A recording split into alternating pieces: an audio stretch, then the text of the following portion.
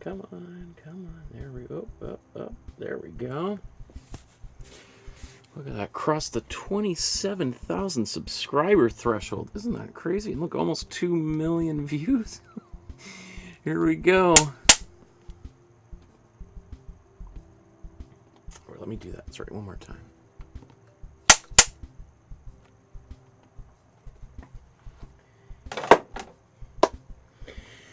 Good afternoon, everyone. My name is Michael Markowsky. Welcome to my studio. Today we are going to recreate another artwork by another one of my favorite artists.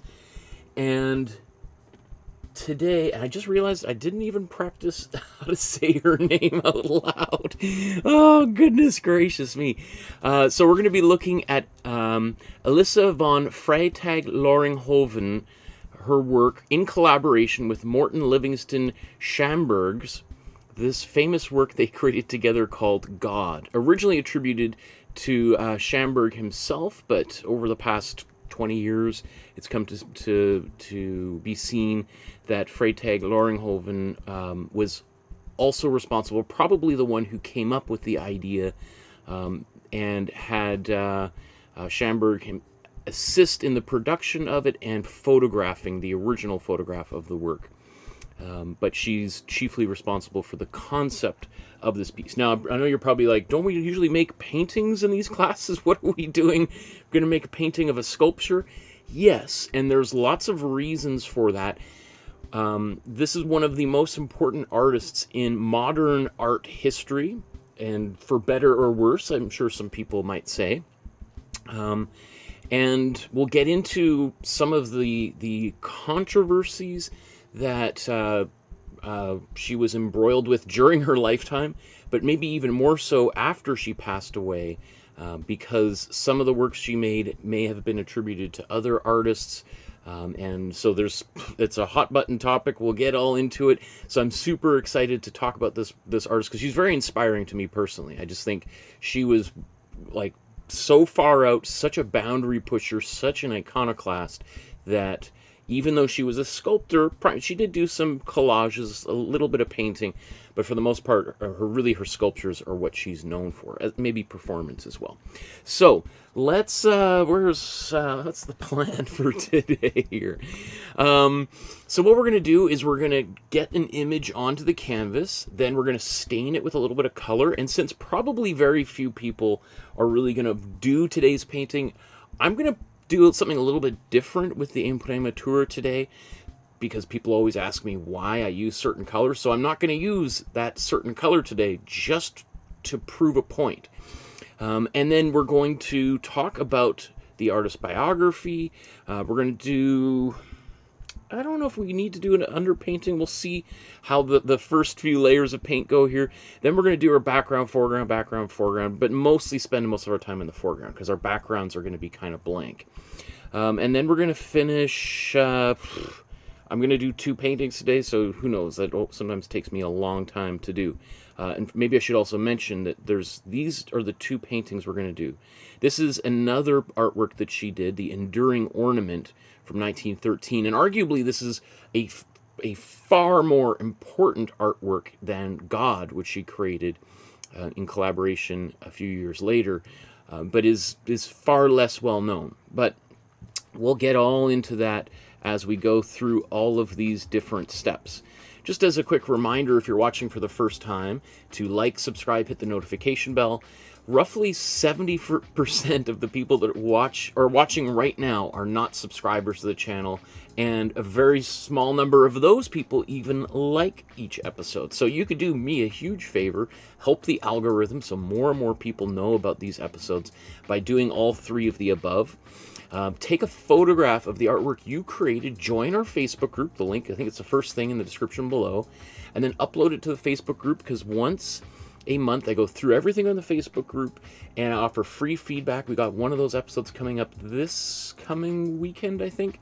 So I would love to see your work up there. If you want to support the channel with a small donation, you can use PayPal, Super Chat here within YouTube, an e-transfer, a check or mail order, or money order. All of those, you can contact me through my website and the Facebook group. My email's on all of those locations. Okay, so let's jump right into our first step here. So the first thing we're going to do is we're going to get an image onto the canvas. Now, as I said, we've got two images. We've got the original, here's God, and the enduring ornament. So I've done outlines for both of these, and you can find these in a Dropbox. There's a link for a Dropbox folder in the description below. And if you click on that, you're going to see that there's a lot of stuff in here. And we are all the way down here at folder number 146. Just before I click in there, I'll just show you that there are most basic resources for how to mix paint, color wheels, etc. up there, and more simple paintings that anyone, I think, can do with just a little bit of practice. And maybe you do it you'd probably do them really good if you do them twice, because you'll learn a lot each time you do them. And so let's go back here, 149. Elsa von Freytag-Loringhoven. And you'll see that there's 6 files in here, 3 for each of the 2 artworks I mentioned. You have the original full-color photographs of the sculptures, and then my outlines in JPEG and a version in PDF, whatever's easier for you to print off. And just quickly, as mentioned, here's the Facebook group, and you can see every episode I write out a quite detailed biography here of each artist, so you can kind of read along and kind of see if this is an artist that you want to whose work you want to paint with me today, or you just want to listen along while you make your own artwork. Because even if you make your own artwork, I'd still love to see it here on our Facebook group. And I saw that Holly brought this up because Fernando Botero, the great South American artist, passed away just recently, and we did a painting of his. I'm a huge fan of his work, so it's a great tragedy that he's passed. But we can't all live forever. That's what our art is for, right? So let's go to. Oh, did I not? Oops. Come on.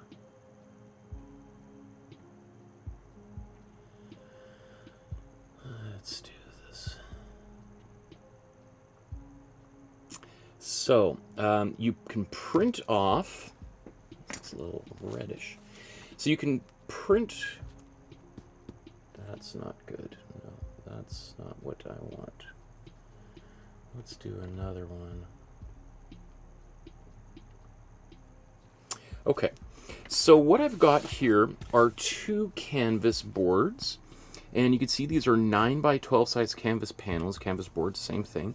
And they come usually wrapped in plastic. I got these off of Amazon. I really like this brand. They come to about $2 a piece when you buy about 12 or 20 of them at a time. As opposed to the ones you get at the dollar store for $1. I think these are far superior. They're made of higher quality, and I have a little bit more confidence that they're going to last longer and they're not going to fall apart. That they have archival qualities. So anyway, I take it out of the plastic, I give it a light sanding with some 220 grit sandpaper, or sometimes 100 if it's a little bit rougher, and then I apply some acrylic gesso, white acrylic gesso, which the purpose of that, these already come pre-gessoed, but I like to sand it and put a second coat on because it fills up the weave of the canvas. I let it dry overnight and sand it again, and I get a nice smooth surface. It's not perfectly smooth. If I wanted a perfectly smooth surface, I could paint on a piece of like Luan or plywood, like a really expensive sanded plywood or something. And you can buy those panels at an art supply store. But now they're all ready to go, and I've got 2 of them here. You could see some of the drips from when I put that gesso over top. I usually kind of paint it and let it sit on a block of wood like that, so the paint drips off onto a piece of newspaper on my floor here, and that way I don't get the paper sticking so much to the bottoms. Anyway, so the next thing I'm going to do is I'm going to take some carbon transfer paper, or this is actually graphite transfer paper. I just ran out of the carbon transfer paper, and I'm just using this folder as to store things. But carbon and graphite are similar materials. Obviously, they're not the same, but in this instance, they do virtually the same thing. So I'm going to now take some tape and tape these fellas down, or ladies, I guess.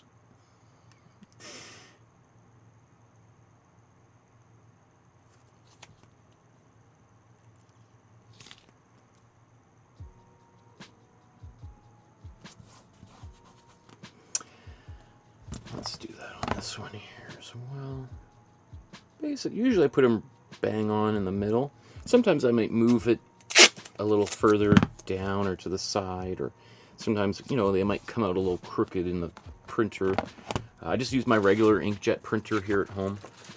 So now I'm going to slide that underneath. You want to make sure that the dark side is facing down and the gray side facing up. All right, if I have used in the past double-sided carbon paper, in that sense it doesn't matter which way is up or down, right? Okay, trying to this one will work. So there's going to be just a few lines I draw across here.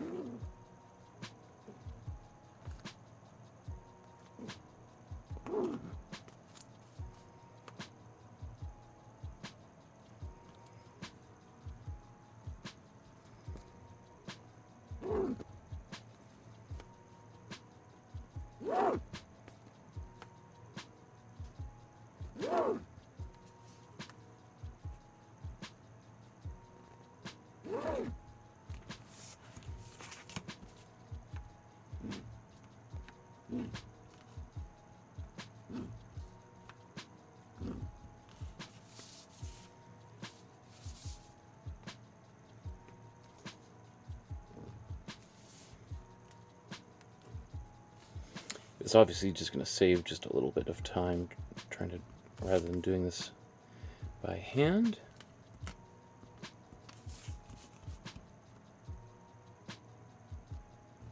And I'm also not worried about making these perfect, because I'm probably not going to do a perfect job painting it, so I just need kind of the basics in place before I can move on.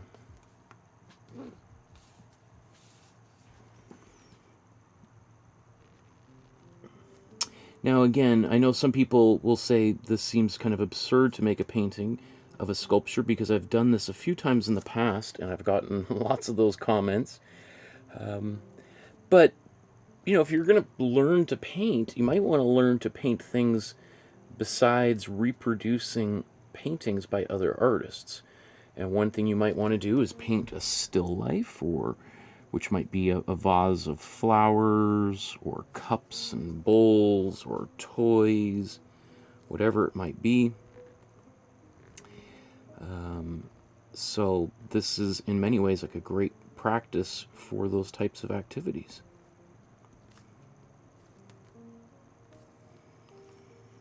Now, probably this is not the kind of image people are going to want to paint and hang in their living room. I totally understand that. Having said that, part of what this artist was trying to do was really to try to challenge our ideas of what art can be, and to try to look at other things in the world around us for inspiration. Like, what is beauty, and is beauty just limited to flowers and little babies, or can industrial objects also be art?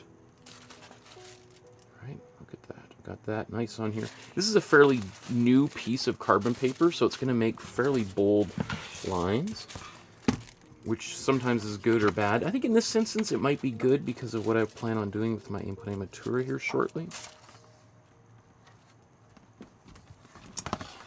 Move that out of the way.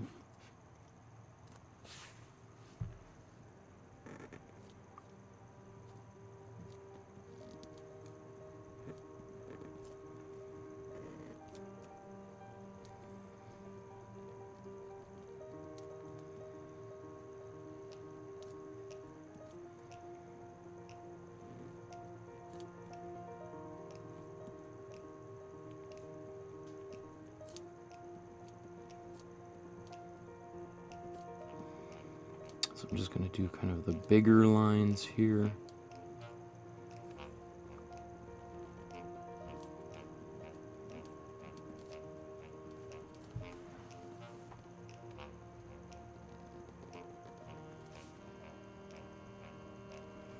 And as I'm drawing this, I'm using the natural arc of my wrist to help me get these arc shapes here.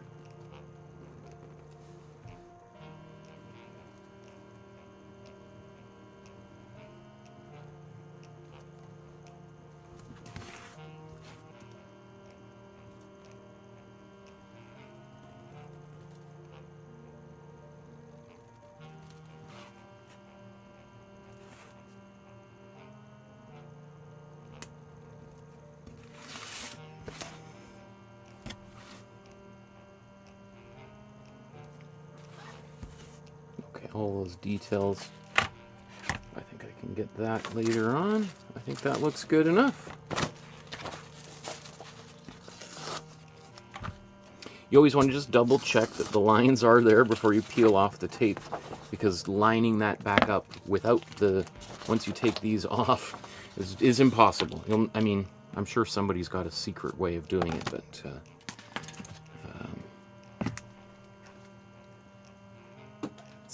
it would be very tricky. Okay.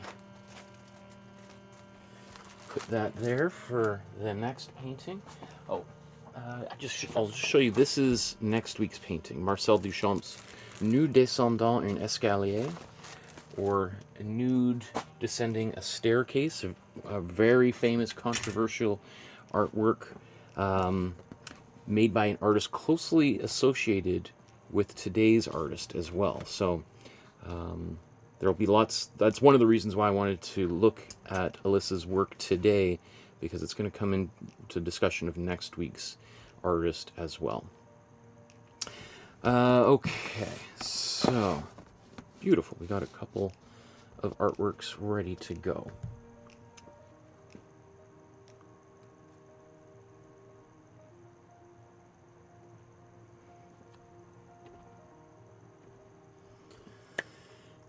So our next step is to paint what we call the Imprimatura, which is a stain, the priming stain that artists have traditionally used for painting. Now, this is something that more and more artists today don't do. I think that's a big mistake, but you know, every artist has a different way of working, and lots of artists like to challenge what the previous generation did. But I think there's a reason why artists were doing this for hundreds and hundreds of years before, you know, the Impressionists were some of the first artists to really not do this step. But I think it's good to learn these techniques, and then if you want to use them in the future, you can use them or not. Before I do that, let's just talk a little bit about the paint that I'm about to use here. I'm going to use essentially 7 tubes of paint, because I rarely actually use black paint. I like to mix my own, and I'm going to show you how to do that. We're going to do that a few times today. So those 7 tubes of paint include white, as well as 2 yellows, 2 reds, 2 blues. Every color has a temperature. Some are warm, some are cool, some are really hot, some are really cold, and some are kind of like lukewarm, you know. So generally, it's advisable to kind of, well, understanding what color temperature does and its effects on artwork is a game changer, probably for most artists. And if you've never heard of warm and cool colors, I suggest you watch one of the videos down below where I talk about it at length. I have a whole 2 hours where I go into depth and answer tons of questions about it, and I think it would change your entire approach to painting, and even change the colors that you select for painting. So, for instance, here what I'm about to do is I'm using this Amsterdam brand paint. I'm not sponsored, not paid by them. I wasn't given any free supplies, nothing. No free trips to wherever. I went and bought this paint just like everybody else. A tube of paint like this is the 250 milliliter size, costs roughly $15 to $17 Canadian, so probably $12, $15 American. Most major art supplies will sell, most art supply stores will sell this, but I think it's the best bang for the buck, the most paint for the least amount of money for the highest quality.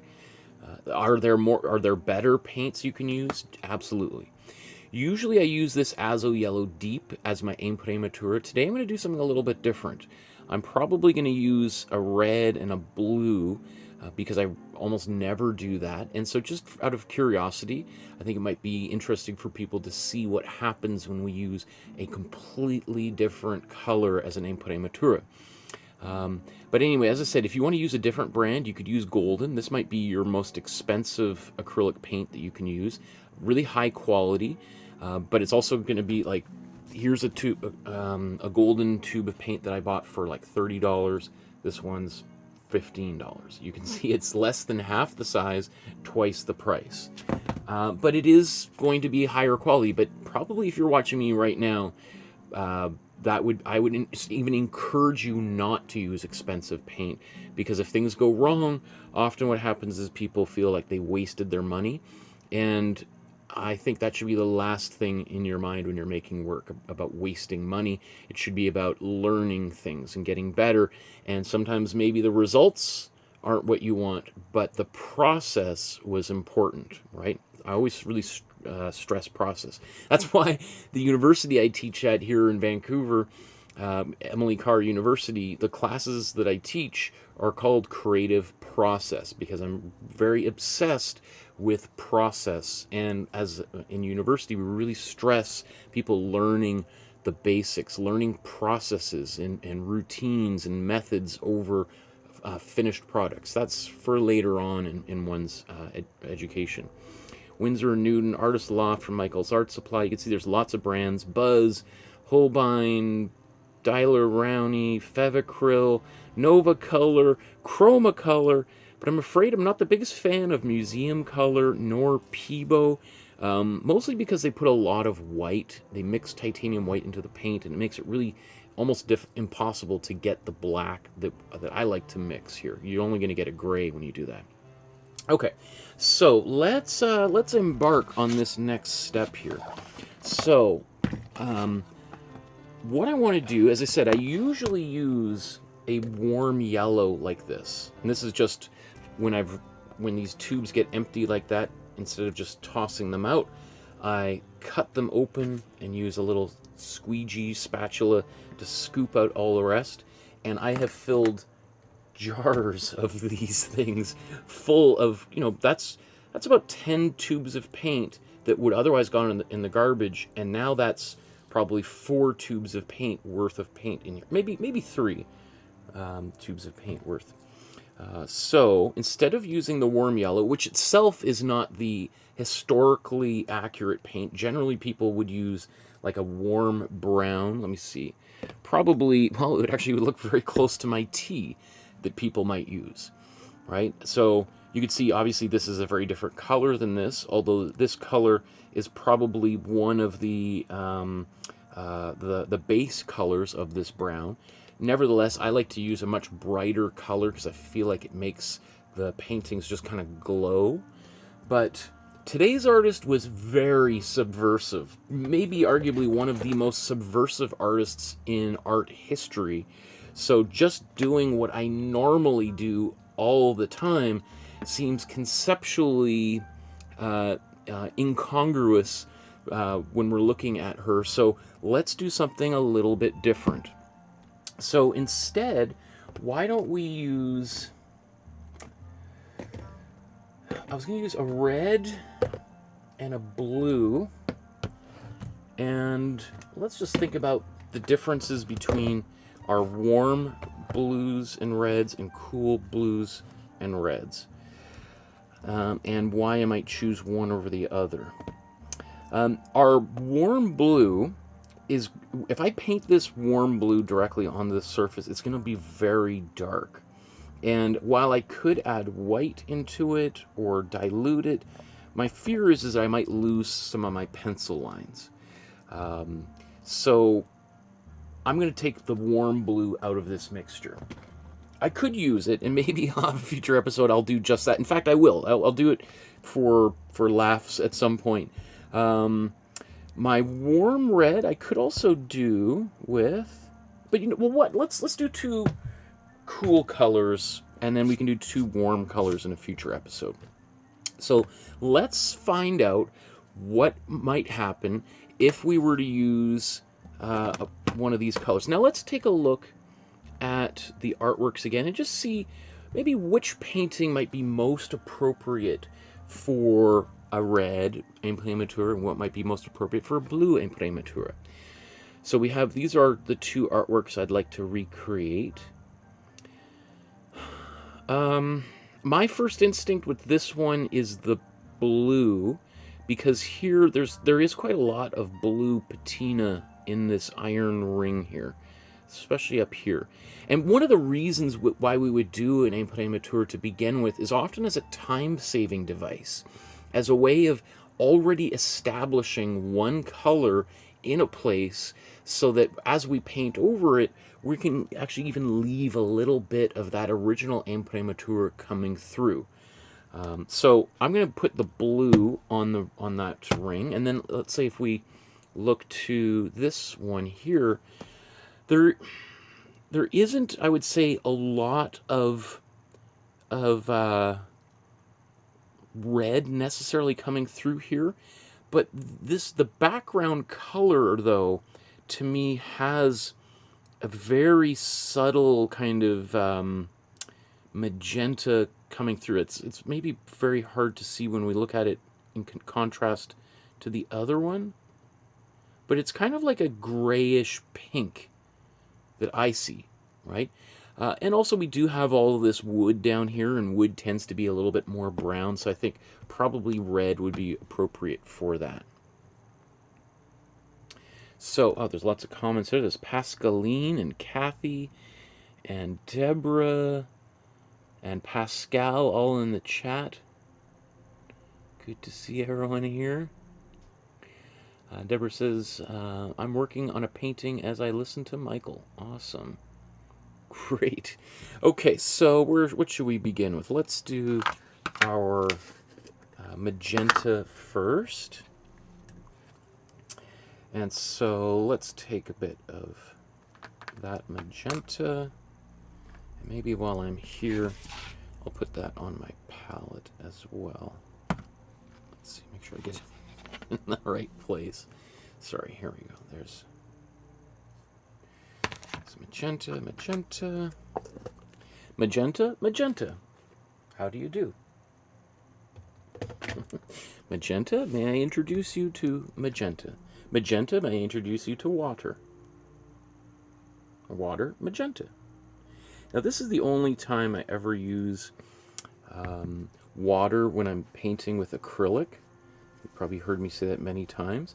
There's no law against it, as far as I know, although the painting police are always out there, you know, like whenever I think of that, I think of like the Monty Python, the Spanish Inquisition, who just burst into the room.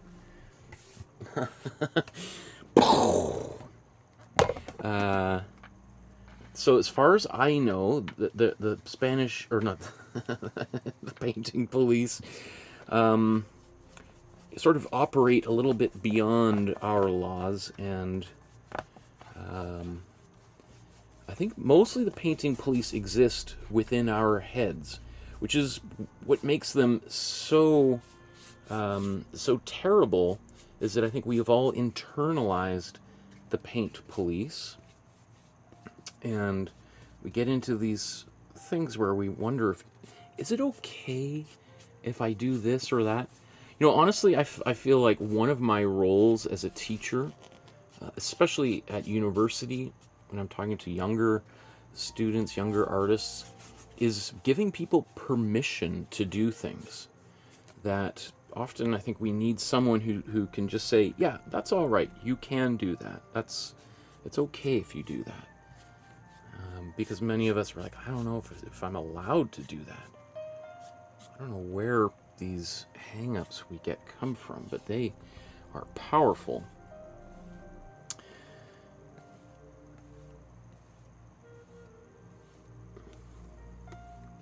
You know, I think generally society discourages us from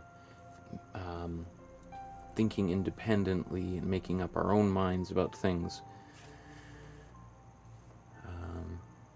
And whether that be capitalism or communism or whatever, I think just who's ever in power generally doesn't want you to question their power. So I'll just show you what that looks like. So that's, you know, almost, it looks very fluorescent, to be honest. That magenta is really intense when we paint it like that. So that's going to be kind of cool. Like, what is the result? Beyond just the fact that the color is going to look a little bit different than when we normally use a warm yellow, what kinds of feelings will this painting evoke, if any? Now, there's a reason why hospitals use certain colors that might be very different than, you know, a dance club might use. There's a reason why museums use white on their walls rather than fluorescent yellow on their walls. There's probably a reason why when you go to Home Depot and you look at buying paint, that you probably aren't buying, you know, blood red for your bathroom, right, or your kitchen. It's because I think we all know that color affects us in ways, and especially this really strong, bold colors.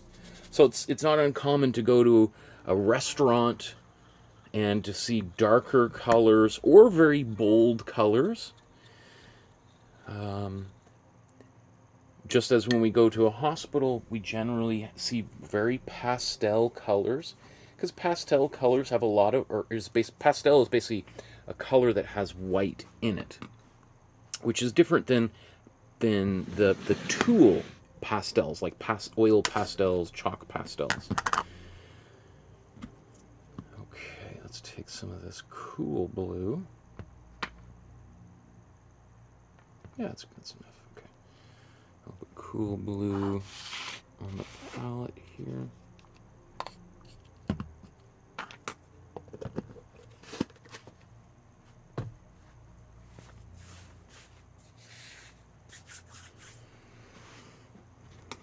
Okay.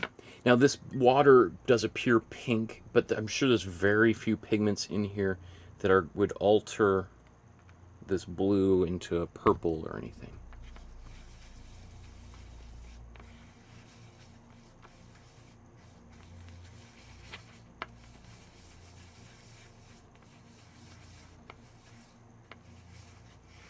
Another reason why I kind of thought maybe it's a good idea to do this when we're looking at today's artist is probably today's artist is not going to be one of the ones that people look at often or most for our purpose. So by sort of doing this type of exercise while I'm recreating her work, it's just another way that I can maybe bring attention to her while people kind of I might refer them, like, go check out that episode I did, and then they go and they might learn a little bit about an artist that I think we all should know a little bit more about, especially considering the contributions she's made to modern art, which we'll get into. Some people will be very proud of her contributions, and some people will say that why would you want to take credit for the destruction of art as we know it, or as it was known anyway? And maybe that's one thing that one might want to distance themselves from. I don't think so. I think art is doing very well, despite or because of her contributions. But I think we'll see that not everyone is in agreement to that. But I think that's what makes art great, is that we can have disagreements about big things, and we don't have to kill each other to do it. We don't have to hurt each other. Everybody can coexist And I think we need a little bit more of that in our world in these highly politicized times. A little bit more understanding would do us all well, I think. So it is a little bit streaky. That's definitely a condition of using both the water, which is, and a little bit, this is cheaper paint for sure, but also this brush is probably quite well used, and it's sometimes paint kind of dries on the tips and makes it a little bit more scratchy, like a comb, as opposed to a nice soft brush.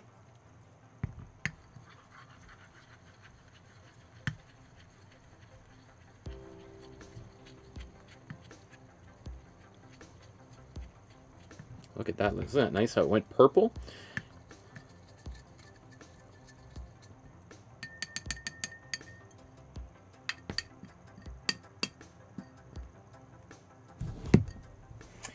One of the reasons that I can keep that water relatively clean for hours and hours of painting is by wiping as much paint off on a rag or cloth before I put it in the water.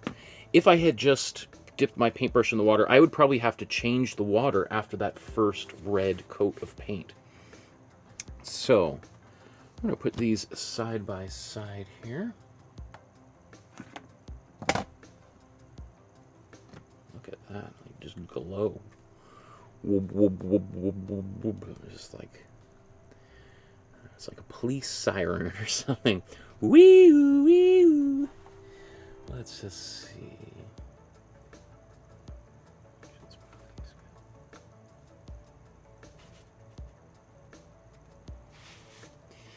Just so we can see them side by side like that. Come on.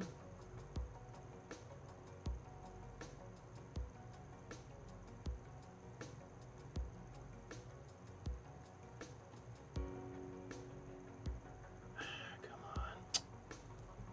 Drive me crazy. Okay, so I'm going to blow dry this. And then I think I might do, well, yeah, let's blow dry this here.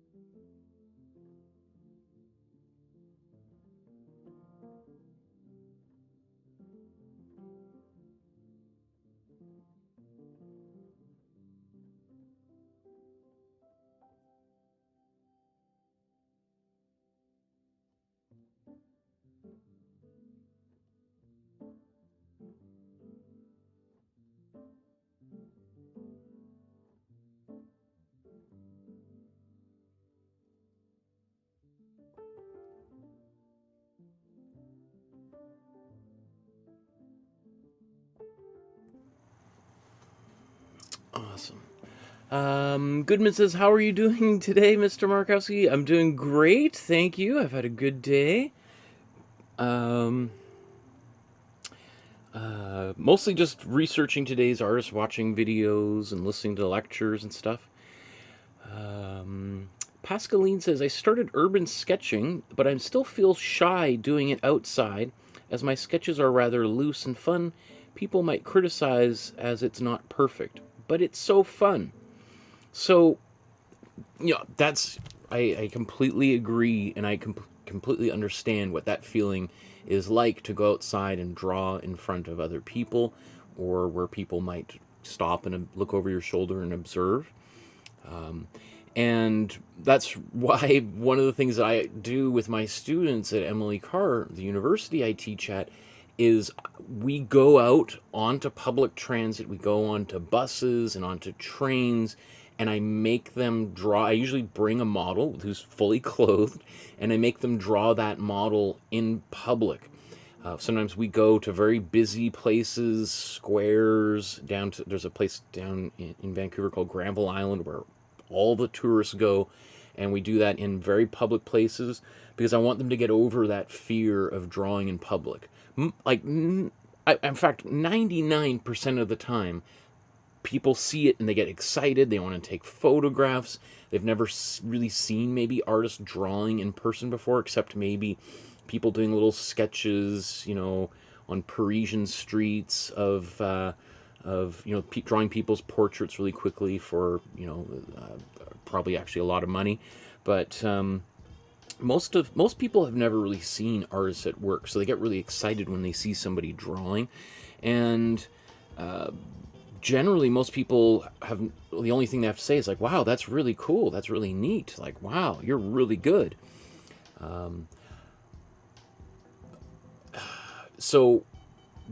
But if you're at a museum drawing, which I do all the time, I love taking my sketchbook on vacation with me, and I make it a point to go to museums everywhere I go, and I'm standing drawing something for 20-30 minutes, and people will come up and look over my shoulder, and they're sort of looking at my sketchbook, looking at the artwork. Or sometimes they're just like, interesting, and they walk away. And you know what? What can you do about other people's opinion? Nothing, right? And people are entitled to their opinion and their feelings, but, there's nothing I can do about it, so, don't sweat the small stuff kind of stuff, there's nothing I can do about it. There's no point in worrying about it. So, I would say all the interactions I've ever had with people while I'm making art are always very, very positive. People, I've sold artwork to people that way. I've given out business cards that way. I've met friends. When I've been traveling, I've gone for drinks with people through those types of encounters. I'd say there was one time, because there's always an exception. I did a project 15 years ago when I was in Los Angeles where I'd set up a temporary easel, and I had kind of studio hours in this outdoor mall, and I was painting abstract paintings in the mall, and I was there, 8 hours a day for like 2 months, I think. And so people knew I was going to be there. So sometimes people who'd been drinking a lot in the neighborhood would come by, and generally people would have nice things to say. But there were a few people who would heckle, which I don't mean to say that to scare you, but there are crazy people out in the world, and not every single interaction we're going to have is going to be positive. But the positive interactions I've had vastly outweigh. I mean, literally hundreds of thousands of people over the course of my life have probably walked by when I've been drawing something, and out of those hundreds of thousands, I've had 2 negative experiences. And even those experiences, for me, are kind of go down in my mind as like hilarious. It's like I'm almost like prideful of it. Like, I got heckled while I was making a painting. Like that's crazy. That's amazing. Like how, that's kind of a badge of pride for me. So I understand why it could feel stressful doing something like that and feeling like people are going to judge you. But, here I am making a painting in public that's being recorded and people are watching live or after it's been done. And it's one of those things that after you do it a little bit, you just kind of forget that there's those judgmental eyes that may or may not even be judgmental. Most people are just kind of curious, right? And yeah, I'm sure there are people who tune in and they say mean things or whatever, but I've been doing this so long that it's just like, okay, whatever, have a nice day. Okay. So I encourage you to keep that practice up, Pascaline. I think it's a valuable exercise, and I think getting over those fears, or at least realizing how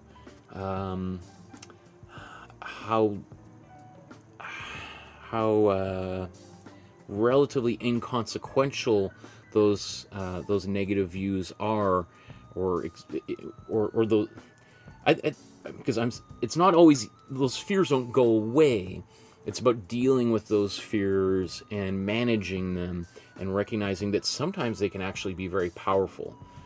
Like a lot of my work is very performative, like what I'm doing right now, and I often find like that the sometimes that anxiety of performing pushes me and helps me do things that I might not ordinarily do.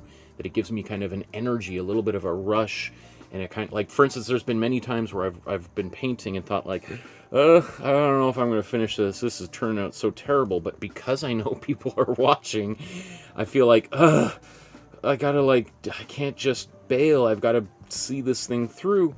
And then what ends up happening is I see it through, and 9 out of 10 times, or 99 out of 100 times, I'm able to resolve it. And that feeling of going through that fire and rescuing something that I was about to give up on is probably one of the most powerful and confidence boosting experiences I think I could ever have. And so I start to kind of internalize that, to like, when I see those kind of moments where I get anxious, is like, oh, okay, I'm on it. This is a challenge. Like, this is great. Yeah, I could fall flat in my face, but man, like, what would happen if I fell flat in my face?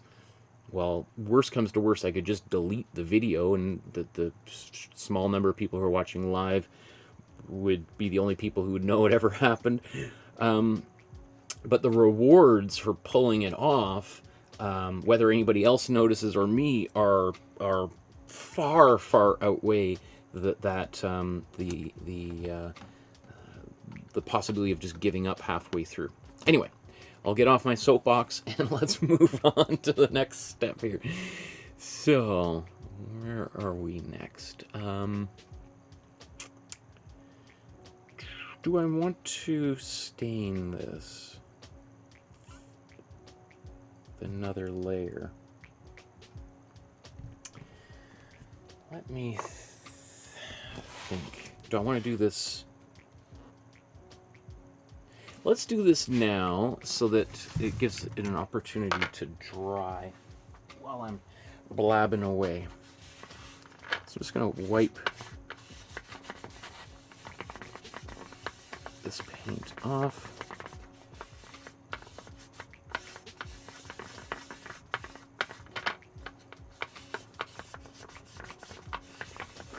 I did bring another, I was going to just use this lid here for painting, but for whatever reason I've decided to just wipe the paint off and just do it that way, so it all works. Okay, so let's just think about the color of this. So mostly, I mean, it looks white. It's not white, but it does look close to white. There's a white. If you just keep an eye on the background, you'll notice it's darker. It's a little bit of a gray. So I think mostly what I'm just going to do is mix a gray and then apply that over top of this, because that color coming, in fact, yeah, I think that's probably what I'll do, because then we can really see the difference between how that color interacts with these two different surfaces. So let's get some more paint on the palette here.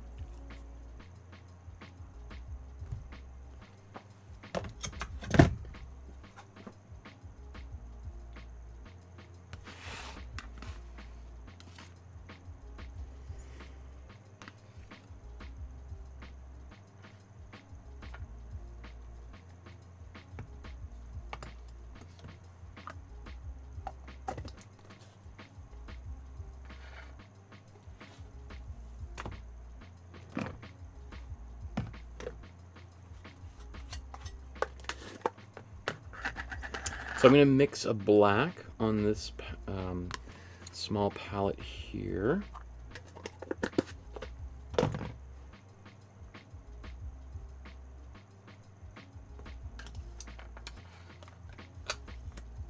Just going to preserve a tiny bit of that yellow. Cool green, warm blue.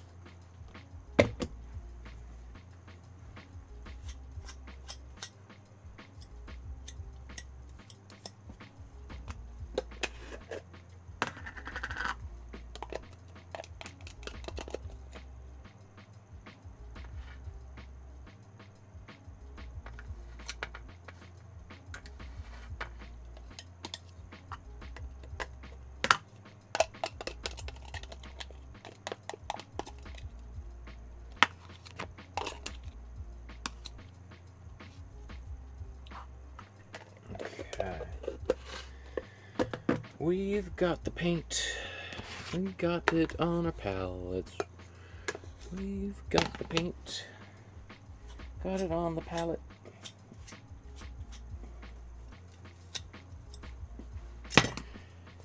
Okay, so let's start out with a smaller brush here. So I've got my cool yellow here. Let's take an equal amount of cool blue.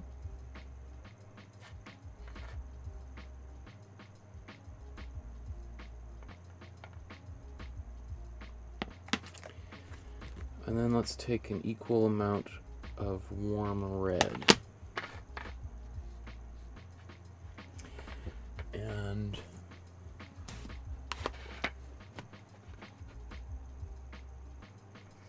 let's mix these fellas together here, and we can make our own black. I probably should have done this. In fact, let's scoop all of this.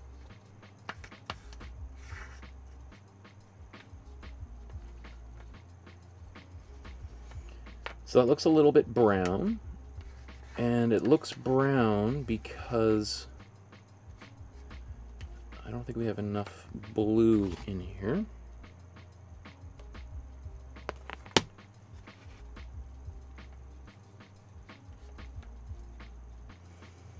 So the blue is going to pull that brown into the center of the color wheel and give us a black, or something close to black.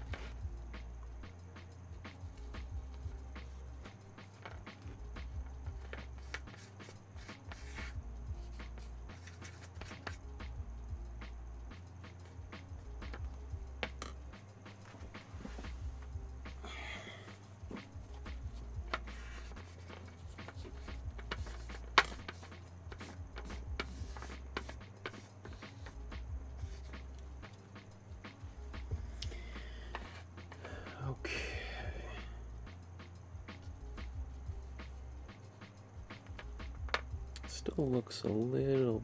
Actually, you know what? It still looks a little bit brownish, but I'm gonna keep it that way because I think a slightly grayish brown might be nice. Okay, now...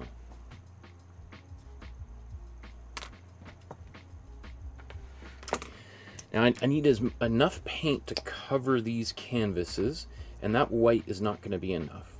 So instead of adding more white, I'm going to add matte medium here, and maybe just even a little bit more than half and half. So like maybe 40% titanium white, 60% matte medium. Matte medium is just clear acrylic paint. That's not the tube that it normally comes in. I literally have a bucket of it, a big pail of it. So I just emptied into this small bottle here that I got from the dollar store, because it's easier to dole out a little bit of paint rather than scoop out of a big bucket when that's all the paint I need.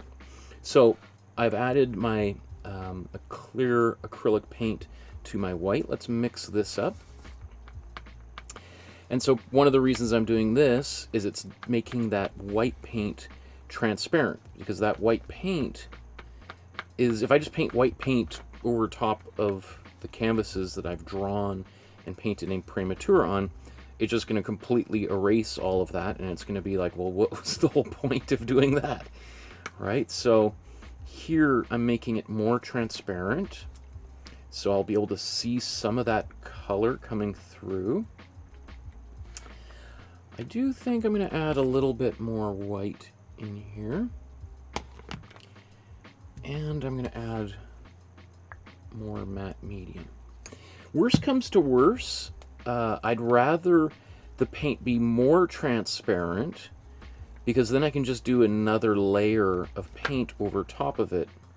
And whereas if it's too opaque, well, I mean, there's very little I can do. I mean, if I'm fast, I can try to wipe some of it off, but that would not be desirable. Let's take this paintbrush.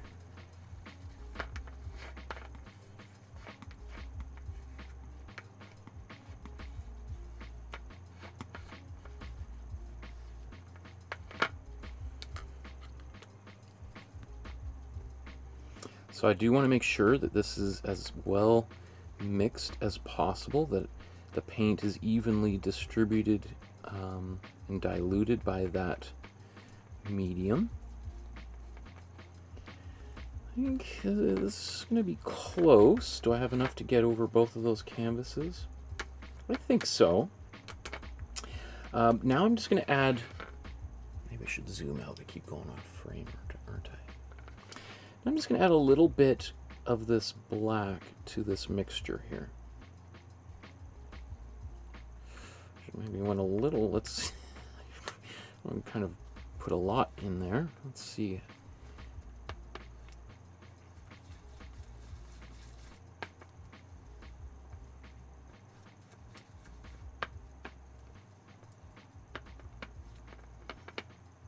What a nice texture this is. It looks like a cream or something. So just for reference, it's still very close to white, to be honest. So I'm just gonna push this a little bit further. Let's just get it a little bit dark, more dark.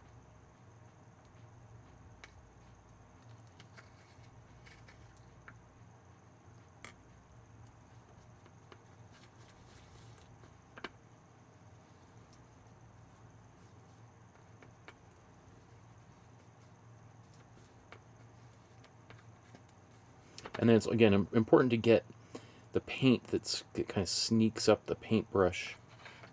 I want to make sure that that is the same color and it's not just pure white, because if I try to get some of that paint off while I'm painting it, I don't want a big streak of white coming out. I want as consistent of a color as possible. You know, artists often will use a palette knife for doing this exact same thing. And a palette knife is useful because, you know, this can be nice and flat, and we can get, maybe you can literally squish the paint together. Okay.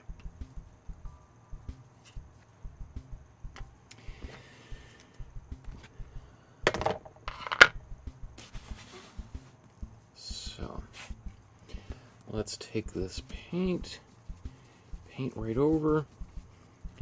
There is a, you know, it is doing a pretty good job of covering up what was underneath, so that's a little bit concerning. Worst comes to worst, we can just, I so you can see that's, I actually put, you know, half and half. Maybe I could have put more matte medium in here.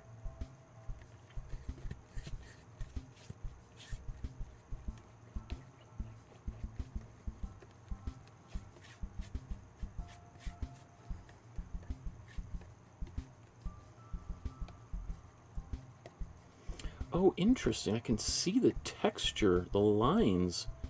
I guess I must have been pressing pretty hard with my pencil.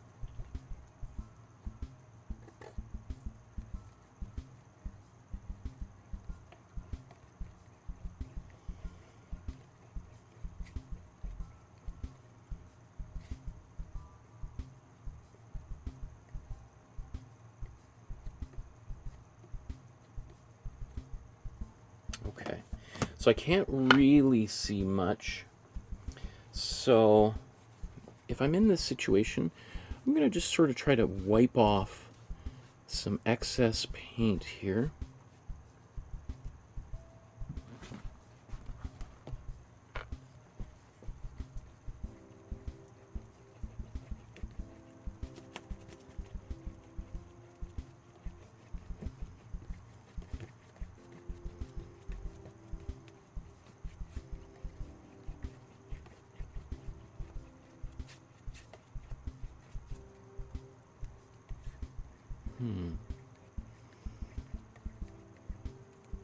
Okay, well, this went about as poorly as I could have planned. Okay, well, that's okay. We'll redo the underpainting, or the underdrawing, I mean. And it's a little bit streaky anyway. That's okay. I'm going to let that dry. While that's drying, I'm going to do the other one, and this time I'm going to learn from my lesson. I'm going to add a bit more white in here. It is going to make it harder to do a direct comparison between these two paintings. So, you know, but such is the challenge of any painting. It's an art, not a science, after all, right? Oops. So let's try this here with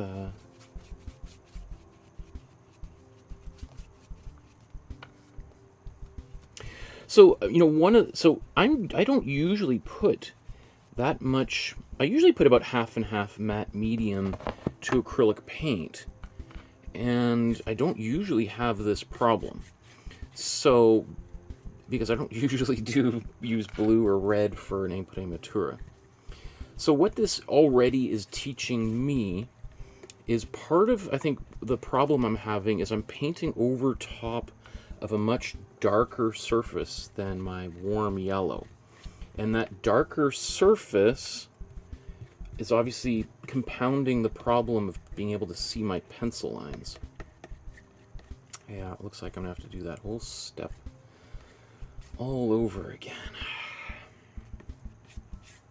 And this is with even more matte medium.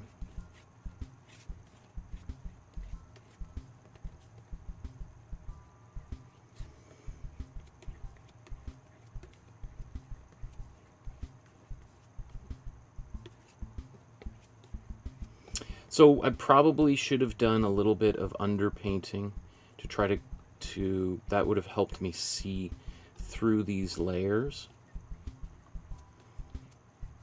Okay, so this is just a unmitigated disaster. Okay, here I'm thinking I'm going to be nice and clever, and every time I think I'm going to be nice and clever, I am reminded of how unclever I actually am. So let's blow dry this. I'm going to continue putting some white over top of it, and then I'm going to trace my lines back. I don't really have a choice, right? So I'm going to mute my microphone.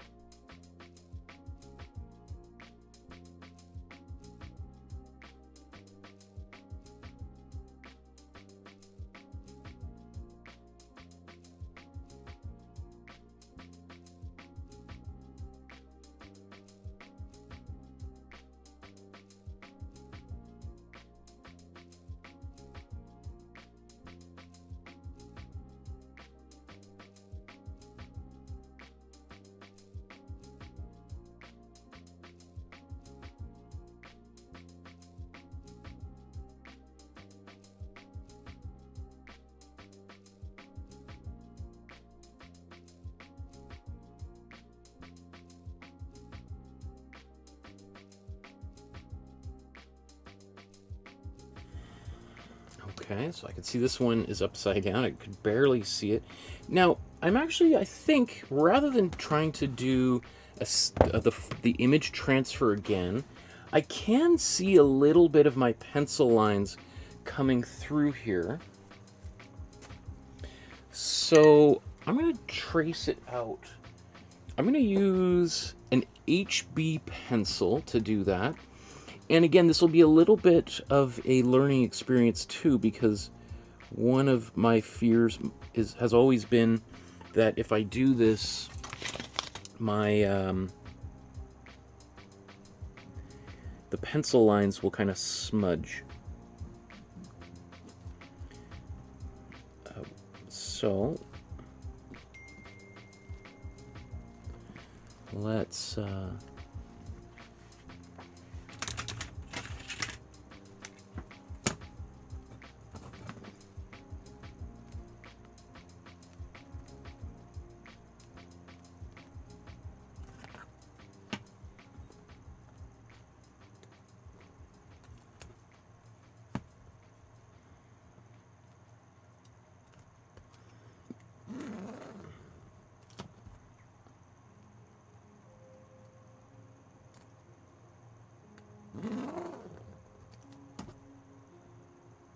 and I'm kind of pressing a little bit harder just to see if I can keep that texture in there, so that if I do cover up these lines, which I might in the next layer, that I'll still be able to see them.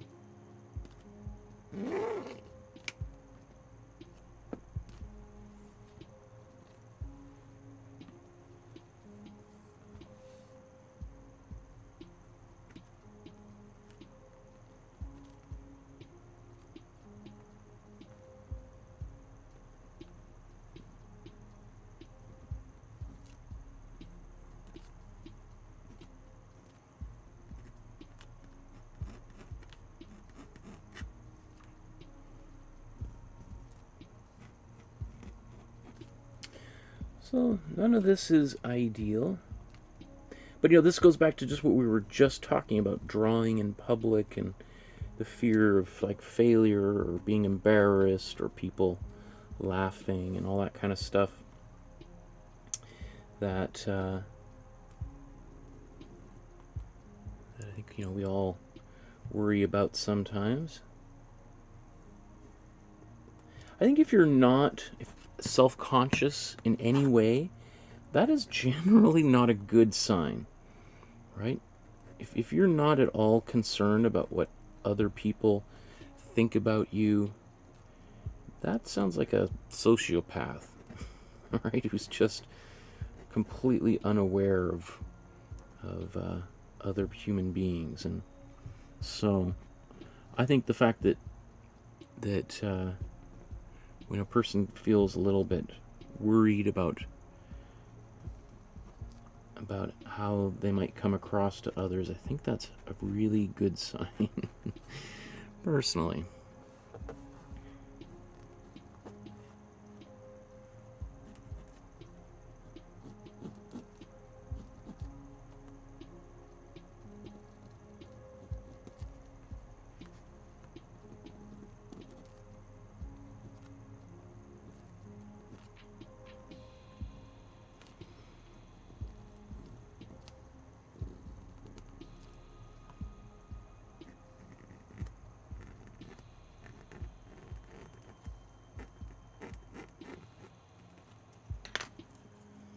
Okay, there's one.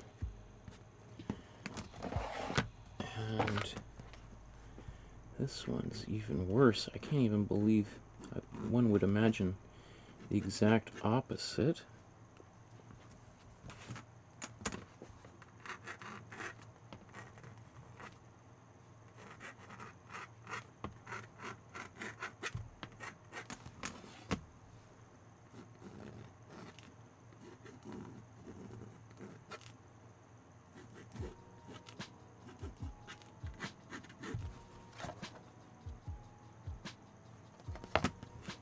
So I can't even see where those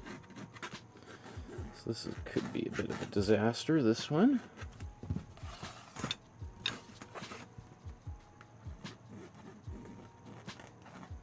But it could also turn out really cool. So it's always the potential is there, right?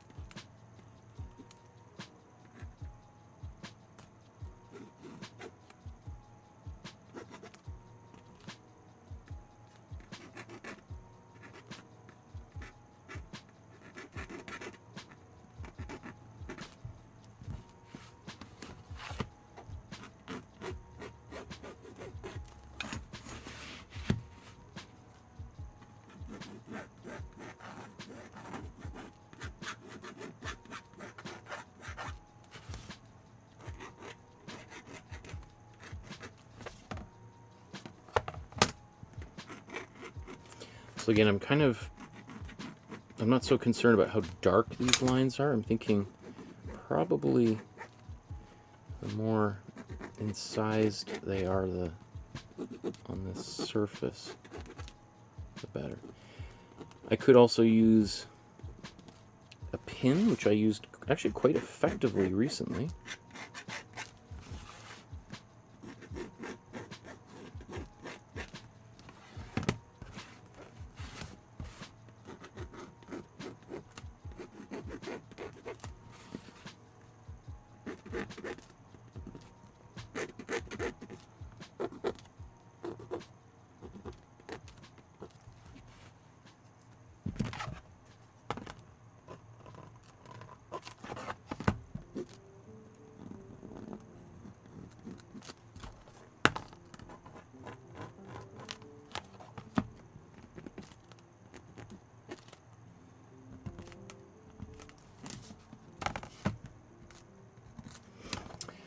Okay, let's do this again. Ay, ay, ay, mamma mia. So I'm gonna need more white paint.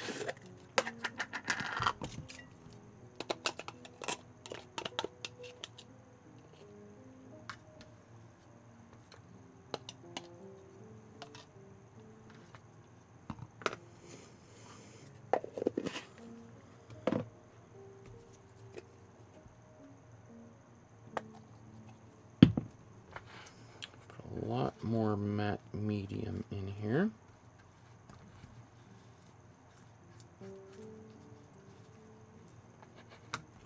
Feeling I need a bit more white paint.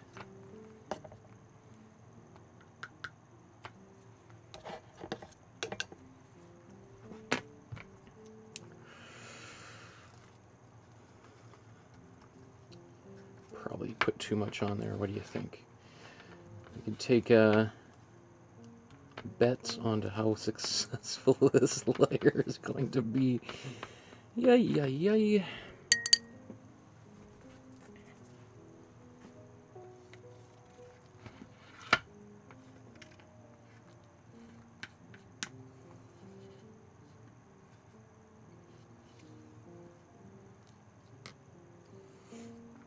So put a bunch of black in there to give it that gray quality. So again, I know all of this is kind of frustrating, doesn't make for super exciting content on the web, but for me, this has already been a great learning experience. This reinforces to me why I usually do what I normally do, because it works better than this. You know, I think I've done one or two things like this in the past, but never really on this scale. Like we did do like the Yoshitomo Nara. We had like a cool red background, but I think the difference is I did an underpainting. So even though probably all the pencil lines disappeared, I had done underpainting, so it preserved those lines. So it was less of like a situation like this.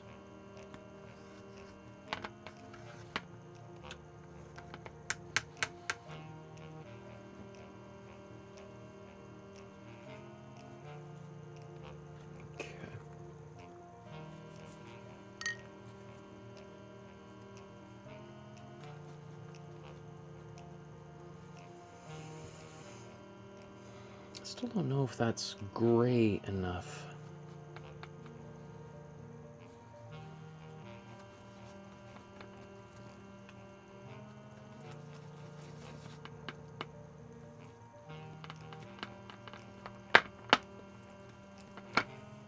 It's a little bit darker.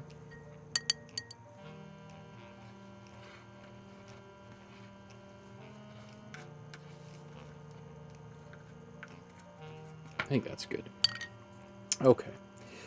Let's do this again. Fingers crossed. I only had to do it once.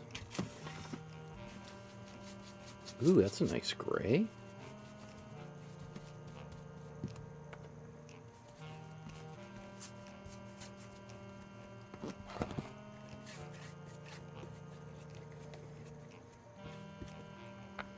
So brown and gray are the two most common colors that we see throughout art history, and there's a reason for that, is because, I mean, firstly, those were much cheaper pigments than anything else that you could buy. Right? It's the most brown is the most commonly found color in nature, and so it makes it a very accessible material for artists, regardless of their status or wealth.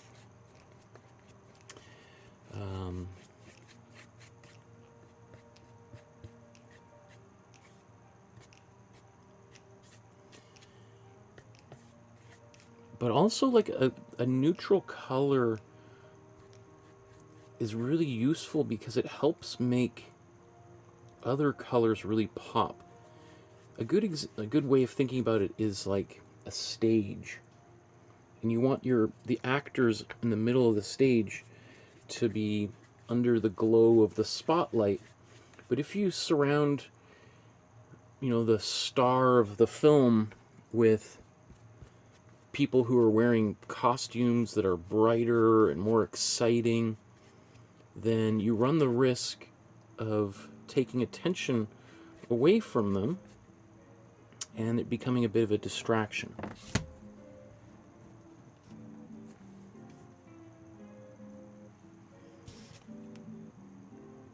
think that's mostly even.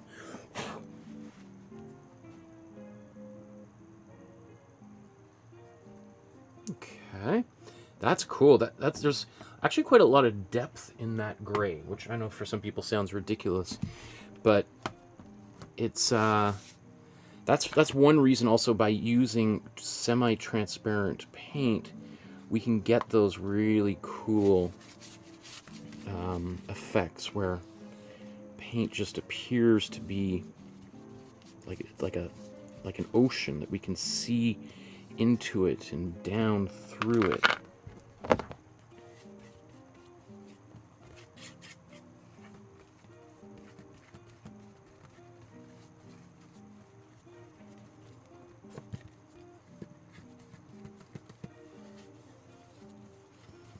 So I really barely have enough paint to make it across this painting.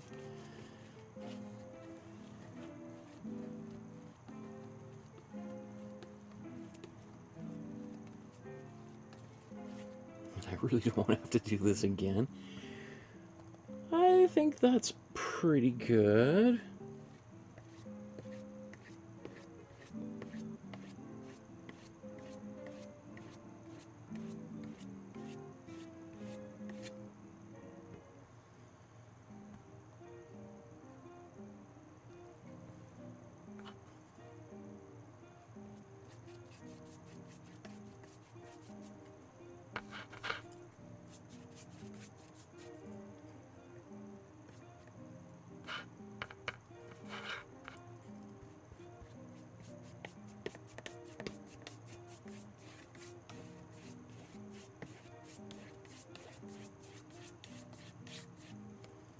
Okay, I think it's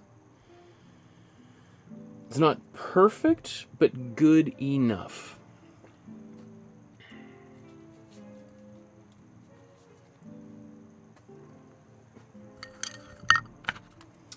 So, just before I move on, let's compare these two. Which one did I think I had the blue one on the right previously, right?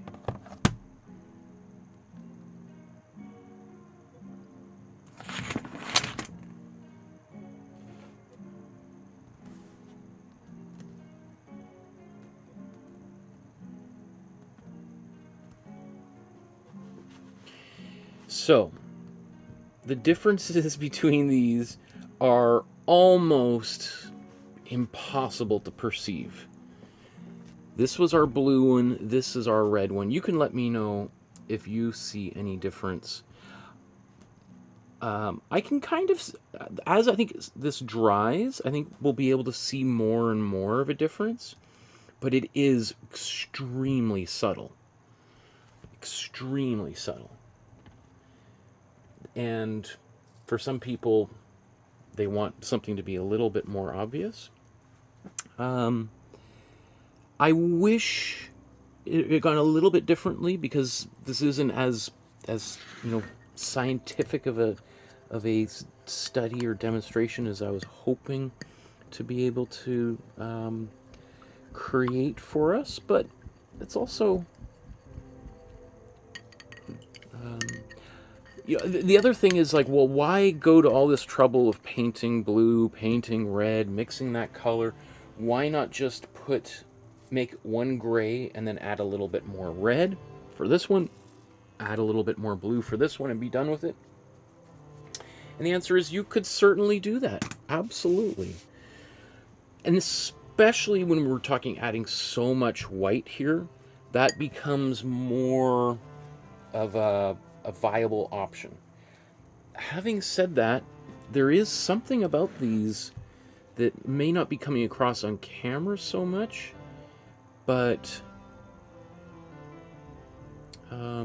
especially with this one's, the blue one, since it's a little bit more transparent, I can see a little bit more blue coming through, to the point where I am a little worried if there's some streaks here, how much of that's going to remain. In fact, let's just give it a quick blow dry and just see how this turns.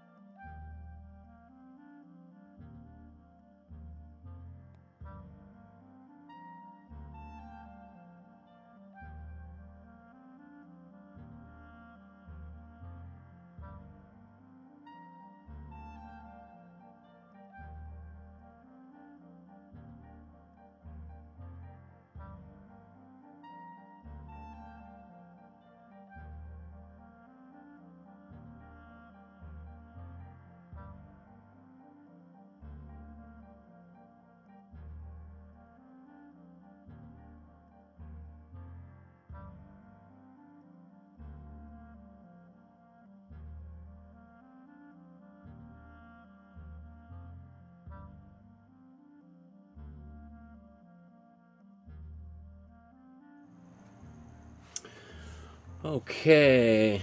And Randy says the one on the right appears lighter. Yeah, I mean, they're different, right? And it probably is going to look a little bit different on different TVs or different computer screens, phone screens, etc.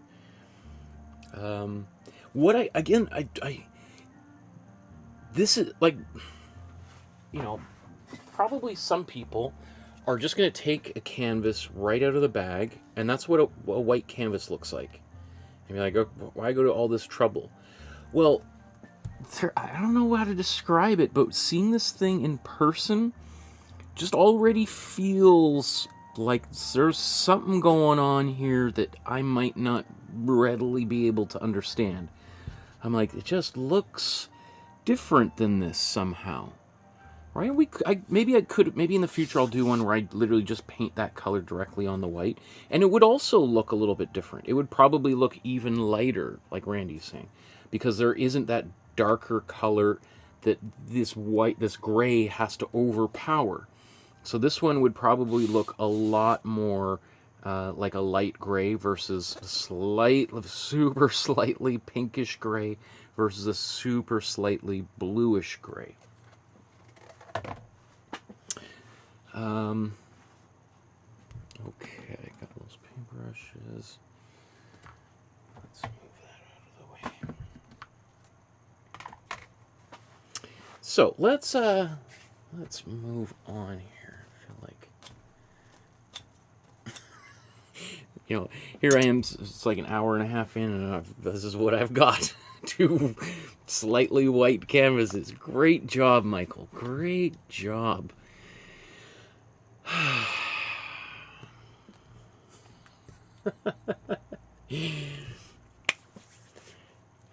Now that we've got 2 slightly off-white canvases prepared after an hour and a half of work, let's take a look at today's artist and why they are such an important artist, and some of the incredible contributions that they made to art history, for better or worse, because there's some people who may not like the contributions that she made. Okay, so Elsa von Freytag-Loringhoven was born in what is now Poland, but at the time was Germany, in Swinemünde, Germany, in 1874, and passes away in Paris in 1927 at the relatively young age of 53 years old. But during that time, she broke every single rule you can possibly imagine and influenced countless generations of artists. So, it's hard to really imagine more people, any other artists who were more controversial, more boundary pushing, more avant-garde, ahead of their times, than the Baroness von Freytag-Loringhoven. She was, I mean, if she was alive today, people would still be shocked by what she accomplished during her lifetime, which is saying something, because, today it's a lot harder to shock people than it was in the relatively conservative European society at the turn of the last century. So she's born in Swinemünde, Pomerania, which is kind of like on the border. In fact, let's between Germany and Poland. Like literally right on the edge here. So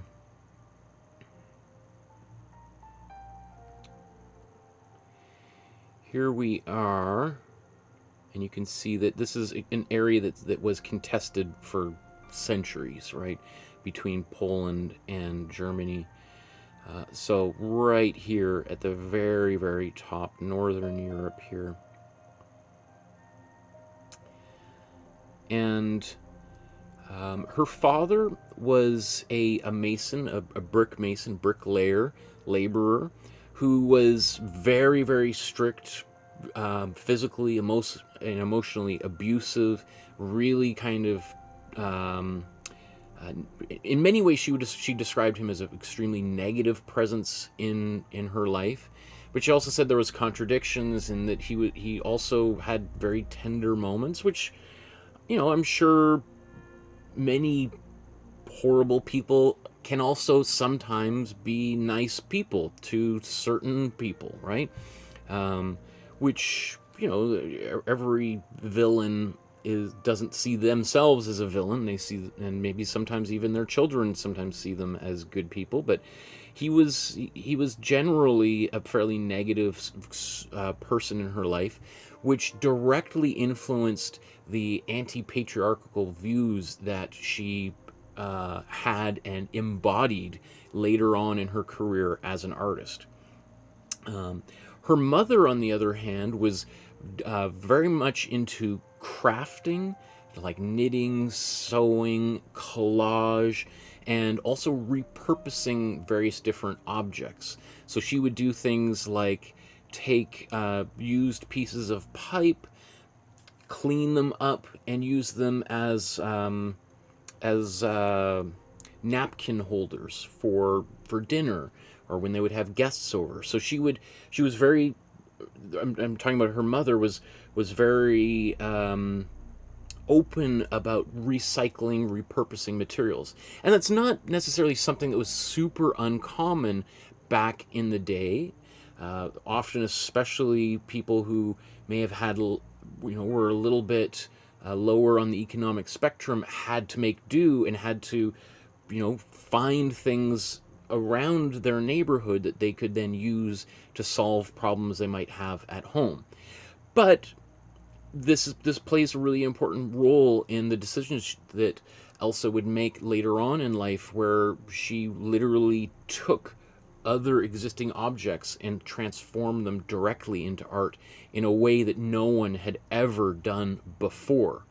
So that experience of seeing her mother taking objects, recycling them, influenced her assemblage and collage interests. Collage is when we take two-dimensional materials like paper, magazines, paint, like you could peel paint strokes off of glass, for instance, and then glue them onto different surfaces. That's collage. Assemblage is the three-dimensional version of collage, where you're taking, mugs, paintbrushes, blocks of wood, and gluing them together onto a surface, or making a sculpture out of assembled material. So there's so many, I got all these different links. I've been doing all this super interesting reading about her. Her father, when her mother passed away from cancer, her father remarried, and she was 18 years old when this happens. And her father basically, once her mother died, kind of saw very little use for the young Elsa around. So she left home at that young age, which again, a young 18-year-old woman leaving the house at this in this part of the world, and at this time in European culture, Western culture, you would be sort of expected, if you're going to leave the house, you would do that and as a bride of some other man, not to just move out on your own and just start exploring the world. So she moves out. She goes and lives with her mom's sister, her aunt, in Berlin. While she's in Berlin, she has all sorts of romantic relationships there. And because Berlin, as it is today, as it was back then, was a major artistic center. So you had lots of artists, designers, performers, actors, musicians around. And so she really fell in with that creative group that was there. She also goes down to Dachau, which is near Munich, and Dachau is unfortunately maybe overshadowed by the concentration camps that the Nazis built nearby. But Dachau historically was also a very important artistic center, and so she goes down to Dachau and she studies art there. So she's kind of falls in with some actors. She becomes an actress herself, as well as a vaudeville performer. Remember, this is in the days before Netflix and TikTok and everything, and one of the ways that people might see really unique performances would be at touring vaudeville shows, where you would have, you'd have some people that were juggling, some people telling jokes, a couple people might come on and sing songs, you might have a magician, you might have gymnasts and people that can bend and contort their bodies in all sorts of ways. Obviously, this is like the background for artists like Charlie Chaplin, who later becomes a very famous film performer. So she's sort of traveling around. She falls, well, I don't know if she fell in love, but she married, anyway, August Endel, who was a well-known, a prominent civil servant and architect, and in Berlin. But while she's married to him, she convinces August to have an open relationship, and so that she can also have a relationship with another person, a poet named Felix Paul Greve, who so the three of them would travel around and go on vacations together, which you can imagine today being raising eyebrows. Just imagine 100 years ago, what people might call a throuple. Instead of a couple, you have three people going around together. I mean, I don't know how open they were about that arrangement, but you could, I mean, it's the kind of thing that could get you literally arrested for indecency if this was more widely known. Anyway, she gets divorced from her first husband, marries this other fellow, and they live together for a short period of time. He runs into financial troubles and asks her to help him fake her death, or sorry, asks her to help him fake his death, and he sort of in disguise travels to, because he fakes his death to get out of his debts, right? Which was something that people might have done back in the day. You have too many credit card bills. Well, if if people hear that I drowned in the river, well, then I don't have to pay all that money back. The problem is I got to get out of town, right? So he leaves and goes to the United States. I mean, you can't get any further away really at this time. Is to go all the way across the ocean, and she shortly thereafter follows him to the United States. They settle in Kentucky, and they have a small farm in Kentucky, but that doesn't last too long, because shortly after that, he picks up and moves again. He sort of travels around the Midwest. At one point, he's in Winnipeg, Canada, and sort of eventually disappears. Whoever knows what happened to him, I'm sure he probably changed his name many times, and who knows, got drunk one night and fell into a river and actually died. So once again, she finds herself by herself and in a maybe strange country. She moves to Cincinnati, is an artist's model. She hears that there's painters who want artists and teachers to come and pose nude for them. And she finds that actually super liberating. There's a story, I think she'd actually posed nude slightly before that, but she was sort of surprised by the request.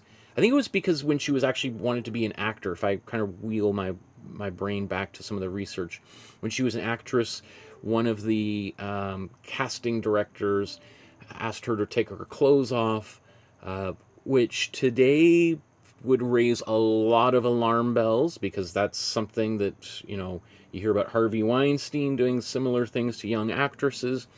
Anyway, when she took her clothes off in this environment, something that for maybe many other people would have been very embarrassing and shameful, for her was actually quite liberating. She felt like, oh, like, here I can discard these accoutrements, and I feel like, because there's some people that really like taking their clothes off.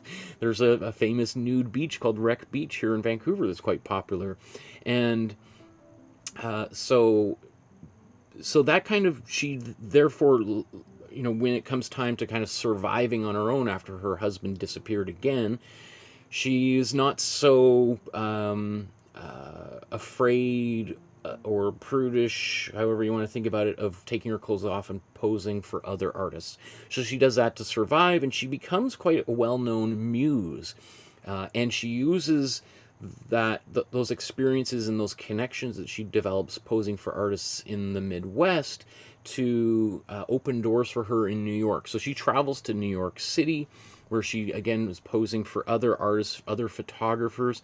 Kind of probably most famously, she poses for an artist named Man Ray. Man Ray was later becomes a very famous surrealist photographer and filmmaker.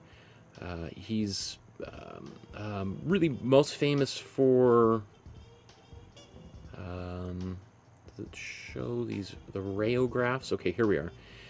He's kind of an avant-garde photographer. He's someone who took photographs without using a camera. He would do these sorts of things in the dark room, right? So, I mean, you can't get more avant-garde as a photographer than making photos without a camera, right? A lot of artists around this time are like, how can we do things differently? How can we really push the boundaries? So she moves to New York, and within a few months of moving to New York, she finds herself married once again, this time to the German Baron Leopold von Freytag-Loringhoven, right, which is how she gets her long last name. However, they are very soon after, I think within like 4 months, 3 months of them being married, he disappears again, and her third marriage falls apart. It's probably why, at this point, she begins a series of lesbian relationships and ends up having a quite long relationship with a frequent collaborator named Diona Barnes. And Diona Barnes herself becomes a very famous cult author. One of her books, Nightwood, written in 1936, after Elsa passes away, is considered to be one of the most important works of early lesbian fiction. So, and also, Diona Barnes is one of the other really important things is that she keeps all of Elsa's papers and poems and preserves them, which is really important because now there was just about 10 years ago the archive of Elsa von Freytag-Loringhoven. Her work was republished into a book called, I gotta get the name of this book because it is quite nice. It is, come on.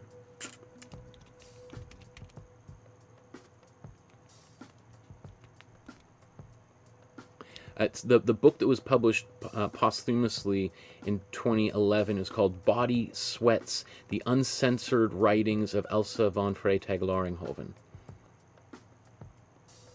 I always get sweats and sweets mixed up. I just had to double check I was pronouncing that correctly, right? I mean, just there's something about that, the title, Body Sweats, which sounds like very...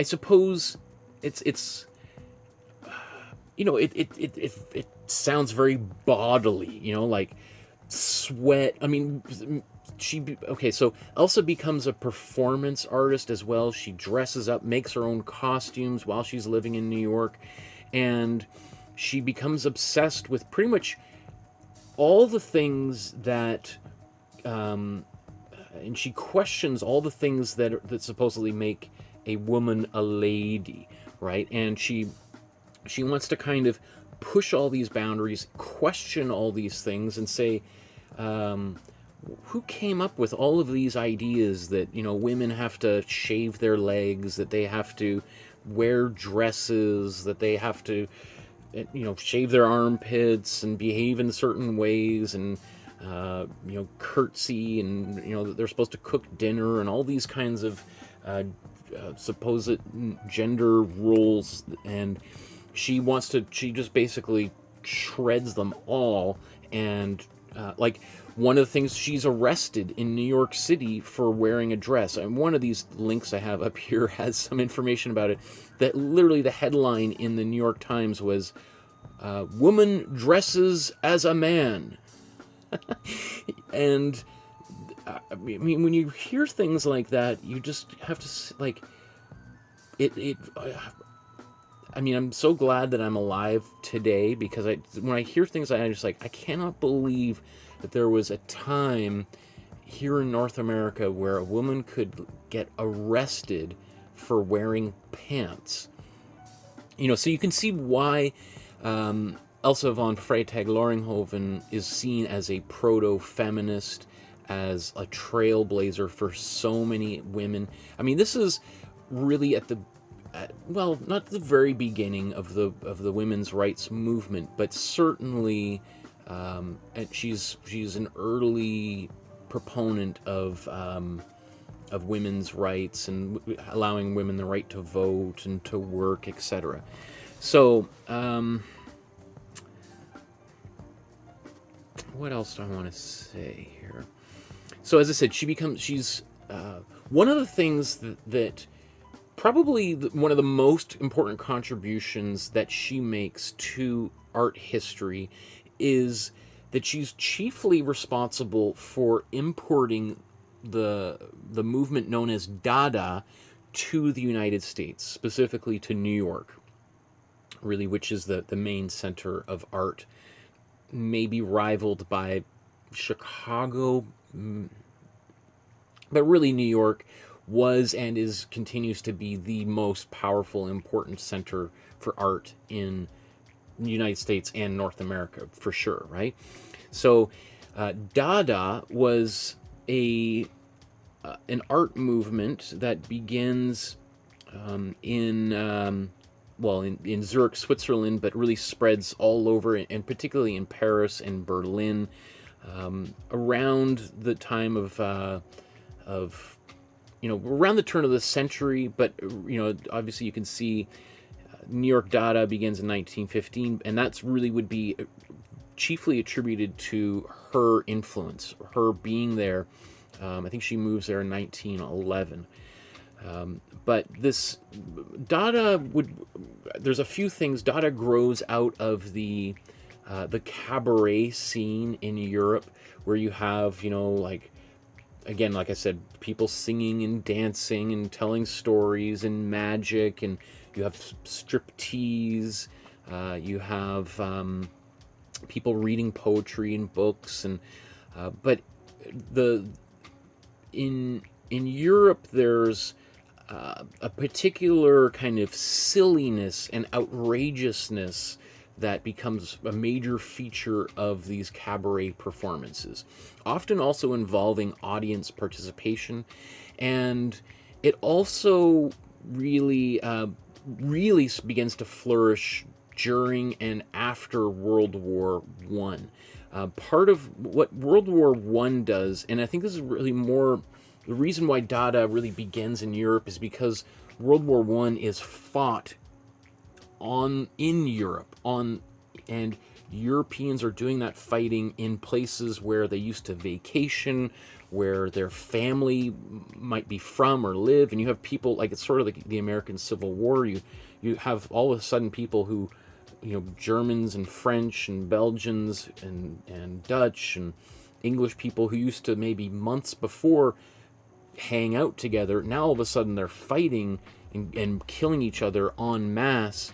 And so Dada, which precedes Surrealism, kind of is all about the complete absurdity of life, of how quickly we can go from quote unquote normal, rational life to total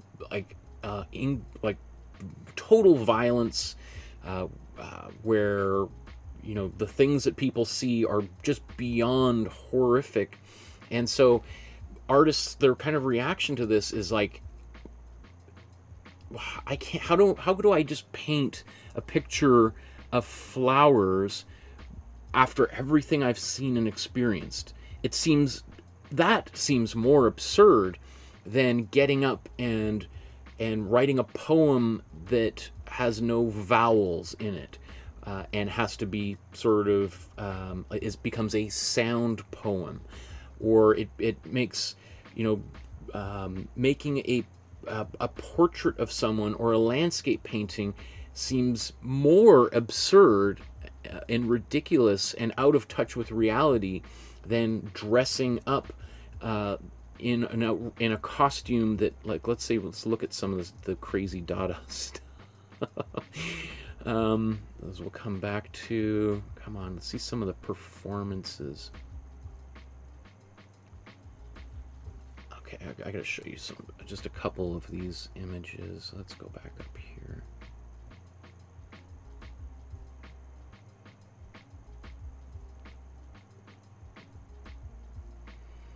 Tristan Tzara is probably one of the most famous. Come on, we gotta see a cool photo of him all dressed up in his outrageous outfit. No?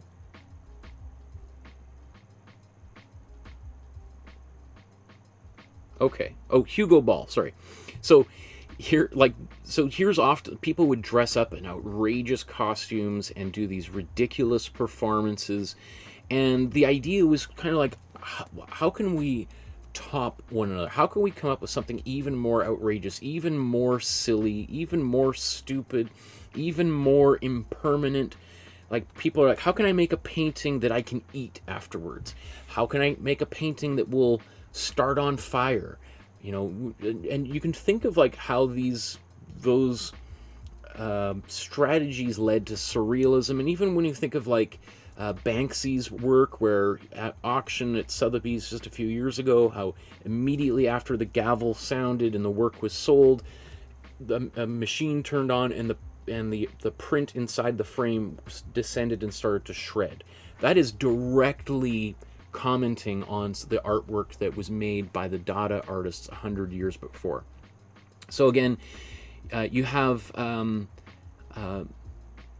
Elsa here, Elsa von Freytag-Loringhoven, is chiefly responsible for bringing that whole Dada movement to the United States, and for better or worse. Obviously, when it first lands in New York, people are like, what? Who is this wild, crazy, outrageous woman?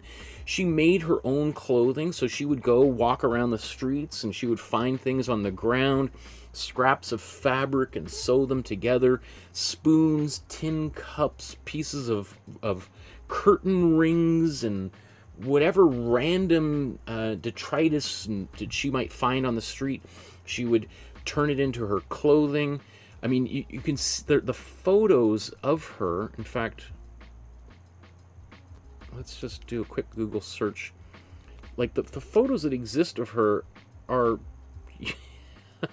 like, so she would sometimes wear baskets on her head. Here's the photo that I used for the image for today's episode. Where did it go?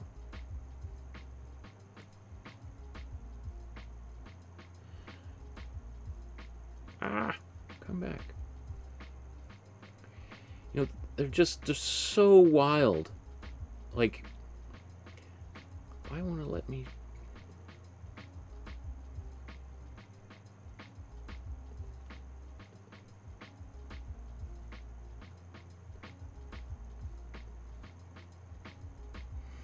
Like, she would dress up in these costumes that she would make and paint. You could see this big stack of clothes and jackets and trunk full of costumes that she had. I mean, just so wild, so outrageous. And she would dress up like that and go to the grocery store. You know, it's not just like when she would go out to these poetry events. She was like this all the time. And so, you know, if someone dressed up like that today, people would be like, whoa, where are you coming? Where are you going? Is there some kind of crazy party going on? She's like, no, I'm just going to go to the store and get some bread. It's just like, so, and you know, I guess 100 years ago, this is just not what people did. So, that did obviously raise some eyebrows, and some people were very unhappy with her and would go out of their way to not invite her to some things. And yet simultaneously there were lots of other people who were like, wow, this is a true character. If you want to have a party, it's not a real party until she comes to it, right? If once she's there, you know you've got a good party, because she will bring it. She's going to encourage everyone to do crazy things and break out the paint and just go nuts. So that's kind of the beginnings of things, and then she's making kind of little kind of sculptures and things. But the first major kind of her main major contribution to art was this thing here, what she called the Enduring Ornament from 1913. And the story goes is that as she's walking to City Hall with her husband, she's going to City Hall to get married to the Baron von Freytag-Loringhoven, she spots this rusted iron ring on the sidewalk and picks it up, and to her it symbolized her impending nuptials, her wedding. It symbolized this eternal return, that it also symbolized the image of Venus. If you think of like one of the oldest artworks of all time, this sculpture, the Venus of Willendorf, which is considered to be one of the oldest human-made objects that we have, which is of this what we consider to be like a pregnant woman, and kind of a little round, right? So when she sees this ring and she picks it up, it becomes highly symbolic for her, and she calls this the Enduring Ornament, and she says this is an artwork, and she's like, it's done. Here, this is my artwork. I found it on the ground, and who knows what it was, but now it's called Enduring Ornament, and I'm going to hang it on the wall. And thus begins a radical detour in the history of modern art. Whether you like it or not, whether you appreciate it or not, or understand it or not, the effect of her doing this is something that we are still contending with to this day. That this, by her pointing at something and saying, some random thing that she found on the ground, pointing at it and saying, that's an artwork. It has value, and I'm going to pull it out of its context, put it into an art gallery setting, and potentially sell it for things, or trade it, or take photographs with it, whatever it might be, was something that no one had ever done before.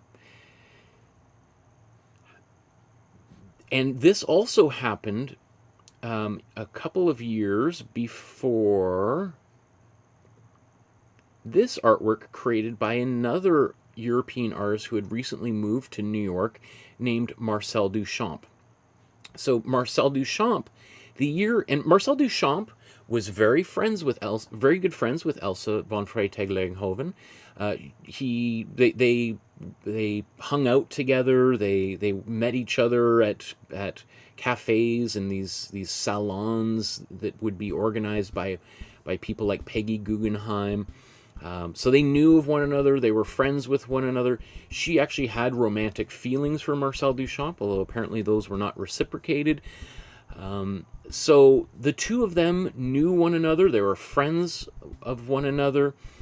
And Elsa produces the Enduring Ornament here. Here's just an idea of how big that was.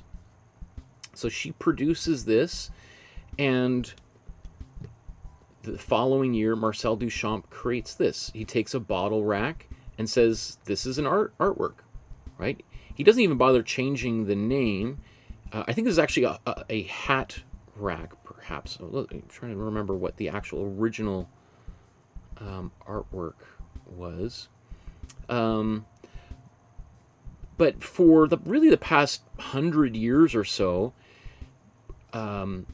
we have been told that this was the first so-called ready-made object. Marcel Duchamp is the one that coined the phrase ready-made, and for the past 100 years, most of us have grown up going to art history classes, learning that it was Marcel Duchamp, a French man, who was the first one to take an object a random object and to claim it as an artwork. It hasn't been until very recently that people have sort of dug into the archives and found, oh, actually it turns out that there was a woman who did that very same thing just a year before Marcel Duchamp, and surprise, surprise, was sort of written out of art history, right? How many times throughout the past 3 years I've been doing this have we looked at women artists who have been marginalized or completely written out of history altogether, only for very recently, for scholars to have gone back and discovered, oh, actually, like, look at the influence that this person had on art history. Anyway, here's maybe arguably one of the greatest and most important examples of that happening, because, and who knows what would have happened. Let's say, I mean, Marcel Duchamp certainly would have been aware of Elsa doing this, and he didn't go out of his way to ever kind of point out the fact that he wasn't the first person to do what Elsa had done herself the year before he did it. But one wonders if she had gotten more recognition for doing this, would it have led to more or less people kind of going in that direction or not? Because essentially what we're talking about is the birth of conceptual art, of artists privileging ideas over craftsmanship and execution. That it's not a well-painted painting that is what that could constitute art. It's the idea behind that painting, and then it leads to the natural conclusion is, do we even need the painting itself, or is the idea behind the painting what is really important? And so can we just cut right to the idea?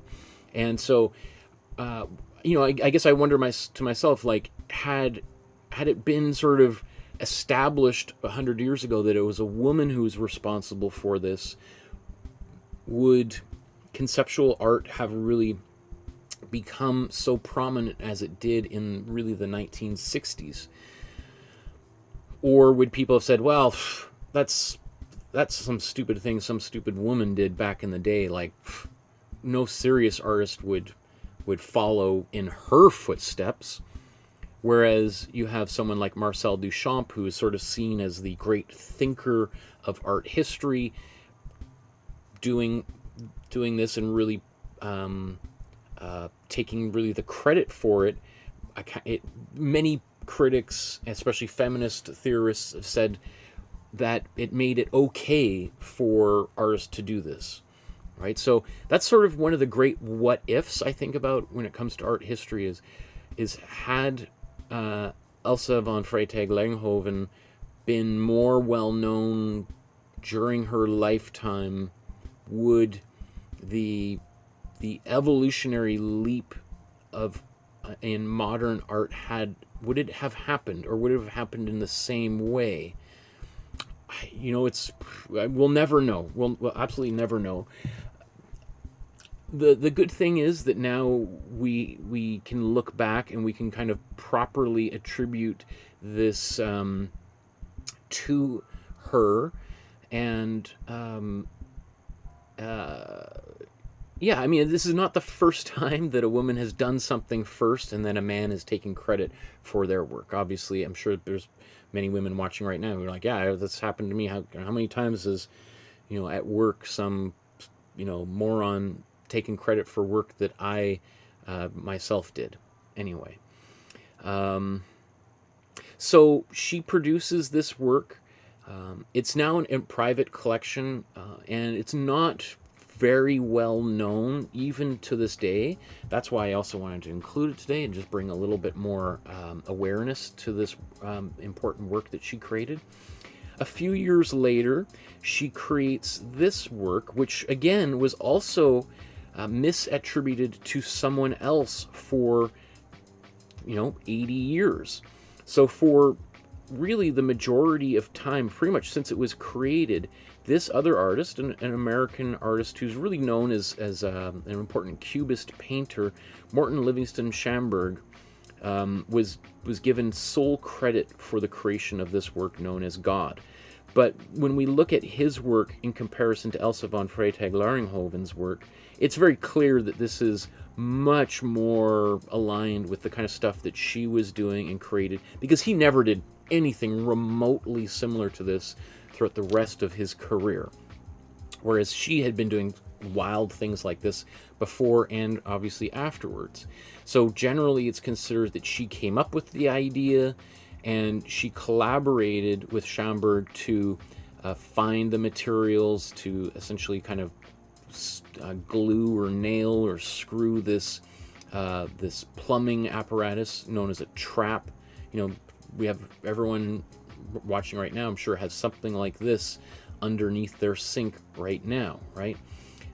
This helps prevent the sewer from backing up into your house, right? So this is a very important piece of plumbing.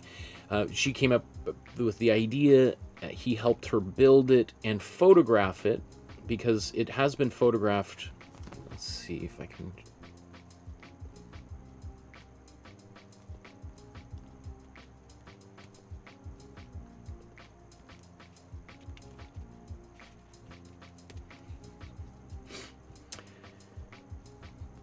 So you can see here's one of the early photographs of this work that he took. There's a few slightly different ones.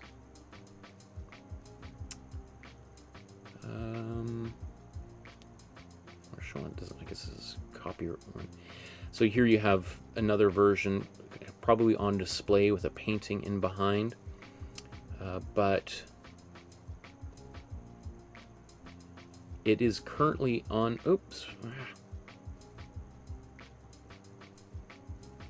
it's currently on display and a part of the collection of the Philadelphia Museum of Art. You can see that, it's kind of been quite weathered. And so the image that we're going to paint today is maybe a little bit more presentable. But some of the concepts, part of the idea behind her work is to create something that is inherently absurd and strange and provocative. I mean, you can't get more provocative than making a sculpture like this and calling it God. I mean, for some people, that is outrageously offensive and,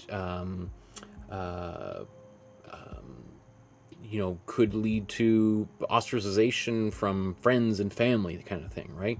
And for some people, it's kind of a good chuckle and a laugh, or kind of like, what? Why? What is the relationship between this and God? Like, I don't quite understand. And that's part of the Dadaist aesthetic of like creating things that are maybe nonsensical, but then even after it's been created, sometimes taking a moment to try to make a connection that might not necessarily been conscious consciously, the artists themselves might not have consciously been aware of, and then sometimes finding connections that can be quite startling or can be illuminating. So, one of the things that she said afterwards about this piece entitled God was that it is, let me see, maybe I should get the actual description that she wrote about this.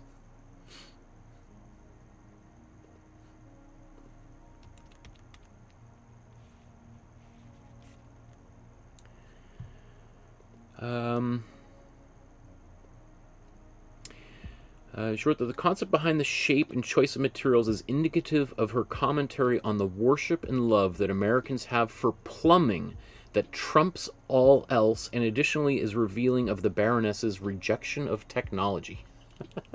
I mean, to me, I think that that's very funny. I mean, do Americans place plumbing above all else? Do Americans really have a secret love and fascination for all things plumbing.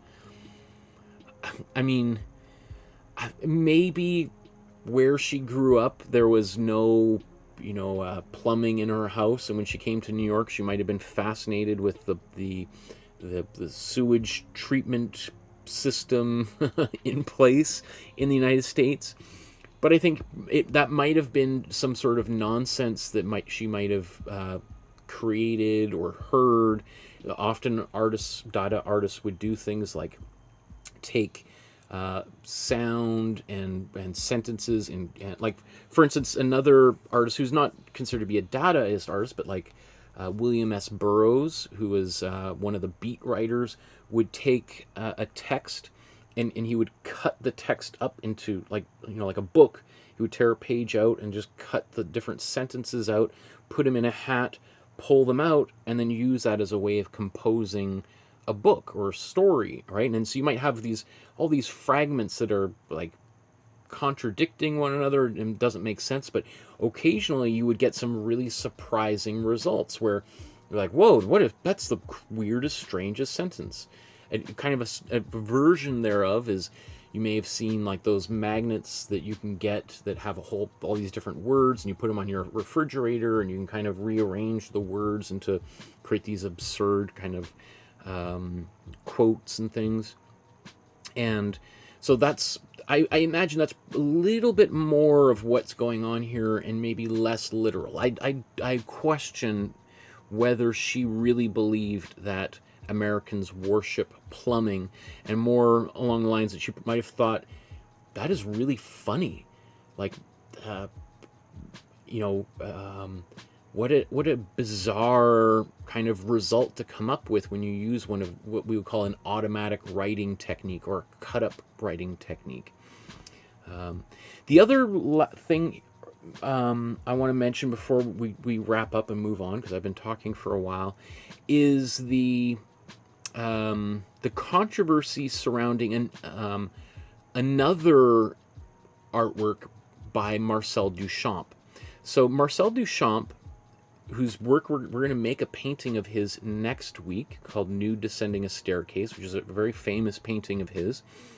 But Marcel Duchamp arguably is most famous for creating this work, which he entitled Fountain. And it was exhibited in 1917 as part of the Society of Independent Artists exhibit. And so this, essentially, there was an exhibition, and Marcel Duchamp, who was also a Dadaist artist, just like Elsa von Freytag-Loringhoven, he was also really interested in pushing boundaries. And Marcel Duchamp had disagreements with the members of the jury. And he questioned how open they were. Because this exhibition, which was the Society of Independent Artists, which, like, when we go back to, we talk about, like, the Salon des Refusés that the Impressionists created, because they were rejected from their salon. The Impressionists had such a frustrating time exhibiting their work and constantly getting rejected from the gatekeepers of the art world that they started their own exhibition. And they said, anybody can show with us.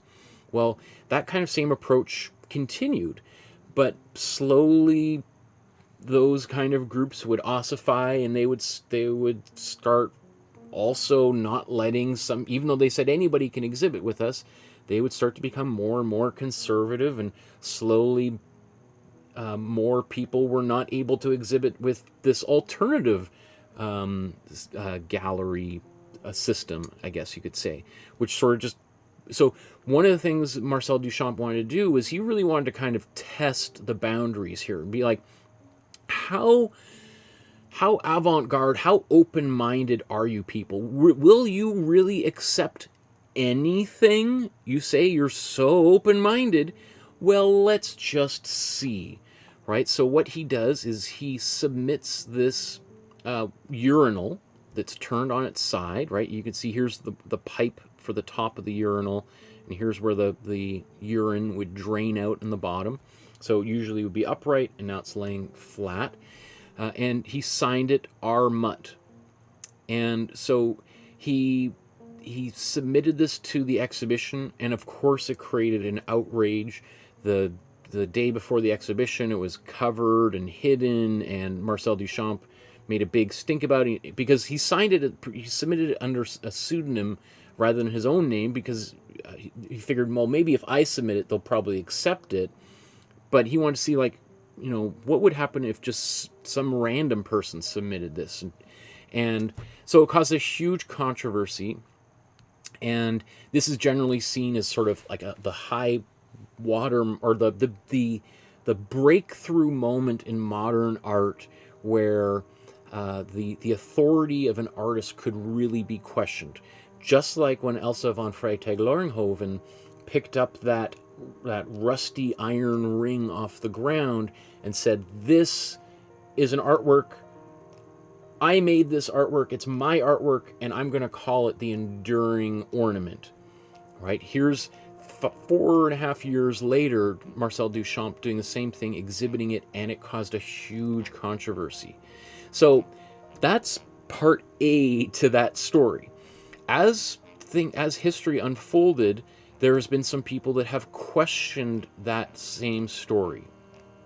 And over the past 20 years, there has been a number of people, really 4 authors, who have proposed a theory that Marcel Duchamp was in fact not the creator of that sculpture, of Fountain, and in fact it was the subject of today's episode, Elsa von Freytag-Loringhoven, and that it was in fact her who is responsible for submitting that work, because after all, the work was submitted submitted by a hitherto unknown artist named R. Mutt, and not under Duchamp's own name, but some obscure artist no one had ever heard of before. So the thinking is that maybe it wasn't actually Duchamp submitting the work at all, but that he either collaborated with someone else, or that another person did it, and maybe there was an actual person named R. Mutt, or maybe it was a pseudonym not for Marcel Duchamp, but for Elsa herself.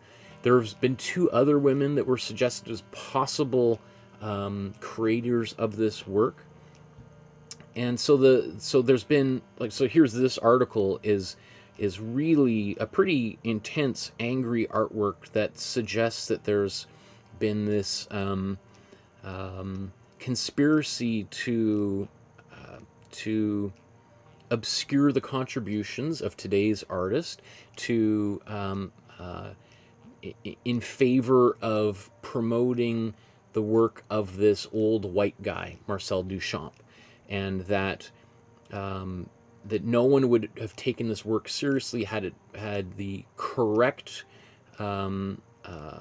artist been identified, that it was Marcel Duchamp who stole the work and stole the recognition of the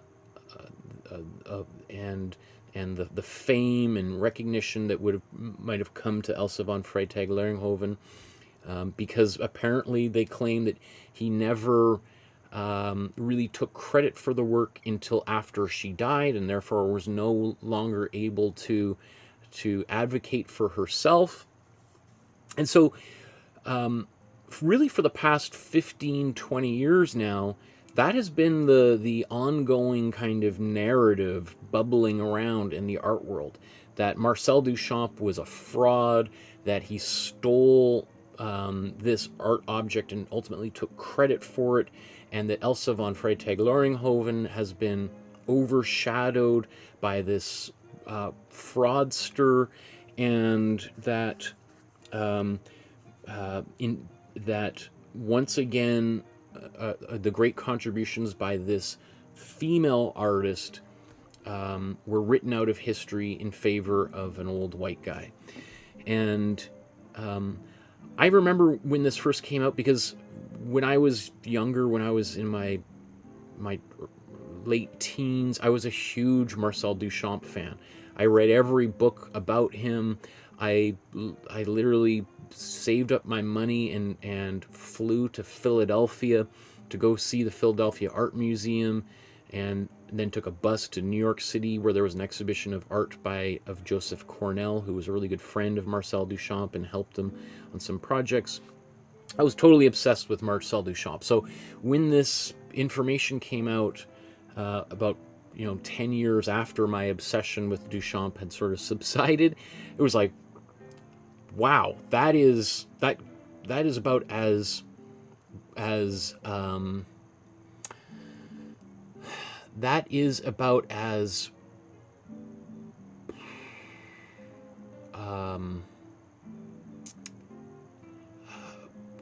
not outrageous. That is about as startling of a claim or a theory as one could imagine. Like, I mean, it would be like saying Leonardo da Vinci was not the author of the Mona Lisa. In fact, it was a woman who most of us have never heard of before, who actually painted it, and that Leonardo da Vinci is a fraud, and that this other woman should be elevated to the height of this great master. And which you can imagine would raise all sorts of eyebrows and be very, very controversial if such a thing were said. So essentially, that's what the art world has been going through over the past couple of decades, where people have been like, what? You're telling me that the fountain, this incredibly important artwork in the history of art, was not actually created by Marcel Duchamp, and that everything we have been told over the past 100+ years has been a complete lie? My goodness. So, and I remember when I heard that thinking, well, I mean, it's possible, but everything I knew and know about Marcel Duchamp, to me, doesn't quite make sense. It's entirely possible, and one thing I will say is I'm entirely confident that both artists, Marcel Duchamp and Elsa von Freytag-Loringhoven, would actually be quite amused by this controversy. Maybe a little bit less Elsa, because there's tons of material about this. This website here has is really a great repository for all of the dialogue going back and forth between the various different authors who put forth this theory and the much larger number of people who've pushed back against it. So that link is in the description below. What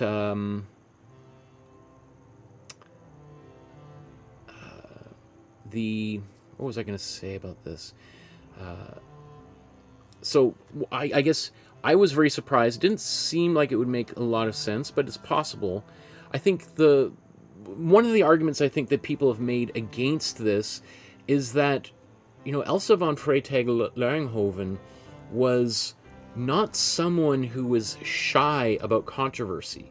So the kind of, it's like, well, why would she use a pseudonym when submitting this artwork for exhibition? She's much more likely to submit it using her name, and if it was rejected, to make a huge deal about it, to try to embarrass and humiliate the jury. But submitting under a pseudonym doesn't make a lot of sense, considering her very kind of her audaciousness as an artist, whereas Marcel Duchamp is very famous for using pseudonyms, and he would dress up as various different kind of people, sign names with different signatures. Both of them were very playful personalities, but it just seems essentially what I'm saying is, the long story short is, as the last few years have unfolded, the amount of evidence in favor of Marcel Duchamp being the author of the fountain far outweighs the evidence, or really lack thereof of evidence, that Elsa von Freytag-Loringhoven is actually the author of this work. Now, there's still some people, and I'm sure people who watch this later on will make comments about this. There's still many people who do believe that she was in fact the creator of this work. But I've put all the links in the description below, and spent a long time reading about all this. And like one of the things, the way that I really like how they frame this, the beginning of this article here. Would it be a cruel irony if Baroness Elsa von Freytag-Loringhoven was, in the end, remembered only for the false claim that she was responsible for the most famous work of conceptual art of the 20th century, Marcel Duchamp's Fountain? And I think that's true. She did enough in her career as an artist to merit respect and serious consideration and critical acclaim, and that this controversy about whether she or Marcel Duchamp created the fountain it's kind of a bit of a shame, because I think it kind of steals some of the attention away from the works that she is legitimately recognized for having created, and maybe puts her in her and her work under this sort of shadow of controversy, which is not really the kind of controversy that I think she would have courted. She was much, I'm sure she would, both artists would have been quite humored by the confusion that has grown. But I don't, and again, she was a proto-feminist. So again, if there had been a disagreement as to who created what, she probably would have found it funny, but at the end of the day, she would have been like, I am going to make sure everybody knows I made this. I'm not going to just let this thing that has caused all this controversy go unrecognized, right? So one of the reasons why I especially really wanted to talk about her work today is because next week I do want to make this painting by Marcel Duchamp together. I showed you the outline for it, right? So we're going to paint this painting next week, and I knew that the moment that video went live, there would be instantly a conversation that would get brought up about Elsa von Freytag-Loringhoven, and people saying, hey, why are you painting his painting when the legitimate creator of maybe his most important artwork wasn't him? It was actually created by this incredible artist, Elsa von Freytag-Loringhoven. So part of what I wanted to do today is really make sure that we're highlighting her work, giving her just due for the work that is undisputably made by her, so that we don't get bogged down in what I think is a kind of a bit of an unfortunate distraction. Because, I mean, maybe one might say that the bonus of that controversy is that it has made maybe more people look into her work.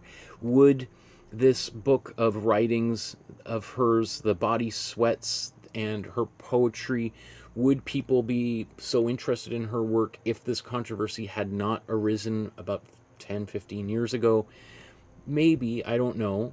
Would people know about the enduring ornament and its proper place as the first true ready-made and the evolutionary breakthrough that it was in modern Western art?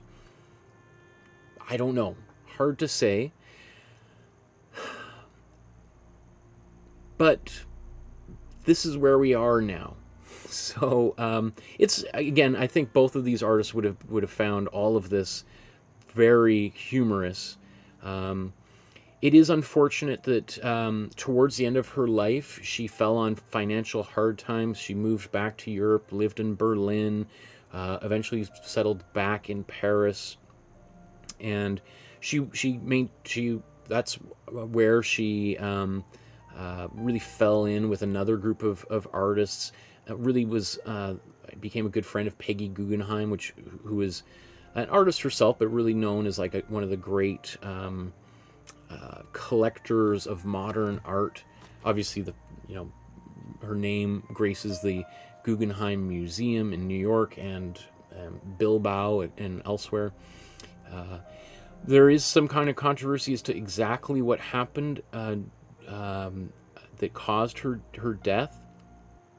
She is thought to have died from gas poisoning or gas suffocation. Excuse me. Apparently, it's believed that the burners on her stove were left on, and gas filled her apartment and caused her to die. Did she do it as a suicide attempt? Did she just forget, or was it done by with someone with malicious intent? Was she murdered by someone who left, knocked her out and turned the burners on and let the gas fill the apartment and left? We will never know, unfortunately. She is buried in Père Lachaise Cemetery, which probably is better known these days as the resting place of Jim Morrison, as well as Chopin and many other great European artists, musicians, dancers. Balzac is there as well. Yeah, absolutely one of the most fascinating individuals. I think she would be one of the I would love to see a movie about her, to see how they would interpret, like, she reminds me in many ways of, like, she's a similar sort of iconoclast to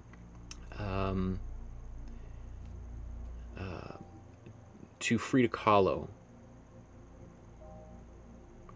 Like this image, which I remember seeing a few years ago. I might have this New York Times magazine cover here with the actress, what's her name?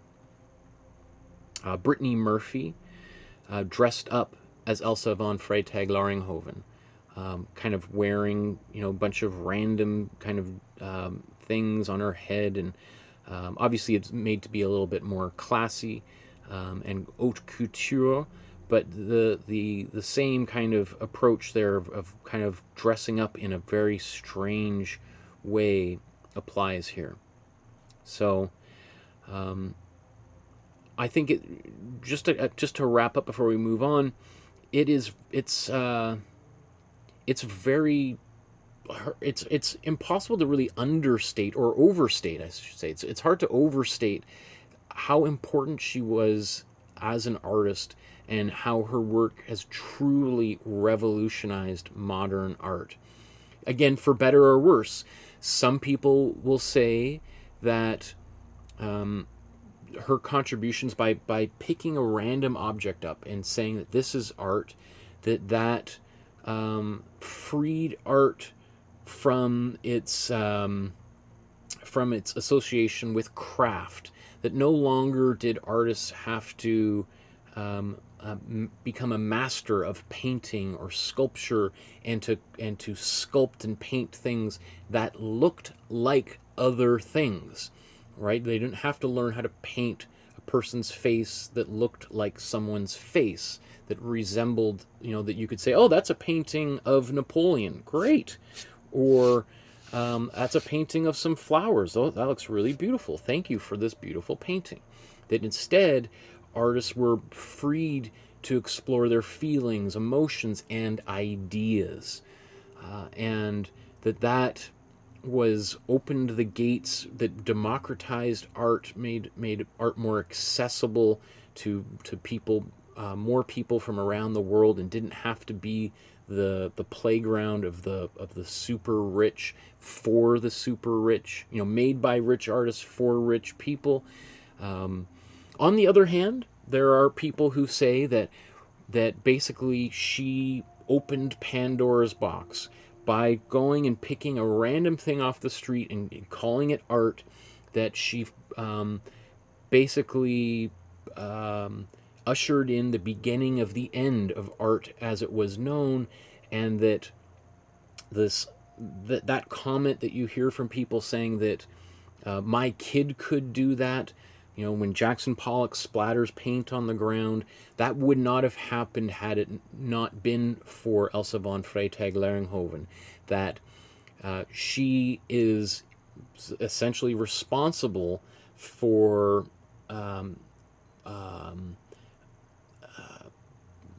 letting in this demon into the art gallery. That the fact that artists no longer had to learn how to paint, quote unquote, properly, and could do things like splatter paint on the ground, that ultimately led to this degradation of art and the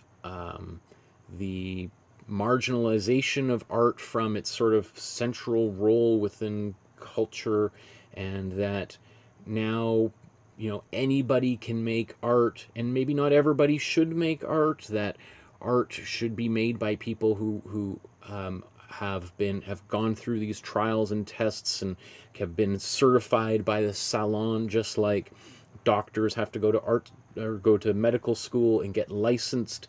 That this idea that anybody should make art is a terrible idea, and it has brought down the quality of art. And therefore we have these arguments about, like,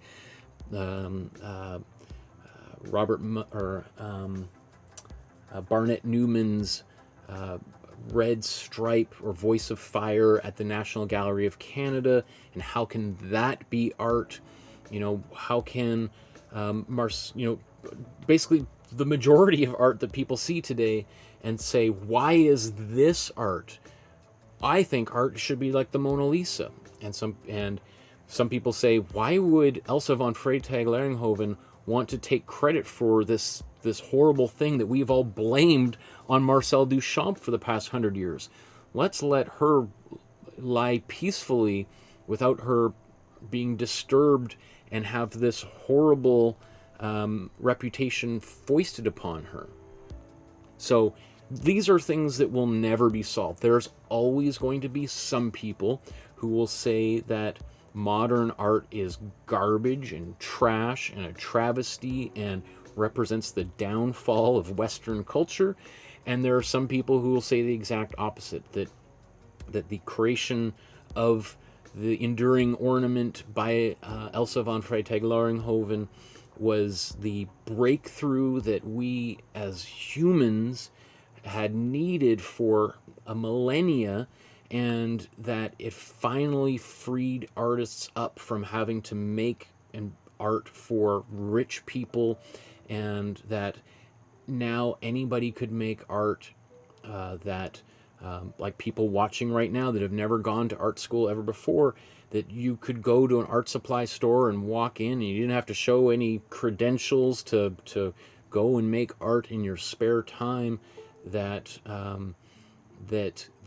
has been one of the great liberating acts in human culture, right? And so it's hard to overstate the positive or the negative influence that this artist had, because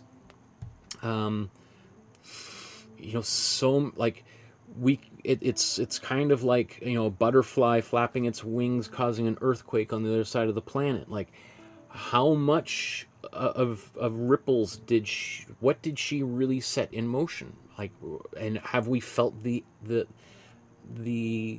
full effect of that today, for good or worse? So I think personally that she was an incredible artist. I'm grateful for her contributions. I love the fact that more and more people are invited into the party, that more and more people feel the freedom to make art that that women have more opportunities than they have ever had, and not only women, people of color, people of various different faiths and orientations, etc. I think all of that is a good thing. And if she is responsible for having at least begun that transformation, then she should be celebrated as a hero, as far as I'm concerned. But you let me know in the comments below what you think. Is she an angel or a devil or something in between? Right? And or am I overstating her influence? Right? So, let's make a painting. Oh my goodness, time has just flown by. So let's get to it here. Let's start painting here. So, really, I think we've done a pretty good job of establishing a background for today's painting. Or paintings. So let's go to the foreground. Let's paint these two quote-unquote ready-made objects in the foreground of both of these paintings.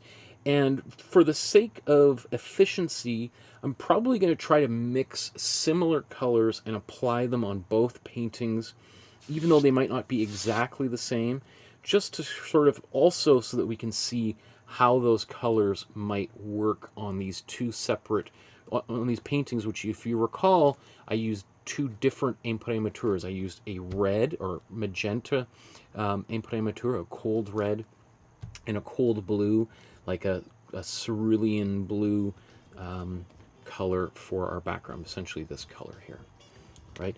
And so if we paint similar kind of colors over top, how much of a difference are we ultimately going to see, if any?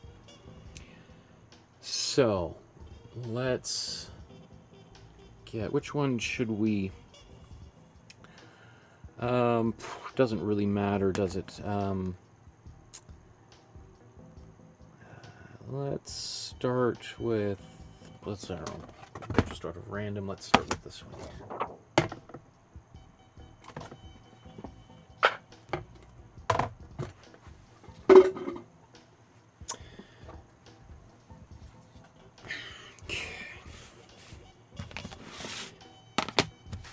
So let's look at these paintings.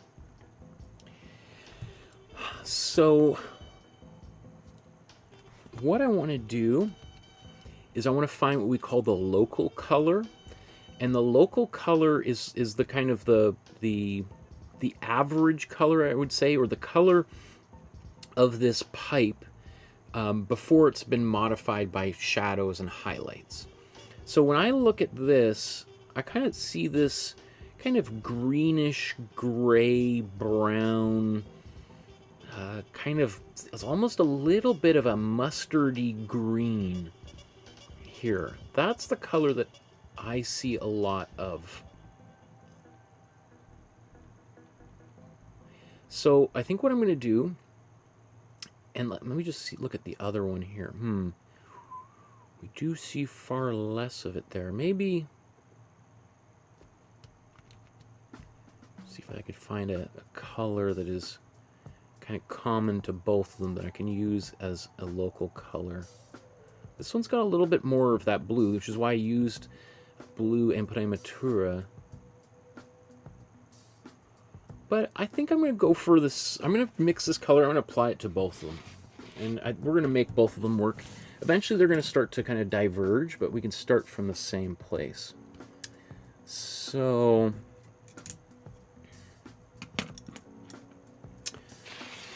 I'm going to need to mix my black up again, so let's start with that. Let's do this here. I'm going to take my cool yellow, my cool blue, and my warm red. I think I'll need a bit more warm red. And let's mix these all together and get a black, because we're going to use that black to make a gray, as well as, you know, adding shadows and stuff later on.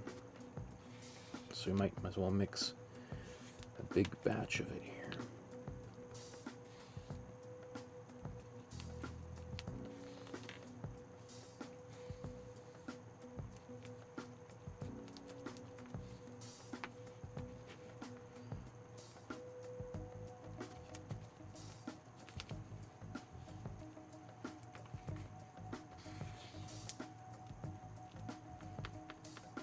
you can see there's no measuring cups or scales or anything when I do this. And it is pretty hard to get it quote-unquote right. But as I always say, like, I don't really privilege the idea of getting it right. It's just getting an approximation, because there could literally be, you know, hundreds of thousands of slightly different variations in this color, different permutations. So as long as it's kind of dark enough, that's good. So I've got that color. Actually, I got a lot on my brush. I'm going to mix this right into the white here. And one of the things when we mix our dark color into the white, it really helps clarify what that color actually is. Right? And if it is indeed a gray, or if it looks a little bit more brown or purple or greenish, I'd say I did a pretty good job of getting that color.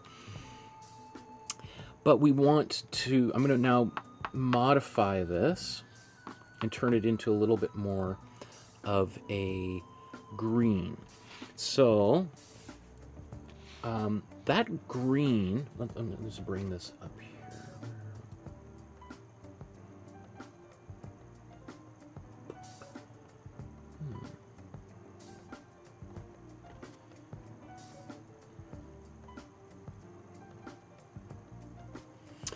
So that green is kind of like a combination of warm yellow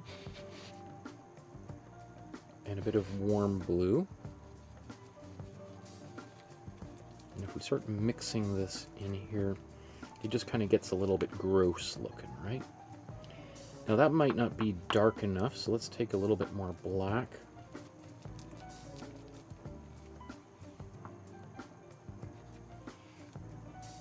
And that's good, but that's, I think we need, I'm going to mix it again over here.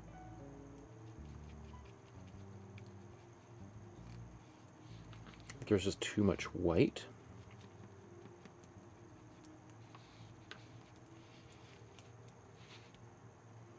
Let's take a bit more black and put that in here.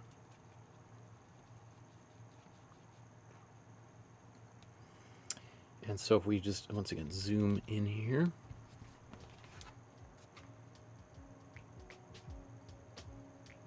All right, I think that's pretty close. So, and maybe just, well, maybe before I do that, let's just see what this other one looks like. Yeah.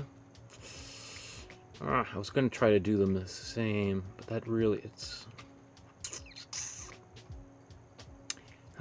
you know what, I might have to, that's so different that I feel like I might not be doing justice to it if I do just use this color here. So let's go back to play it by ear. I'll see if how quickly I can do that other one. So once again, I've lost most of my detail, but because I drew a little bit darker,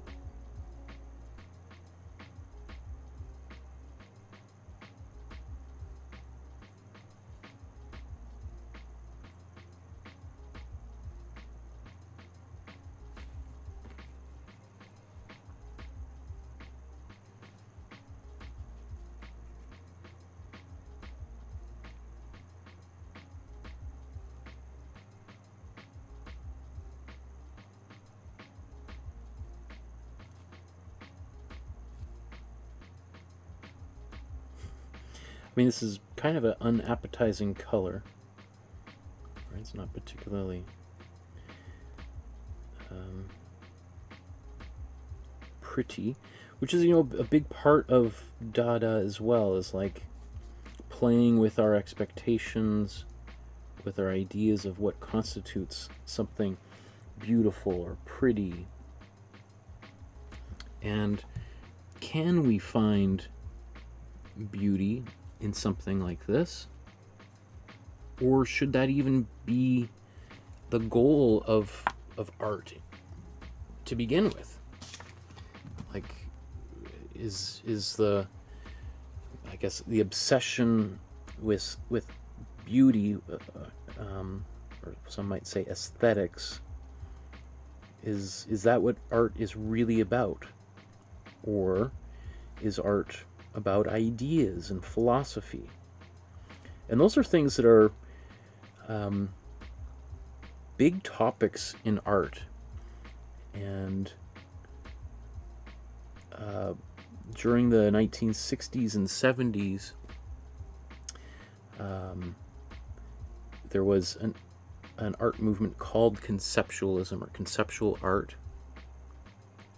And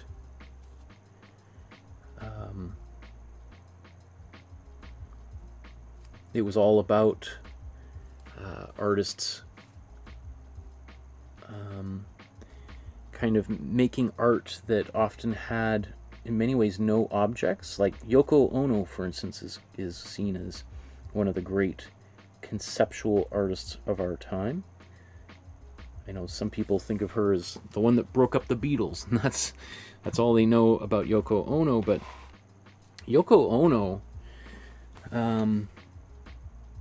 is considered by many people to be arguably a more important and influential artist than John Lennon himself. Which I know for some people it's like, what? Are you kidding me? What have you been drinking or smoking? That's such an outrageous term. And I'm a huge Beatles fan.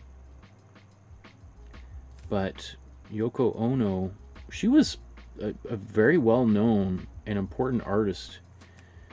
And it's really kind of a shame that that whole storyline of breaking up the Beatles, etc., has kind of followed her around for the past 50 years, because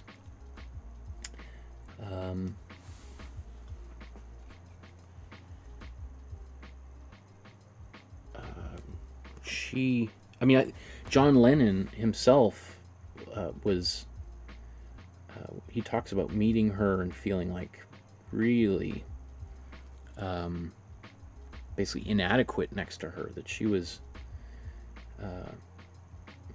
way more intelligent and creative than he was. Sorry.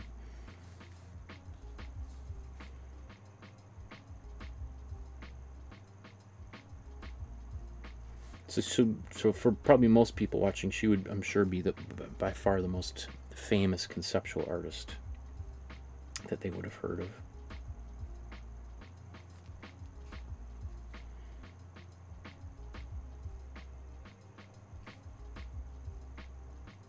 And things like the bed-in that they did in Quebec, or was it Montreal, and New York, those are 100%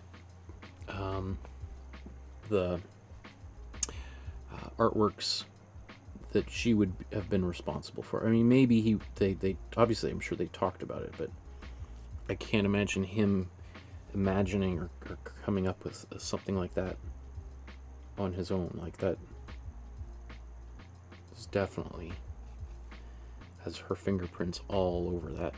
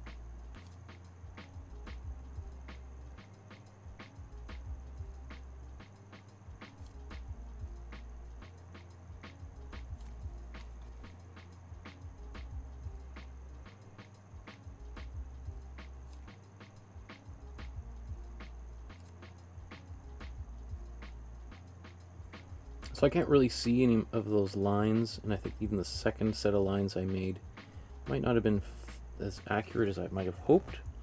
So I'm just sort of sketching it in, and I'm just, are there going to be some discrepancies? Of course, yeah, totally. Like, just like that. That's okay. We're going to keep on pushing forward. I think I've got majority of those shapes in place. Obviously there's well,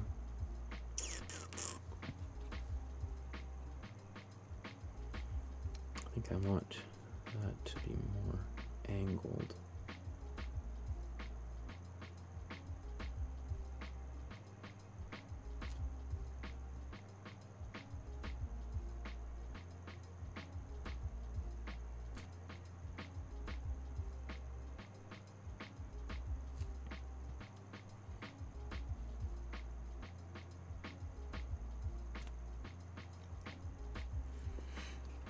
Okay, that's the green.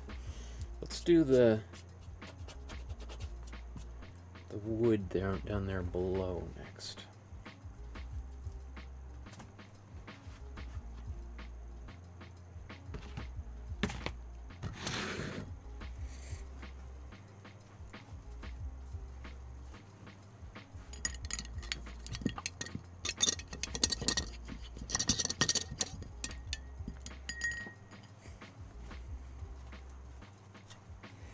It's so funny that, you know, when I first started doing these, people used to tell me to shut up, that I was talking too much and just start painting. And then I see, as soon as I stopped talking and started painting, the views just plummeted.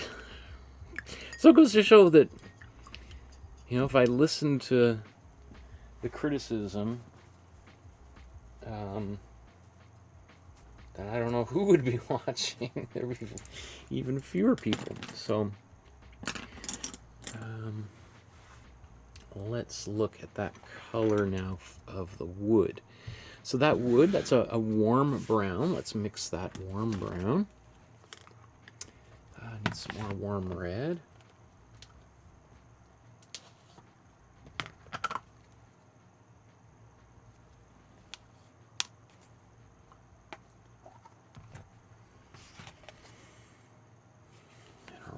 Yellow, let's mix that up.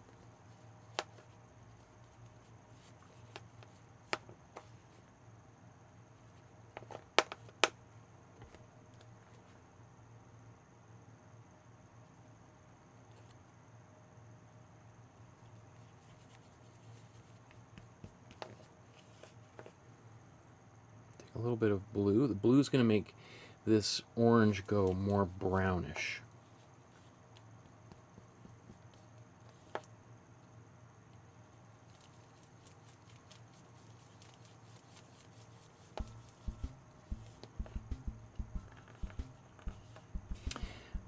And while, oops, I got a little bit of gray in there, that's okay. And so while this might look really, really bright right now and not nearly dark enough, I think what I want to do is put this down first, and then I can always, and then I'm going to darken it in places, because there's all those little scratches and Arlo. Yeah, let's do that.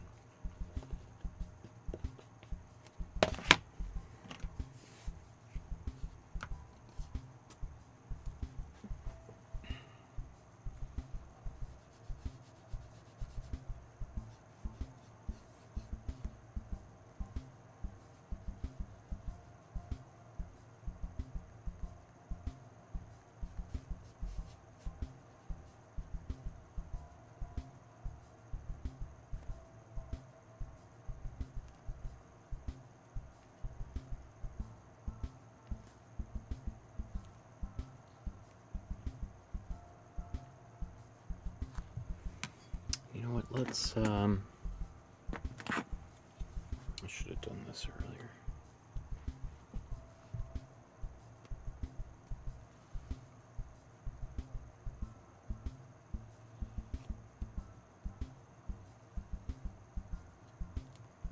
Ay, ay, ay, mamma mia, how did I do that?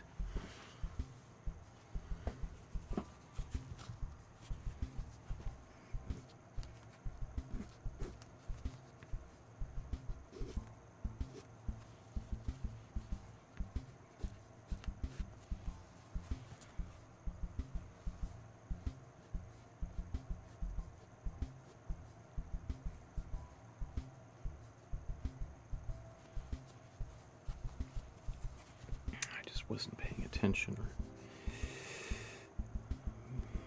just getting a little bit carried away over here. Okay, I'll let that dry. While that's drying.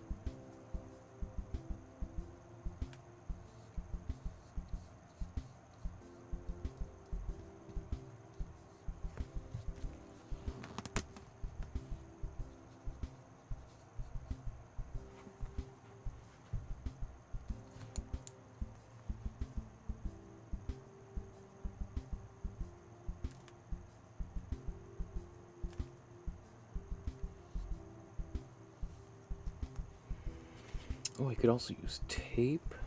Forgot about that. That's what I should have been doing this whole time, eh?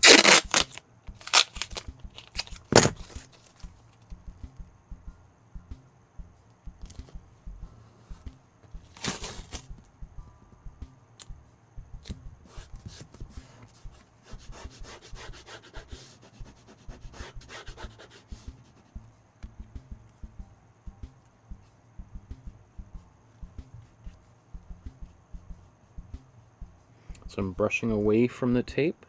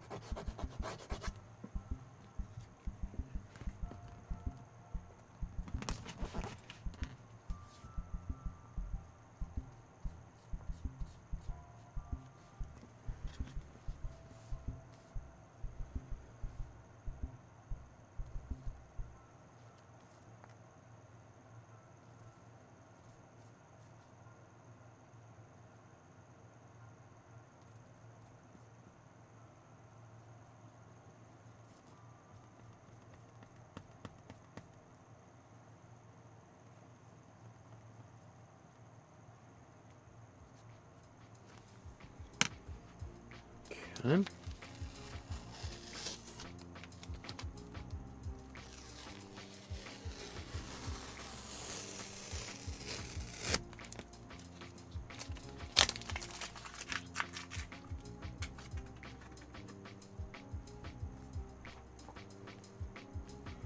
Diagonal. Well, maybe actually it's not that bad. It's kind of close.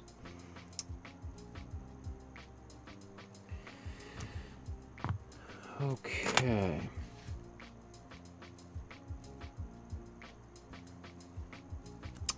Let's blow dry there. Actually, you know what? Let's, rather than blow drying, should I just move on to the other one and get that started?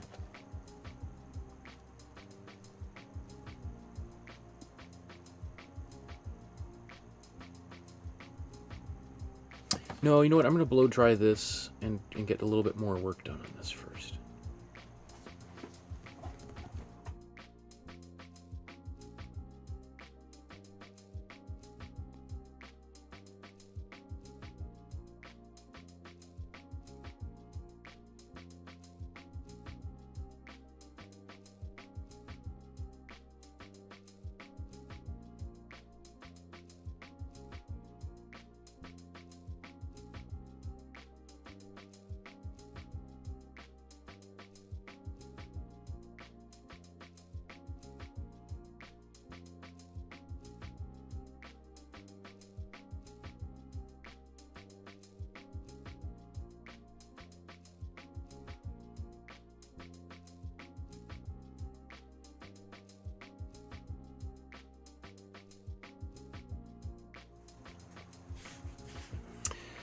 Okay.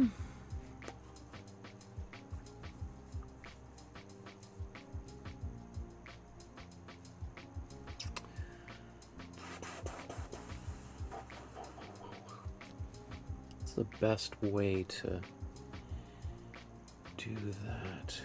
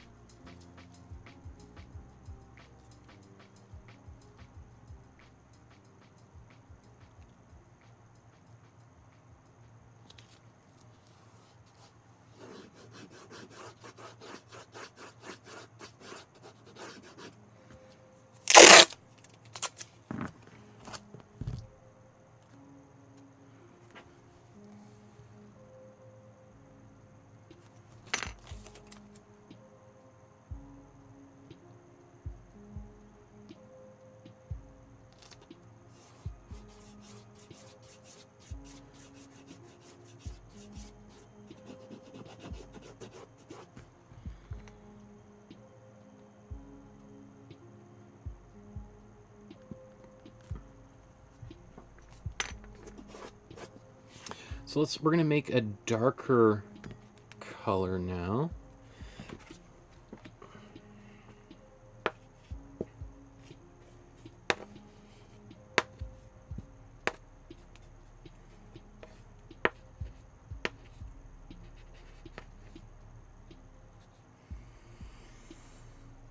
Darker brown. Let's take some more blue. I need some more warm yellow.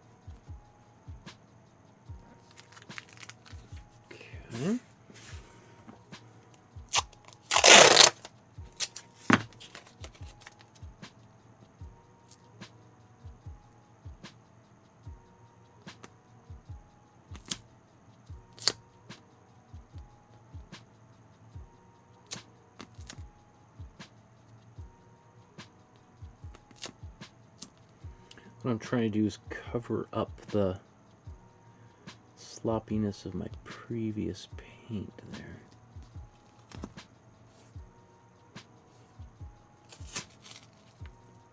That'll be a little bit underneath there. That's okay.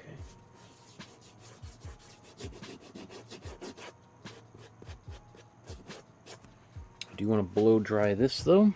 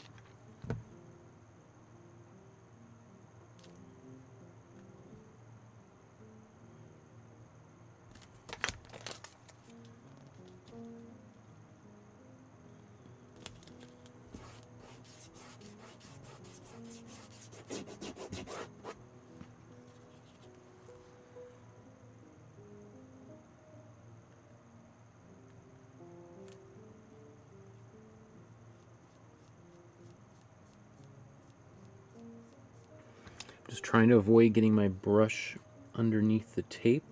You may have seen me do this before, and I put like some fluid there to block out to help prevent the paint from sneaking under the tape.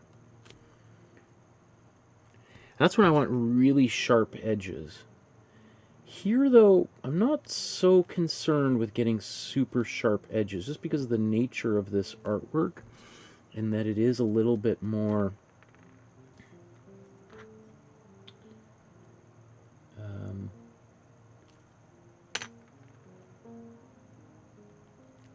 a little bit rougher. We kind of want it to look a little bit more aged. So if it's a little bit sloppy, I think that actually might work well.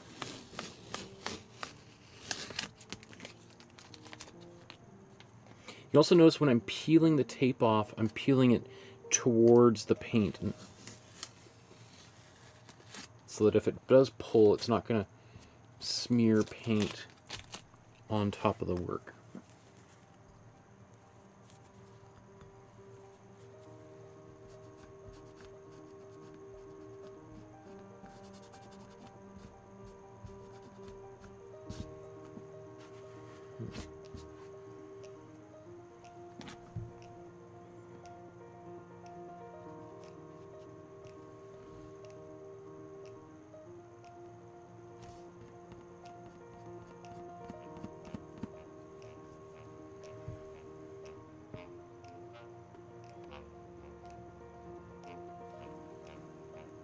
Ay, ay, ay, what on earth is going on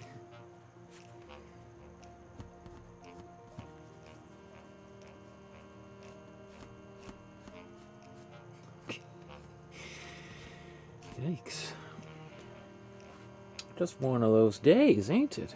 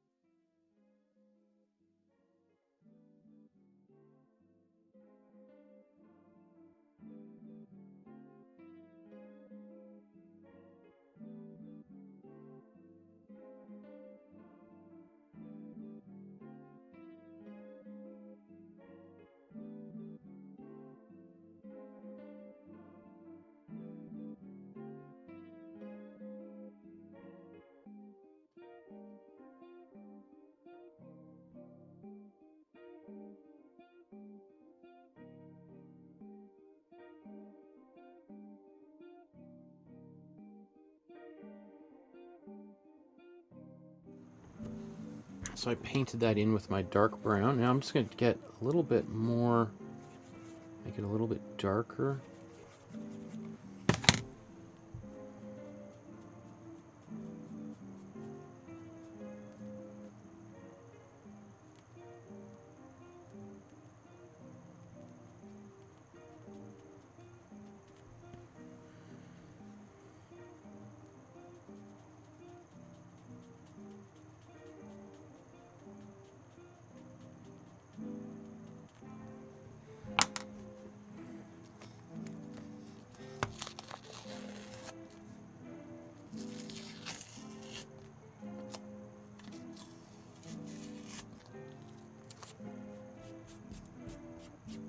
To peel a little bit of paint off there that was not fully dry, but that's okay because we're going to kind of muck it up a little bit to make it look a little bit more aged anyway. Just going to blow dry that.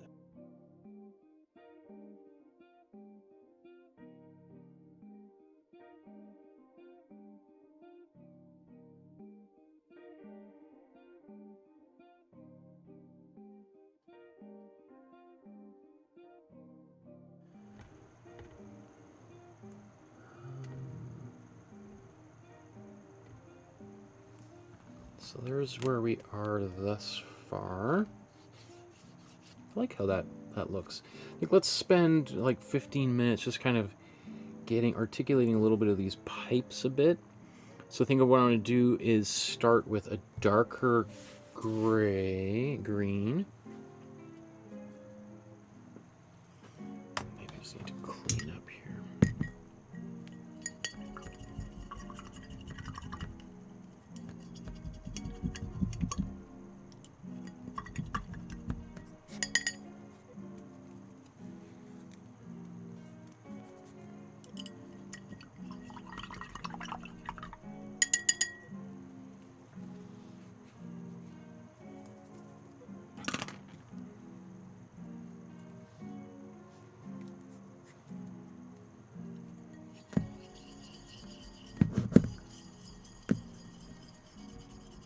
There's Lisa and Kathy are back.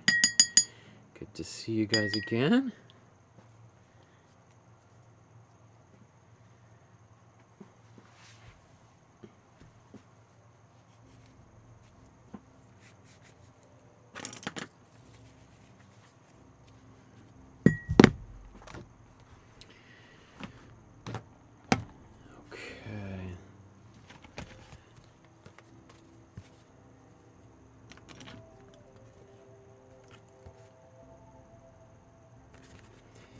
Let's take this green. I'm going to put it off to the side here. Let's make it much darker.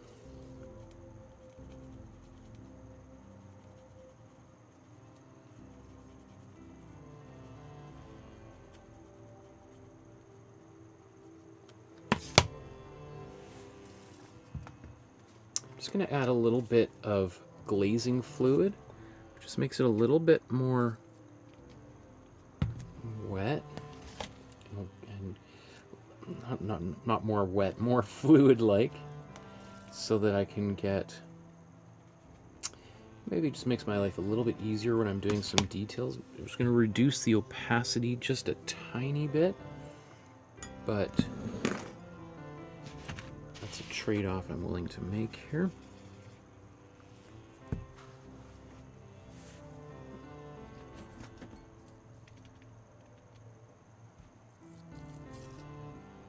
I mean, it seems, you know, as I look at this, like, it seems obviously absurd to make a painting like this. Like, why make a painting of this artwork, of all the artworks possible? But if we really think of, like, the history behind this work and of Elsa's work in general, I think it makes a lot more sense that this is, you know, the very idea of this work is absurd. Right?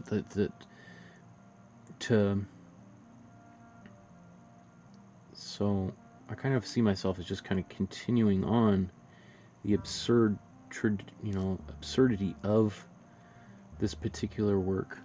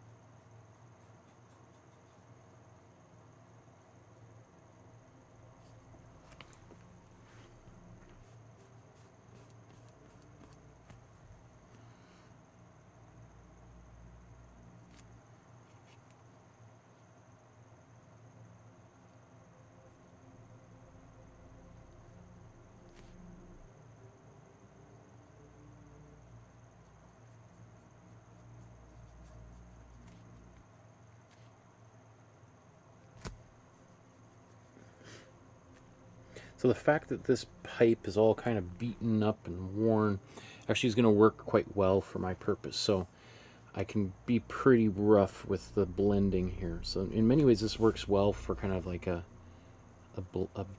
basic blending kind of a practice.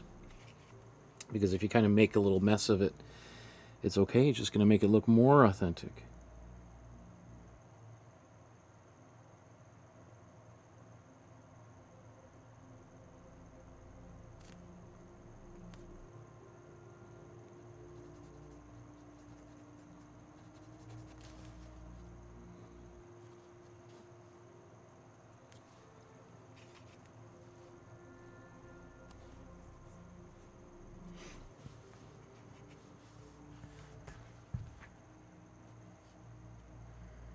Okay, so this oval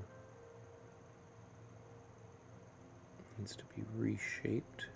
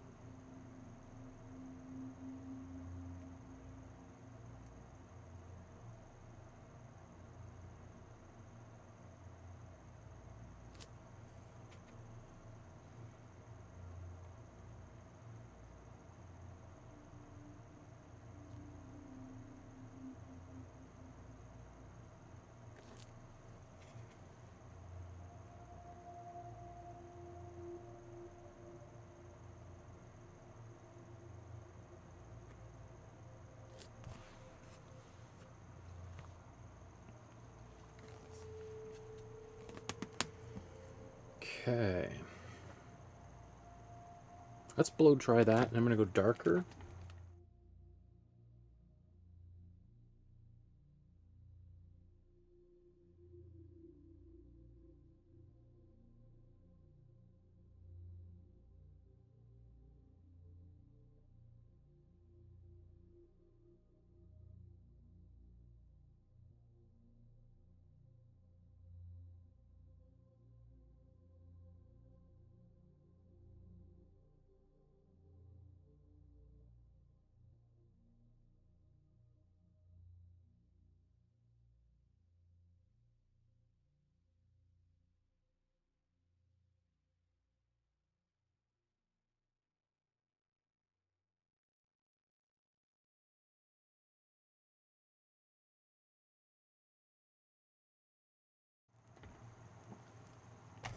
It just occurred to me, is there a shadow?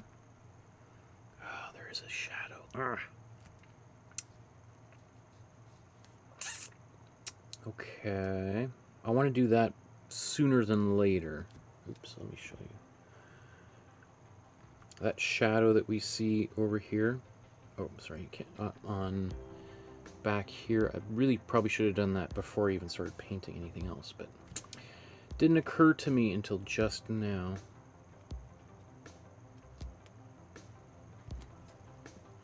Okay. So let's go into some of the darker areas and get even darker.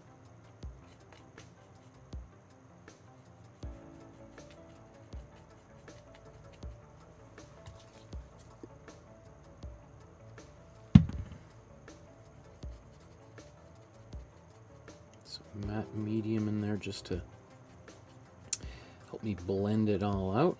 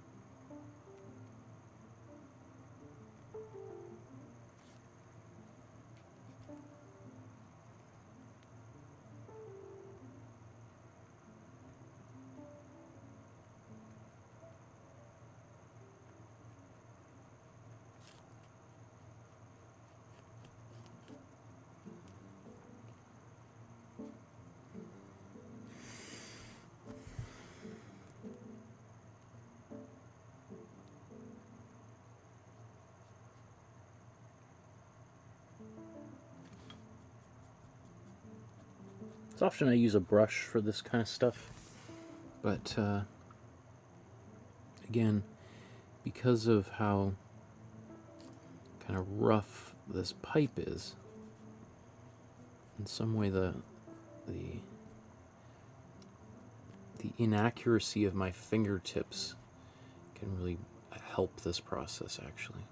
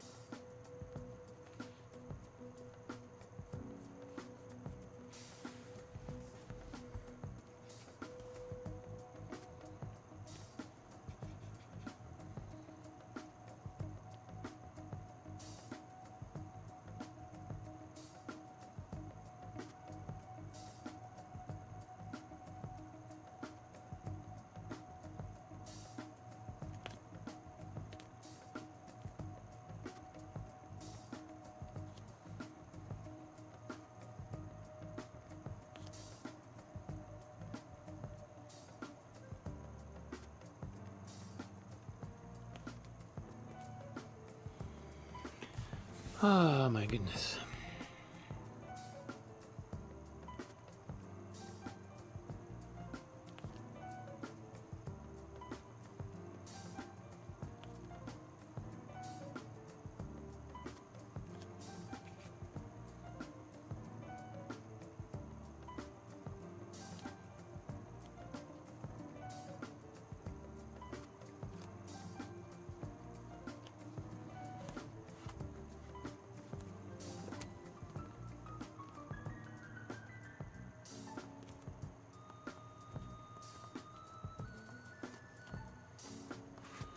Okay, I'm gonna blow dry that.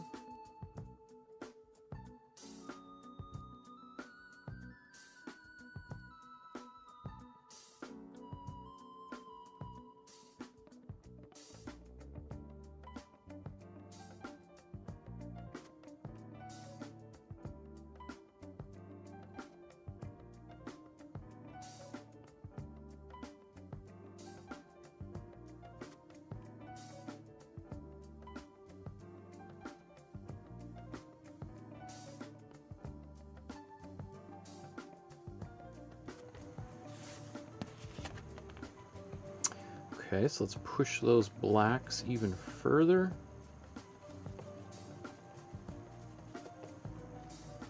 I'm even going to add a little bit of warm blue in here, just to maybe slightly darker, warmer black.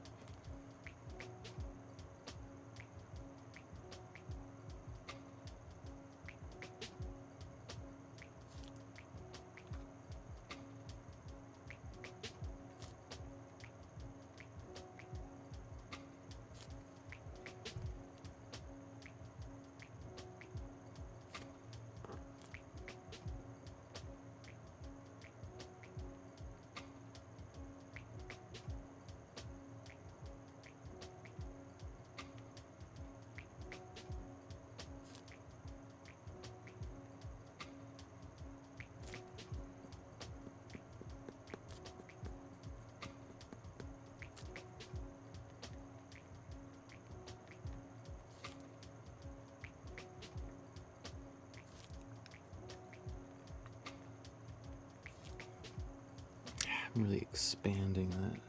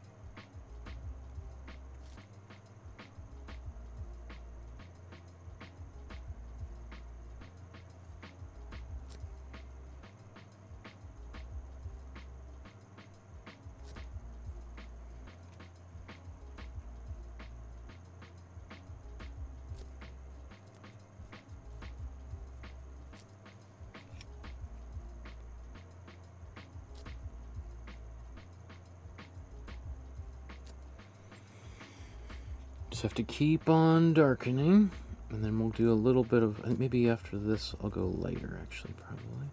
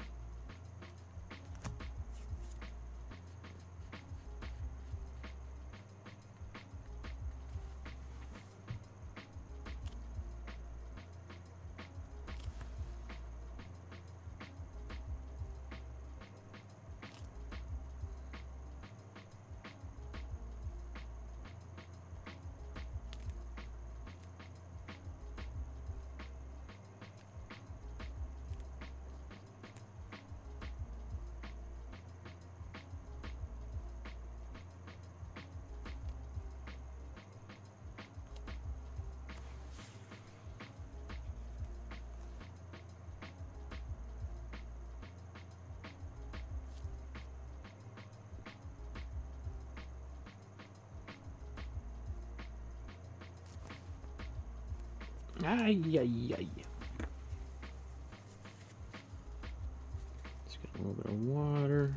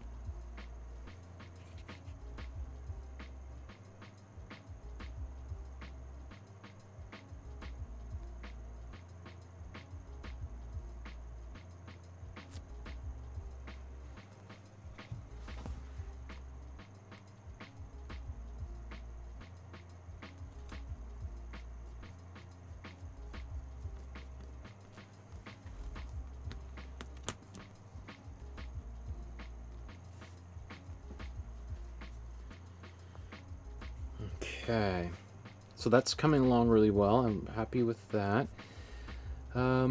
Maybe before I just go too much further down this road, I want to do a little bit of shadow work.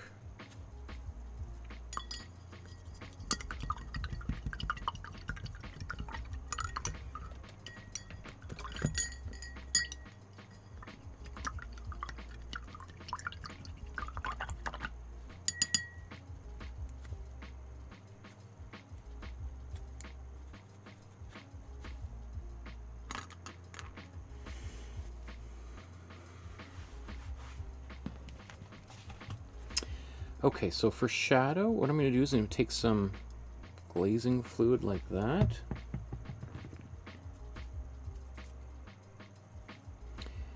And I'm going to take just a little bit of that color.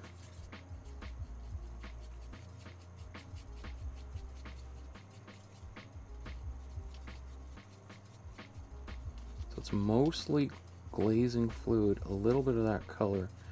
I want it to be about as subtle as I can get it. And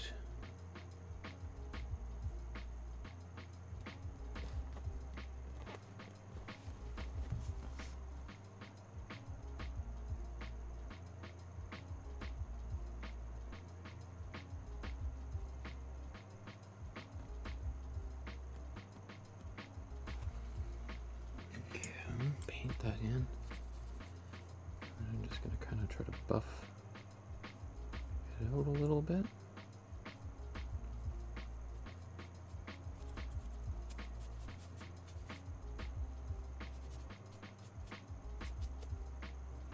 So it's almost invisible there. That's okay. That's okay.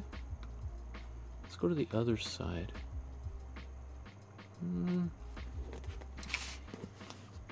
I am going to add just a tad over here.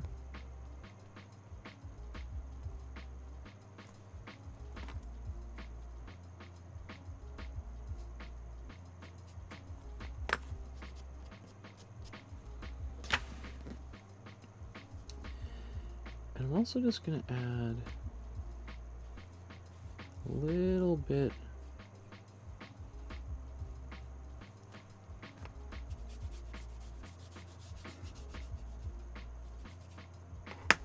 I want this to be almost imperceptible.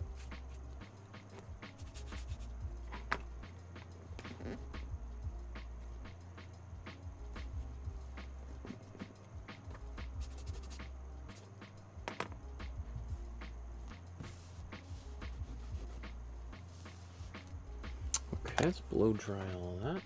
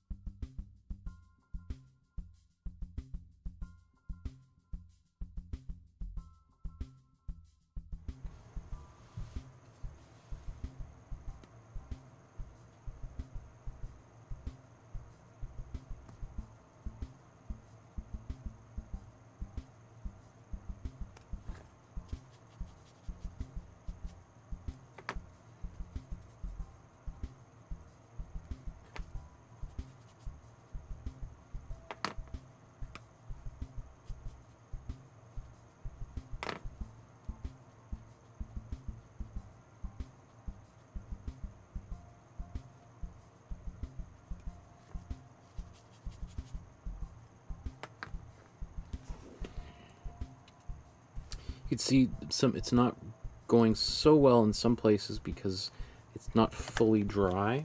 So I kind of wiped some paint off.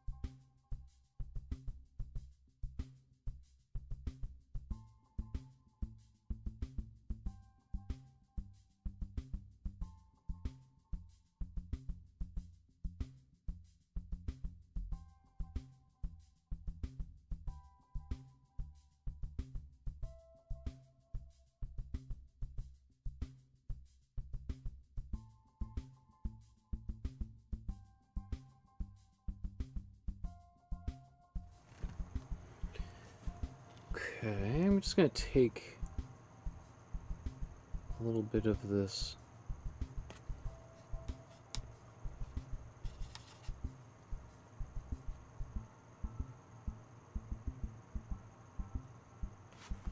kind of darken.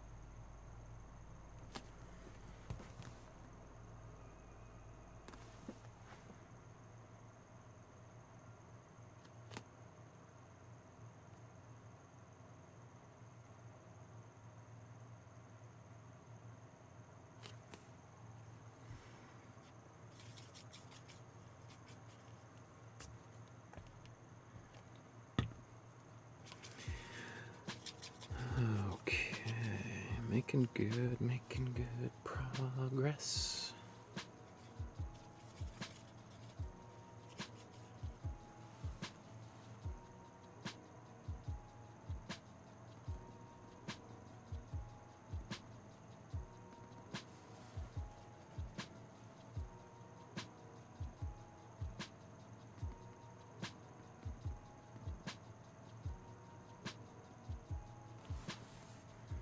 I mean, I can't, the reason I have this up here is I can't even see my lines here, so I'm just eyeballing this, but I don't think,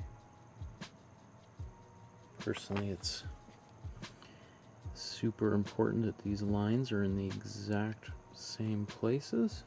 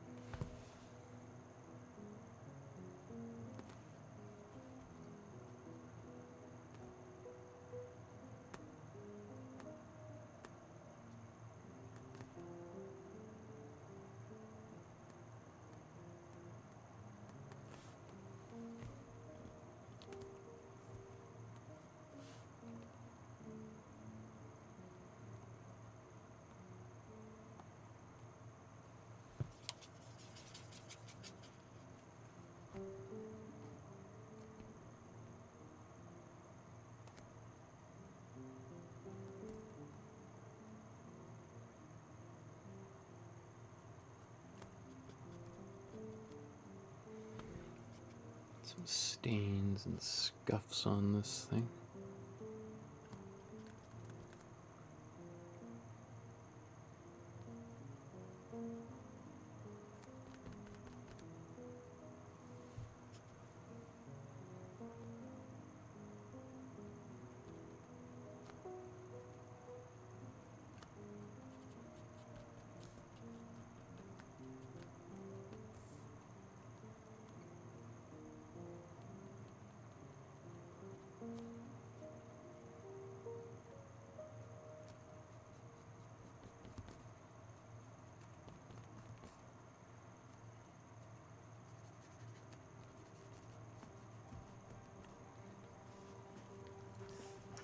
Now, this actually looks much closer in person to, I mean, it is lighter for sure than the original, but it's not that much. It looks a lot brighter on camera just because I've increased the brightness. But I also, you know, again, remember I have to make sure my painting looks good on its own, and so if I like how that looks, then it's probably good enough. I do want to lighten a few places here as well. I just want to maybe darken these shadows just again and again. Just using the, just doing this as glazes.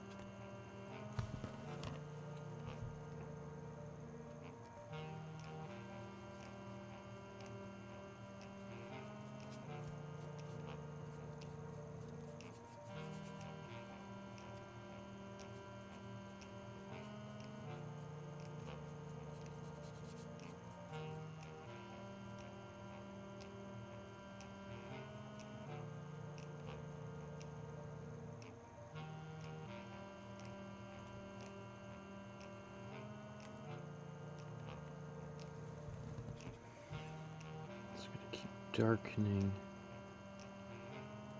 underside here. Make sure that's really dark.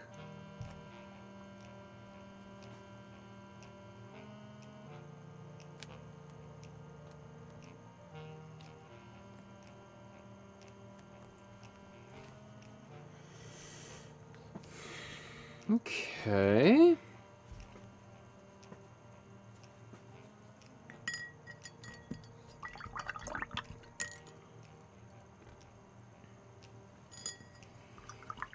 Lisa says, looking good. Nikki says, hello, teacher. I'm here again. Hi, Nikki. Good to see you.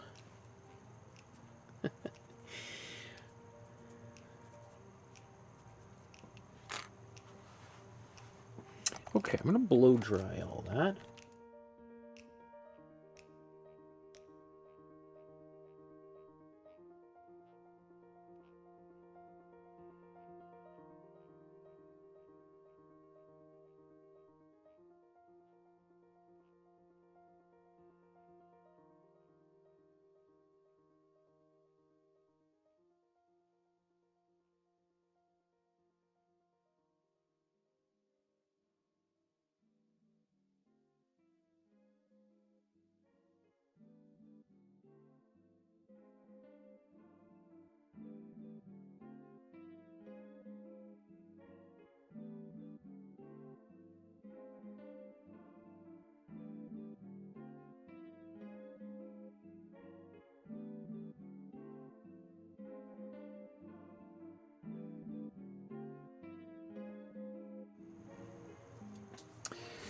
So, let's look at the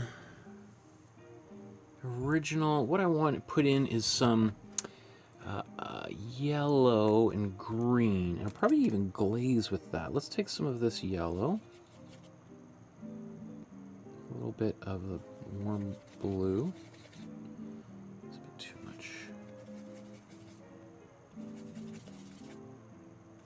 Actually, maybe that's good. Let's get some glazing fluid on here.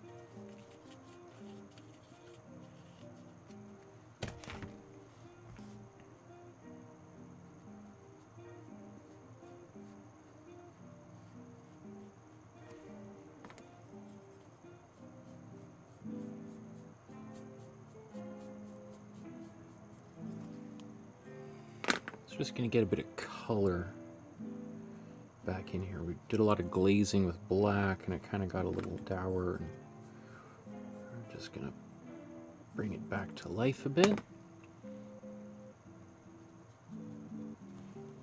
And notice, like, you know, I want this color in a lot of places, but rather than just sort of brush it everywhere and then try to buff it out, it's important to try to buff it before it really starts to dry too much. Like, you don't have too long to putz around here. You gotta blend it in, otherwise you're gonna start seeing kind of blocks. It'll kind of stick in, and it just won't blend so seamlessly as this.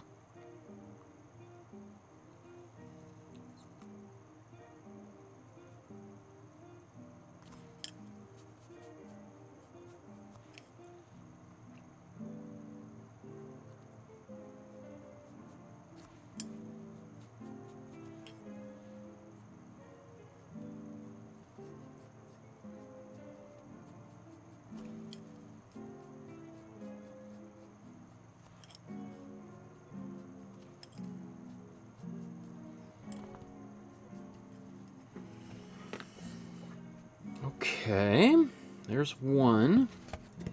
Now I want to do kind of something similar. This time I want to take some cool blue and cool yellow. And you can see I get a bit more of a saturated green.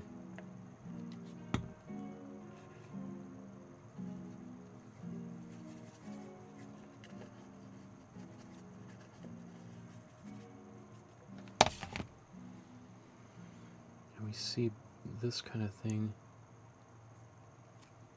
in here.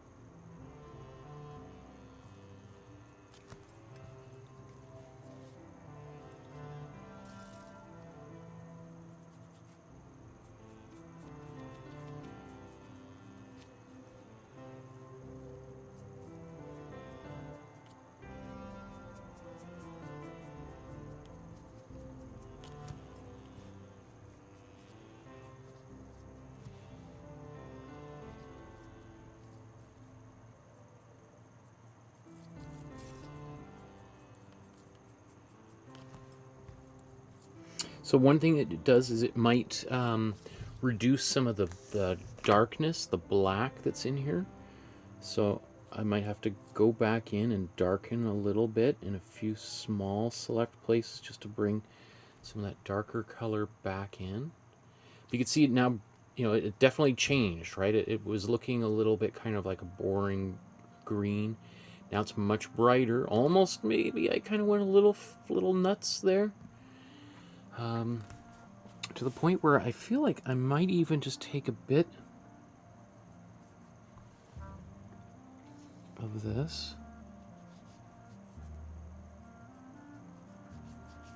I'm going to brush a bit onto the wood because we're going to have reflected light.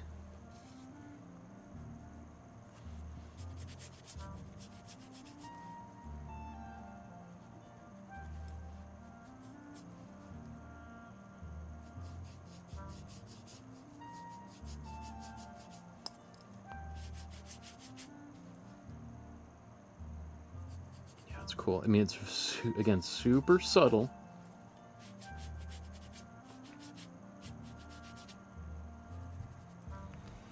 When we put it on that brown, it just looks kind of like a very subtle greenish brown.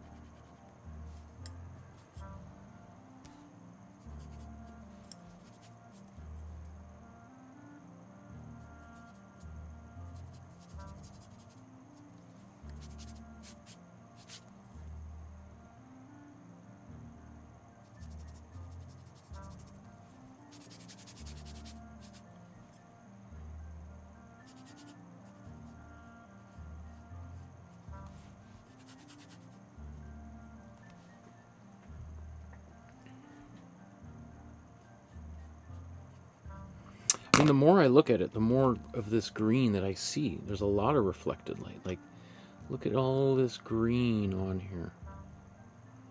A lot down here. There's more of that green in here than there is in some of the pipe above.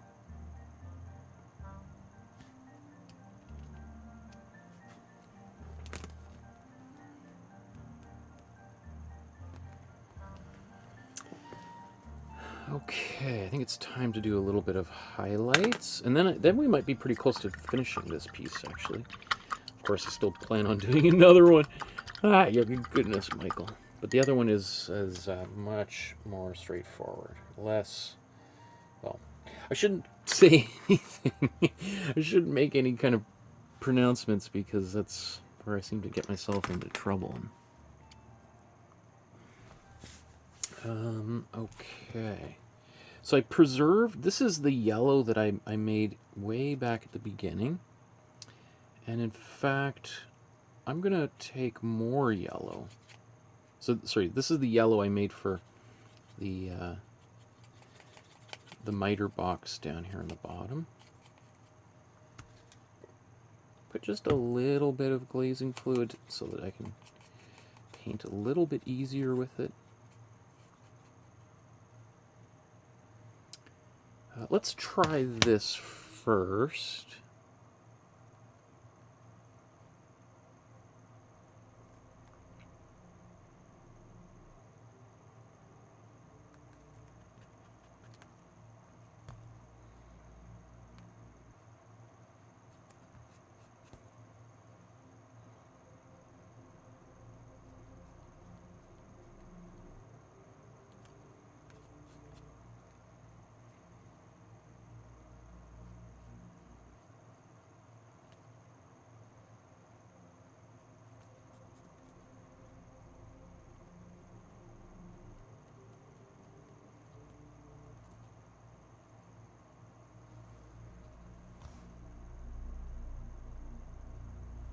This might be enough. I was thinking about adding a little bit of white in here.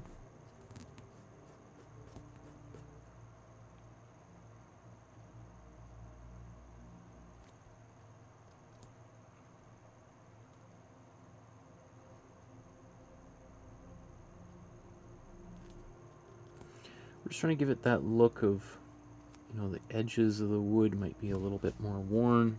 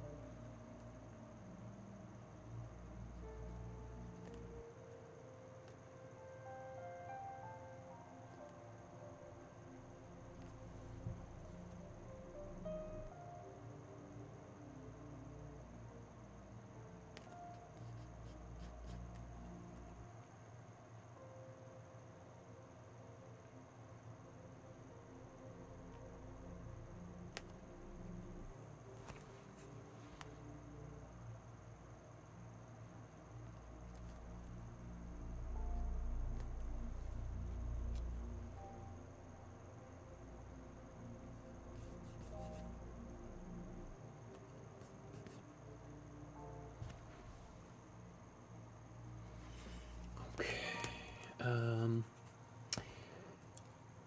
think, do we need a little bit more of that in the pipes?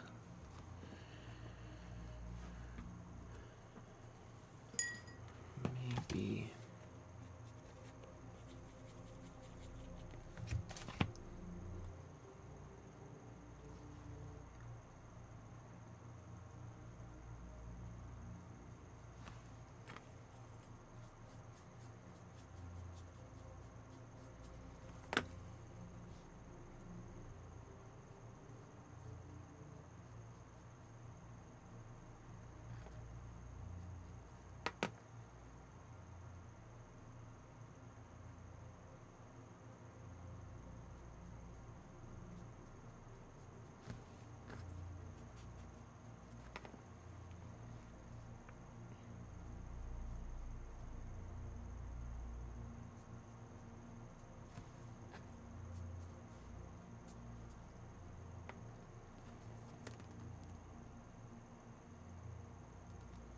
Okay.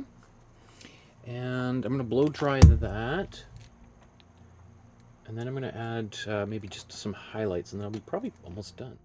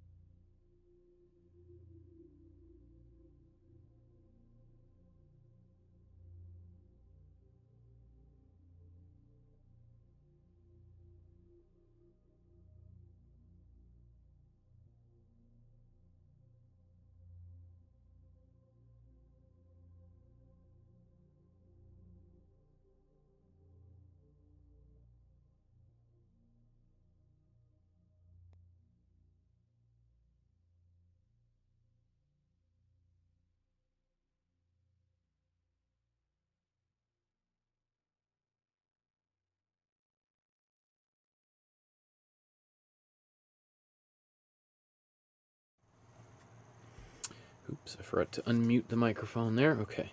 So I just put some white with glazing fluid together. And it's always hard to know exactly how much white you actually have in your glazing fluid because the glazing fluid itself is white. All right, so you can paint a little bit on your skin. You're like, oh, that is actually quite bright.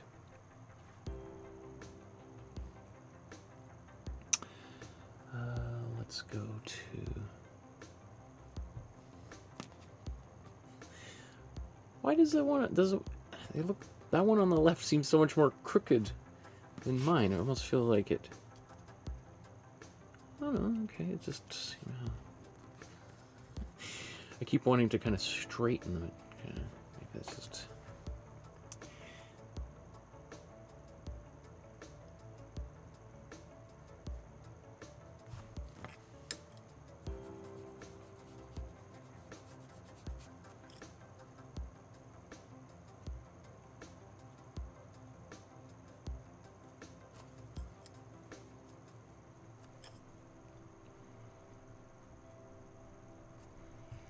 So we start kind of small because we want to kind of fade that out.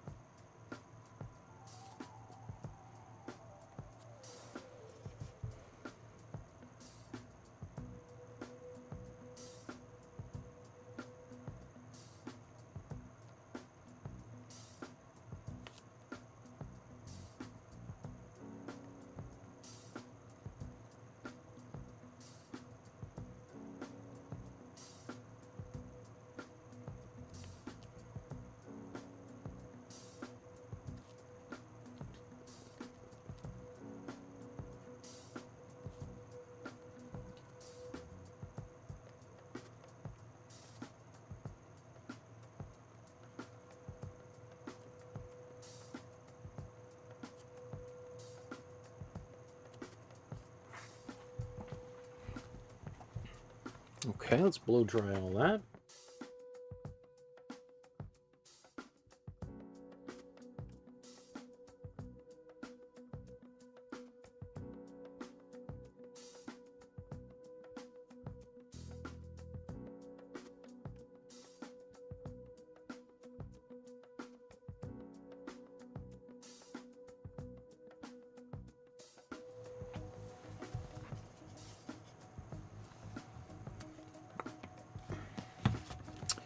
Put a little bit more glazing fluid in here, get a little more white. There's a bit of yellow that was on my brush before, but I think that's actually fine. Sometimes it's nice not to have just a pure bright yellow. A little bit more nuance.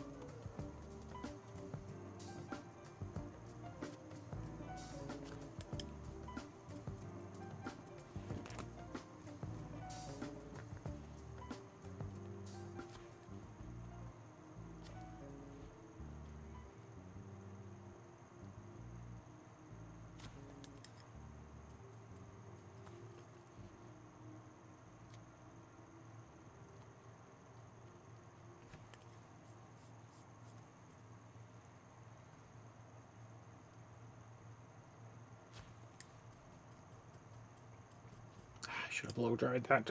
Okay. Yeah, okay, let's blow dry that.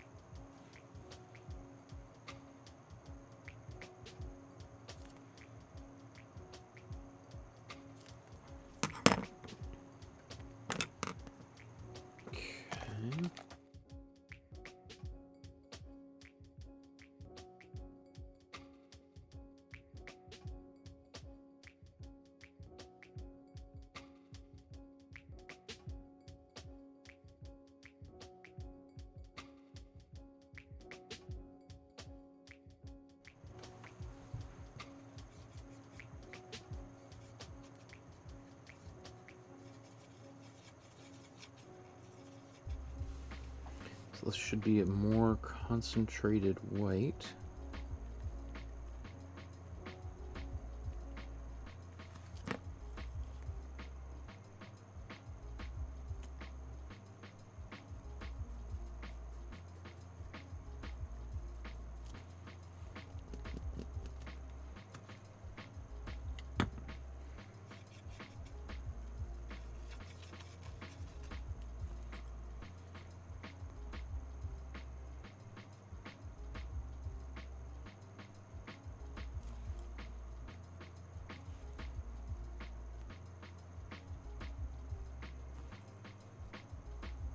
And so this is like what Leonardo da Vinci was doing when he was painting like the Mona Lisa. Just dozens and dozens and dozens and dozens of these semi-transparent layers of well, not just white, but of all sorts of colors, maybe black, just slowly lightening and lightening, slowly darkening and darkening things down.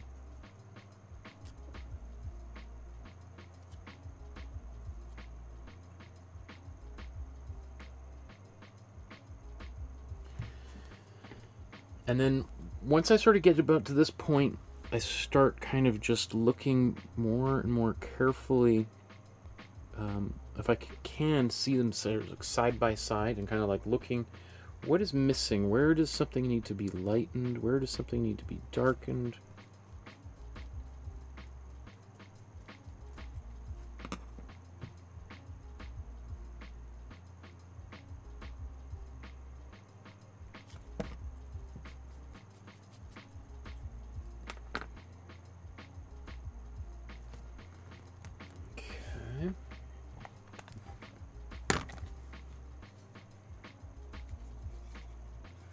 I'm taking much more white, like maybe 80% white, so that I can get some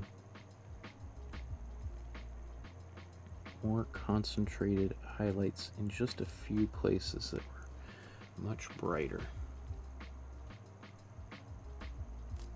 In fact, you know what, I should blow dry this actually before I start that.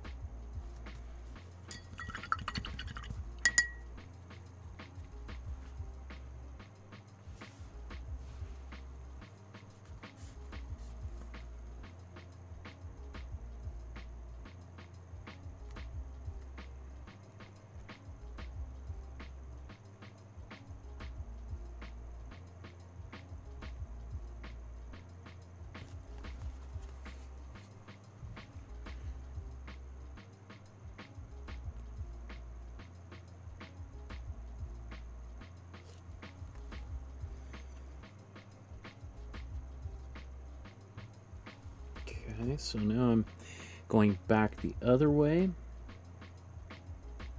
Gonna do a little bit of darkening.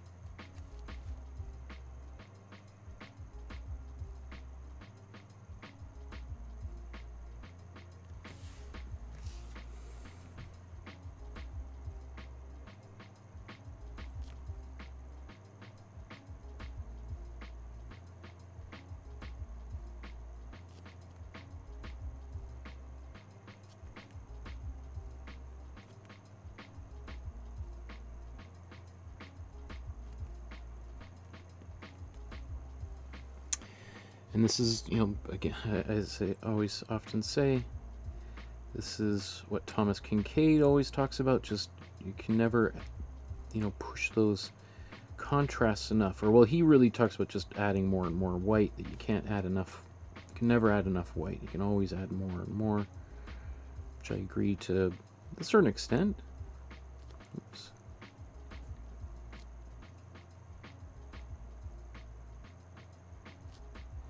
That white is just going to add more contrast, and that can be really helpful.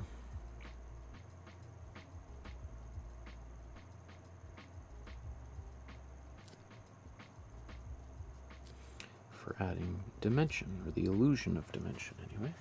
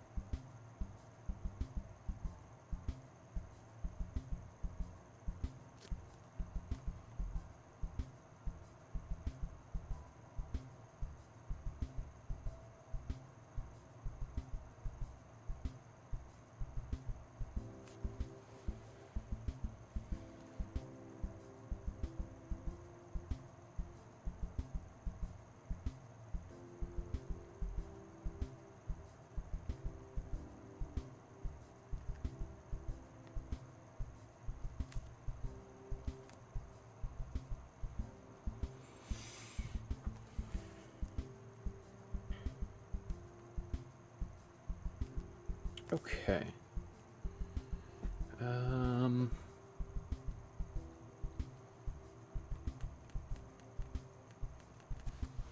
Gosh, do I still want to do that other one? My goodness.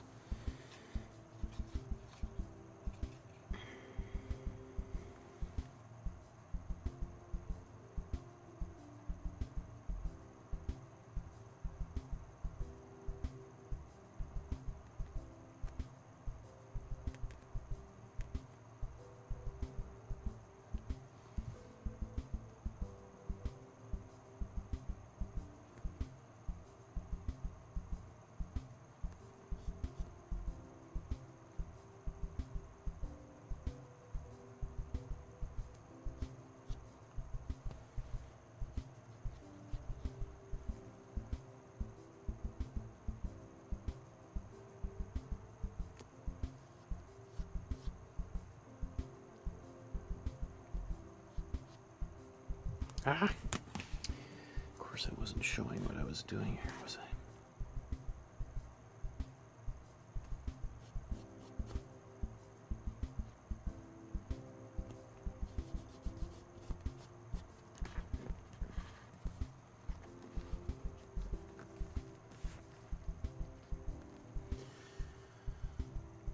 Okay, I think I might be close to being done that one.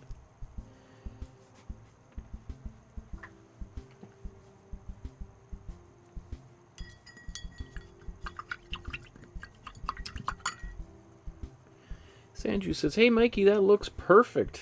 Thanks, Sanju. Yeah, let's... goodness, how far away am I from doing the other one? Nothing on there. I mean, oh God. So... people just tuning in right now, it's like, you've been on the air for 5 hours, and that's all you got, a white canvas? Okay, so let's, with this one, I'm going to go back to...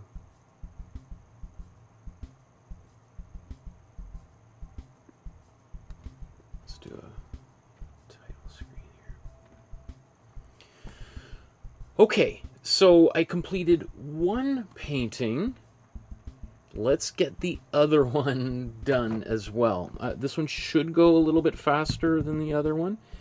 So let's just take a quick look at this here, the Enduring Ornament by Elsa von Freytag-Loringhoven. And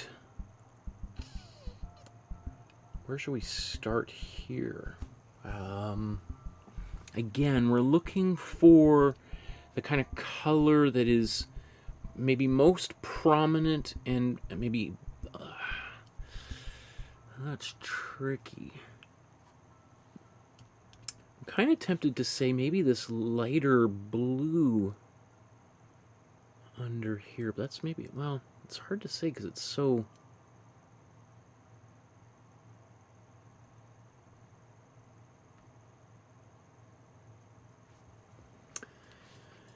yeah, I think I want a warm bluish gray.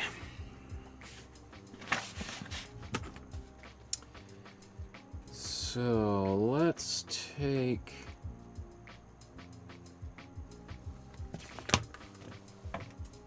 a little bit more white.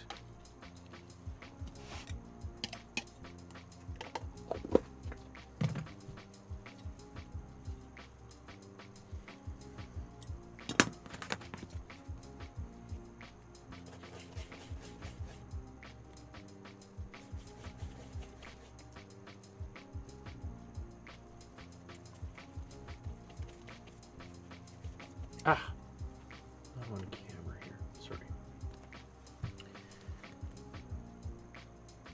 Now let's take a big heap of black to make this gray. I'm kind of looking at some of these areas up there.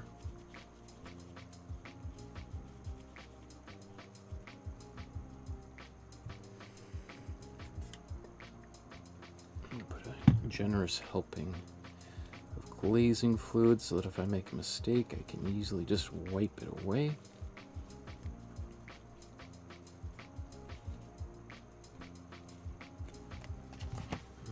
Okay.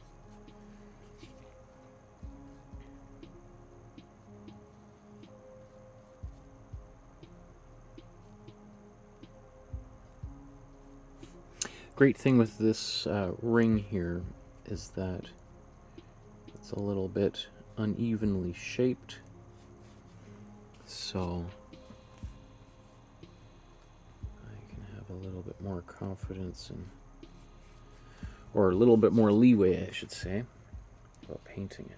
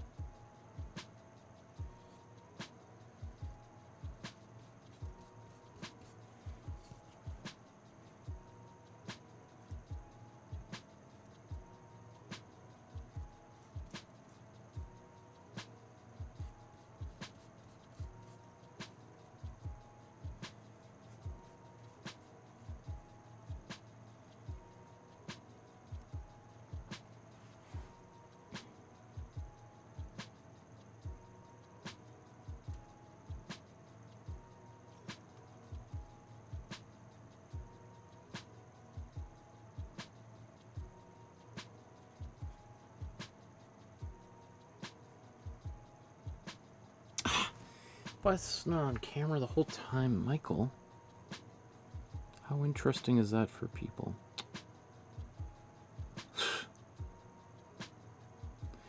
Goes to show, you know, sometimes I just lose a train of thought and just get into the art making process, but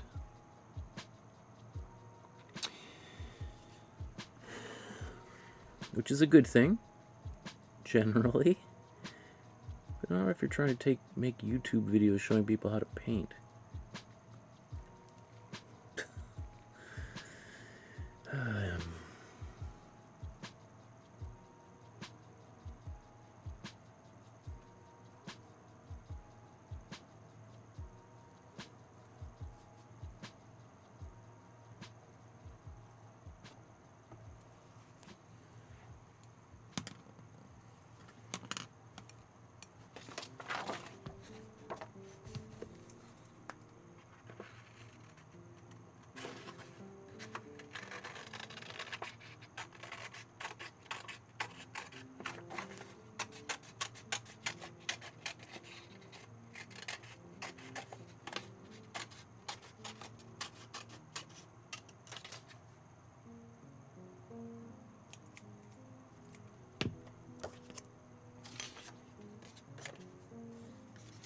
I should blow dry that before I do anything.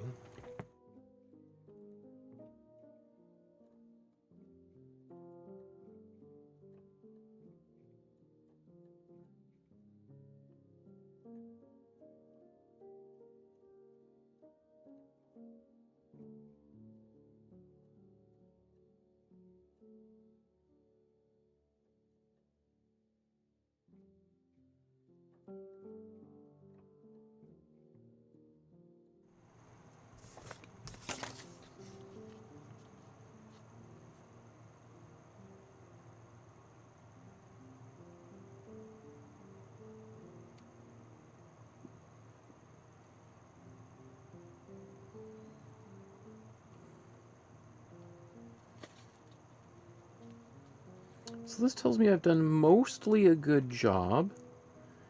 Where I need a little bit of help is in this bottom right corner here.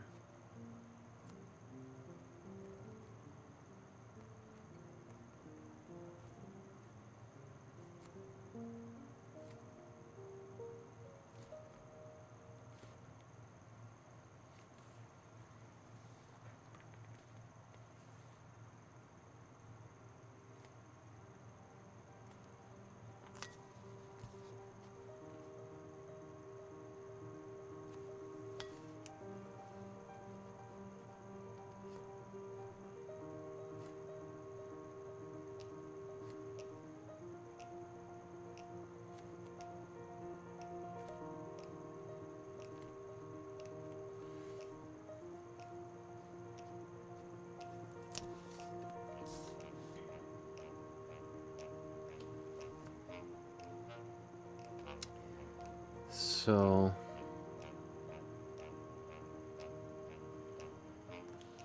because I'm a little close in here, I have to kind of, unless I want to repaint the background, I have to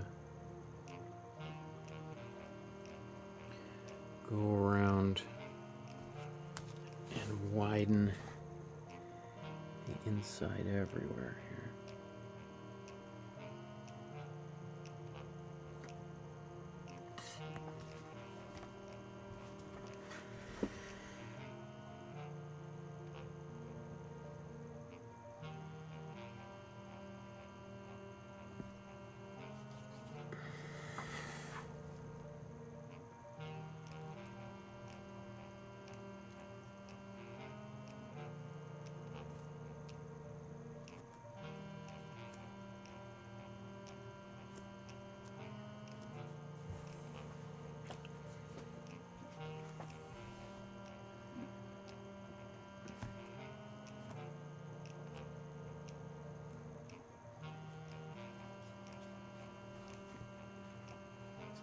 There we go.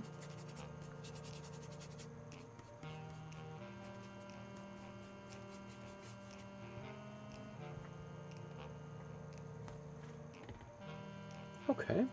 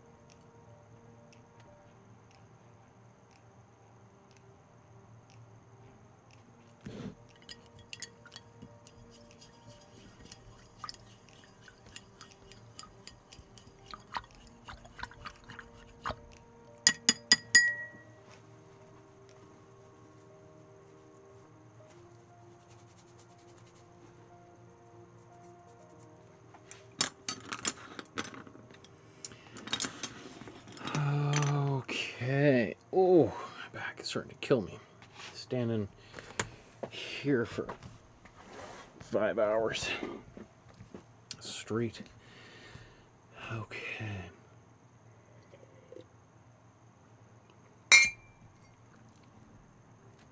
Now,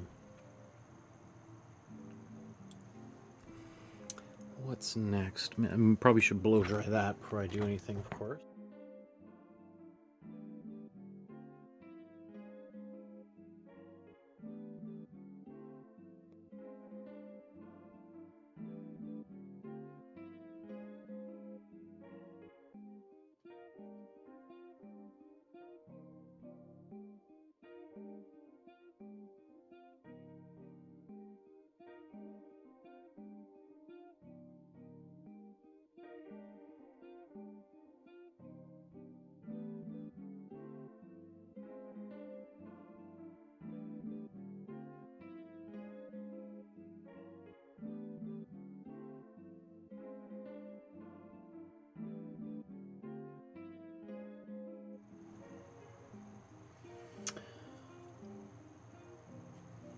Okay, actually let's...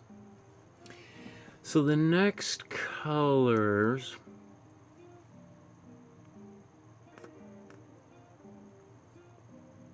I mean, we've kind of established a pretty dark color to start with. Usually I go for a middle value. I've kind of got a darker value, so just man,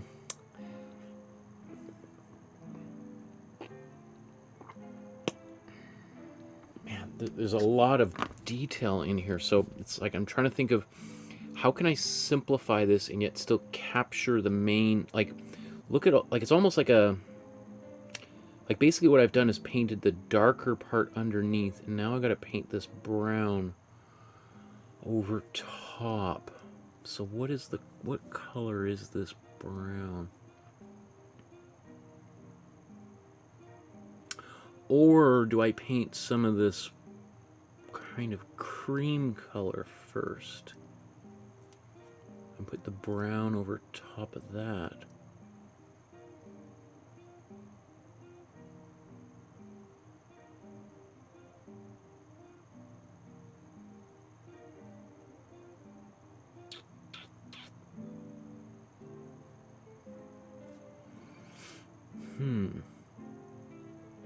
I think it makes sense to do that cream color.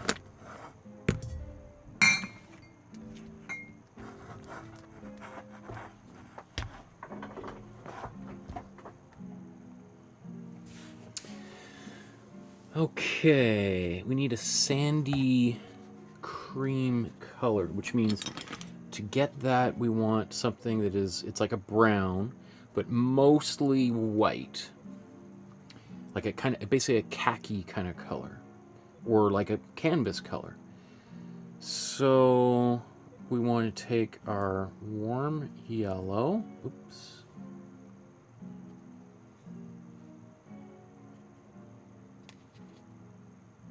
In fact, maybe let's take the white here before we go too far. Let's take our white and warm yellow, blend that together. Let's take a little bit of warm red.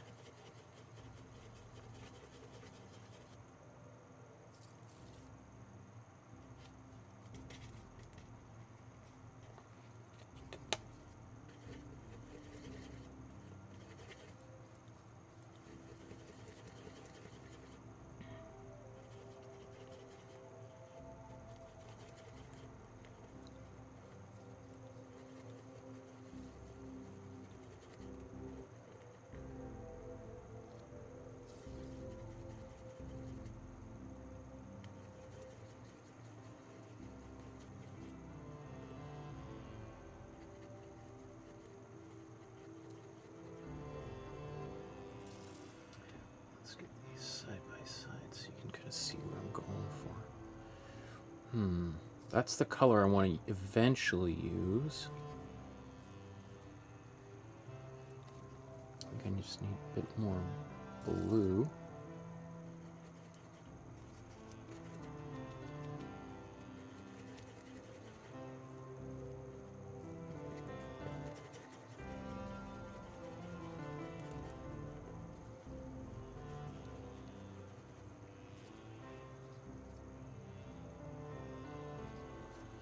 Okay.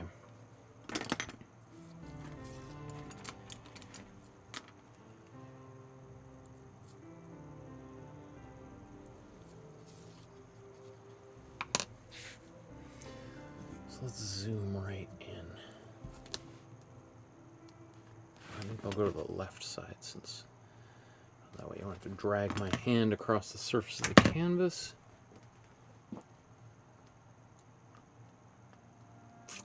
Ooh, and there's kind of like a teal thing going on here. So there's lots of colors in here. So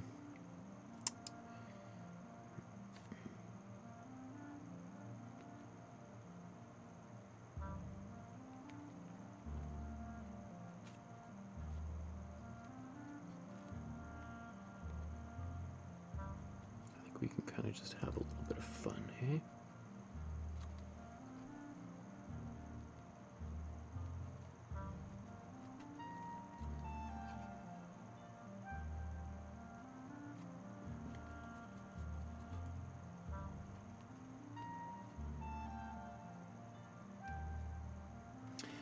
I'm going to keep mostly the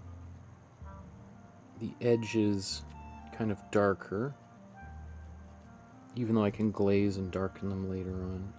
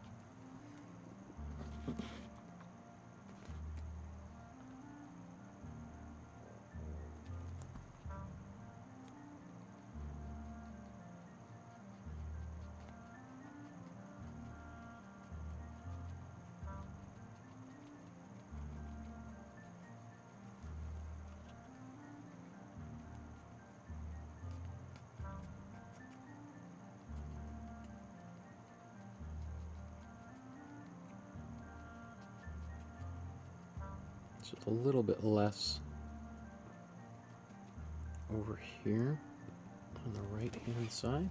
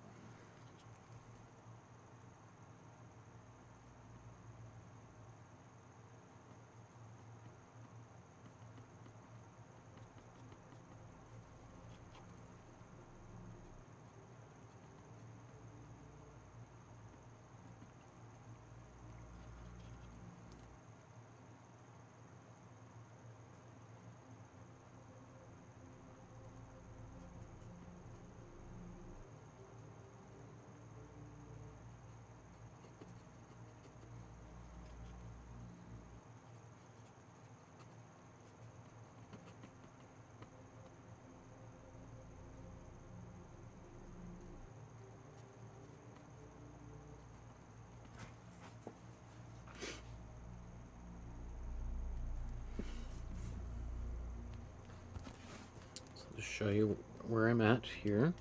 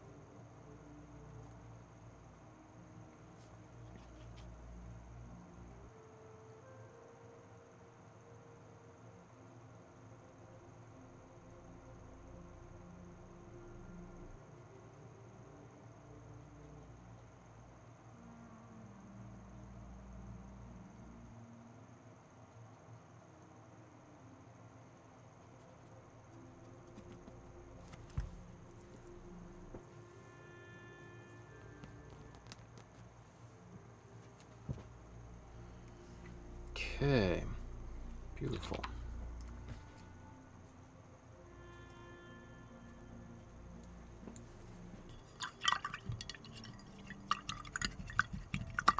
I want to do that now with that teal color.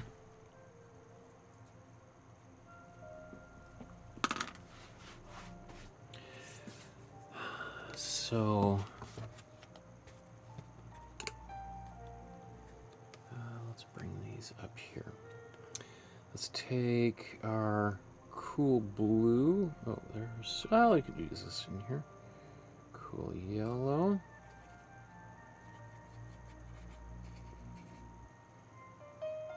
And white.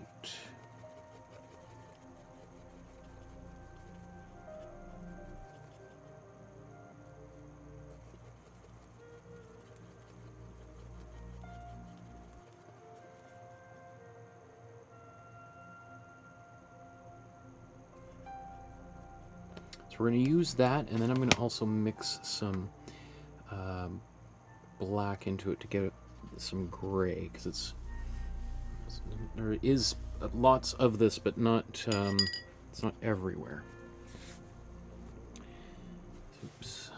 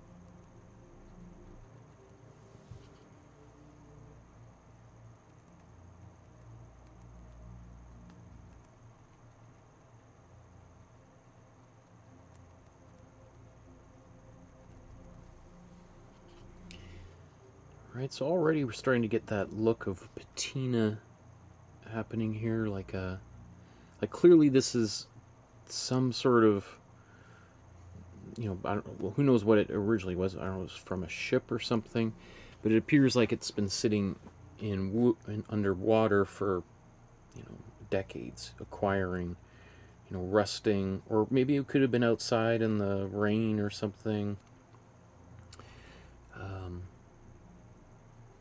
But whatever it is, it's definitely severely rusted, obviously, right?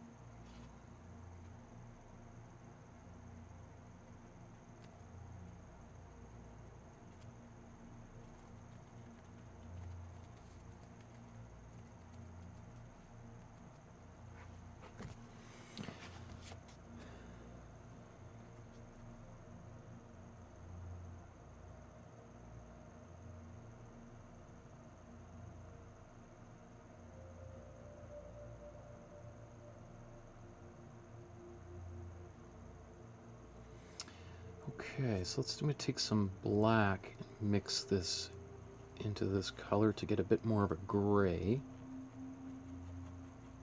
Into my teal here.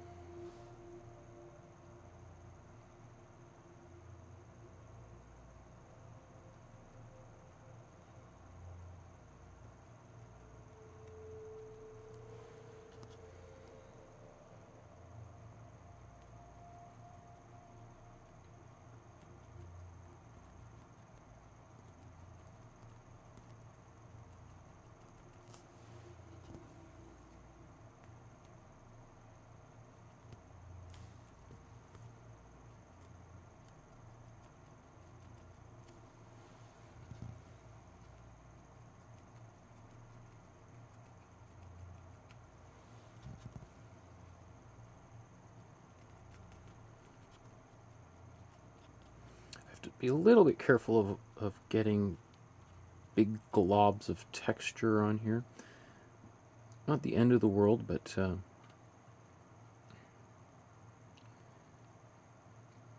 and maybe in this case it could look actually kind of nice, but just something to be a little bit mindful of.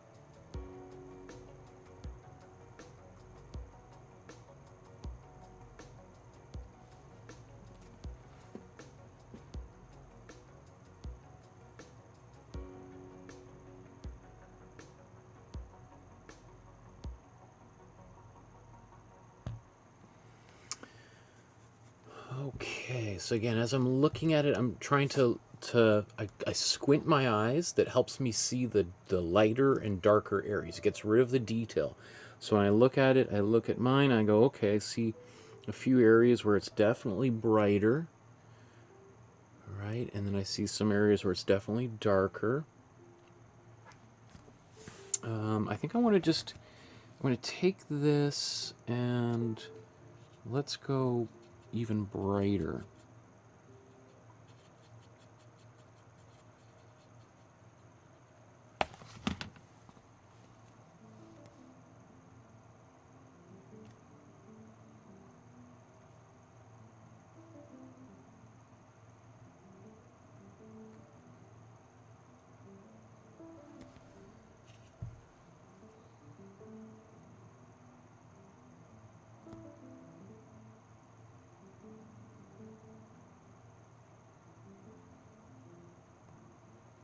So now that I've sort of got the initial ring well covered in paint, now I can like slow down and maybe do much more careful little dots of paint.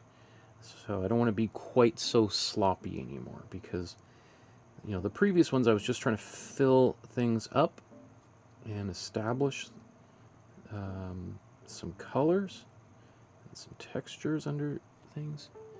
But now I want to kind of start to refine things.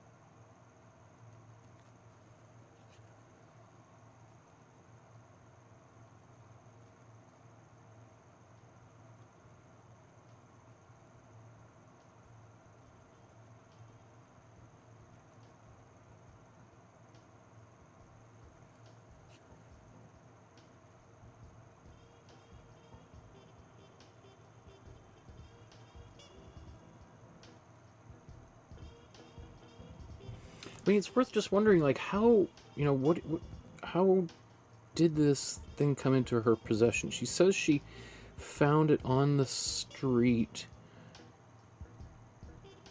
or on the way to City Hall to get married. I guess I don't know for sure that she found it on the street. That's just what I've read, but I don't know what her first-hand recollections are. I mean, it's possible that they were on the way to City Hall. They might have been walking down, you know, across the Brooklyn Bridge, or not, or maybe along the shore or something. And you know, maybe they were passing by a wharf, or you know, got off a boat on the way to, you know, who knows. So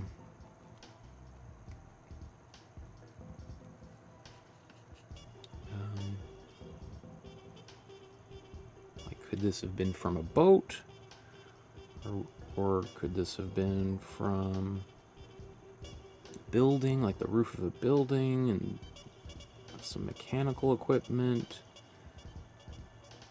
passing a warehouse, and this might have been in a giant boiler.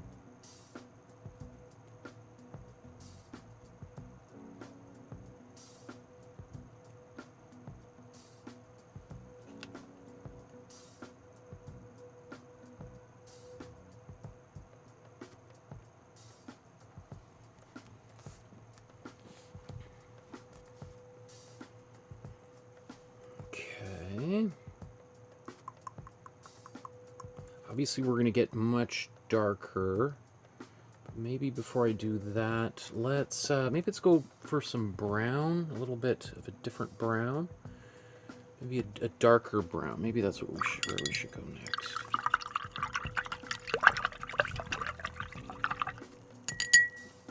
This also reminds me, as I'm working on it, reminds me of the,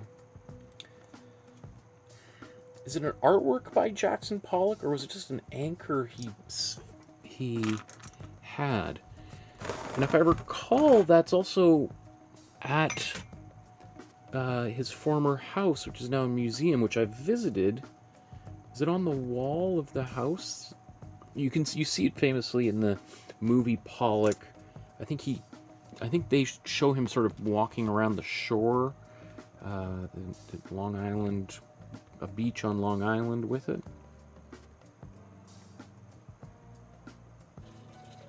Okay, so some red and blue. Red and blue, we get a very deep purple. So let's add a little bit of, maybe that was a bit too much. Well, actually, you know what? That's okay. I was going to say it's too much, but that's maybe exactly what I need. Okay.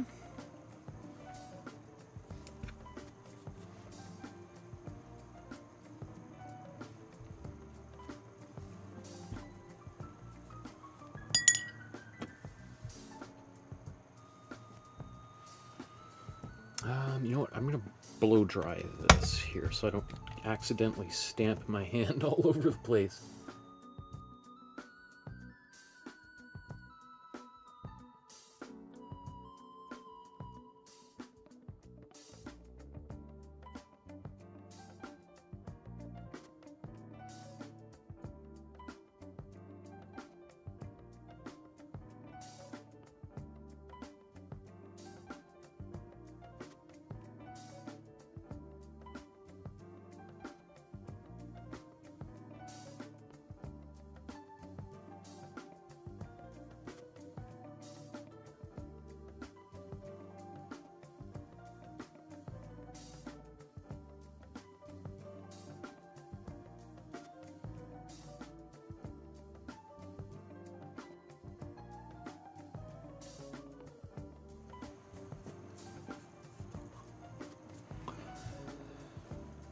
Okay, so we'll take our brown.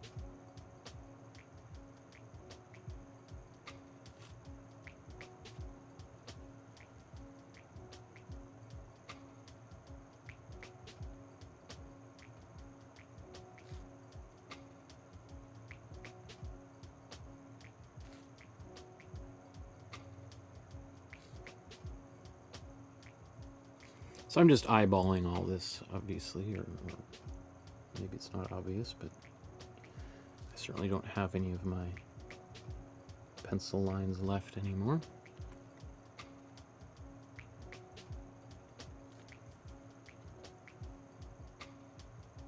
And mostly it's in these encrusted rust formations that I'm trying to give a little bit of depth to.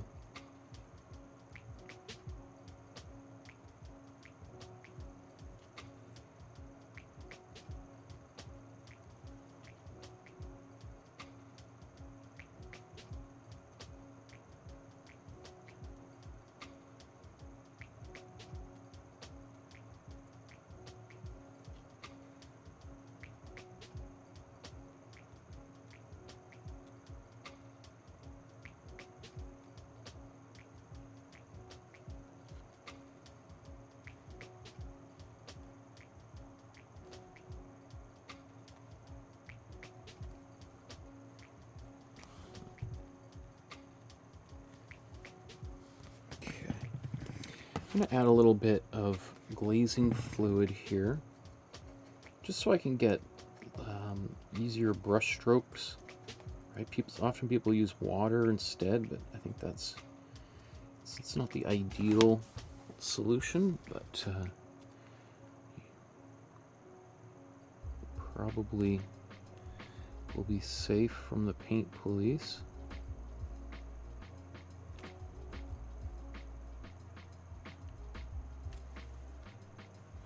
It's also going to make it a little bit transparent, and in some of these areas I don't want it to be too dark, so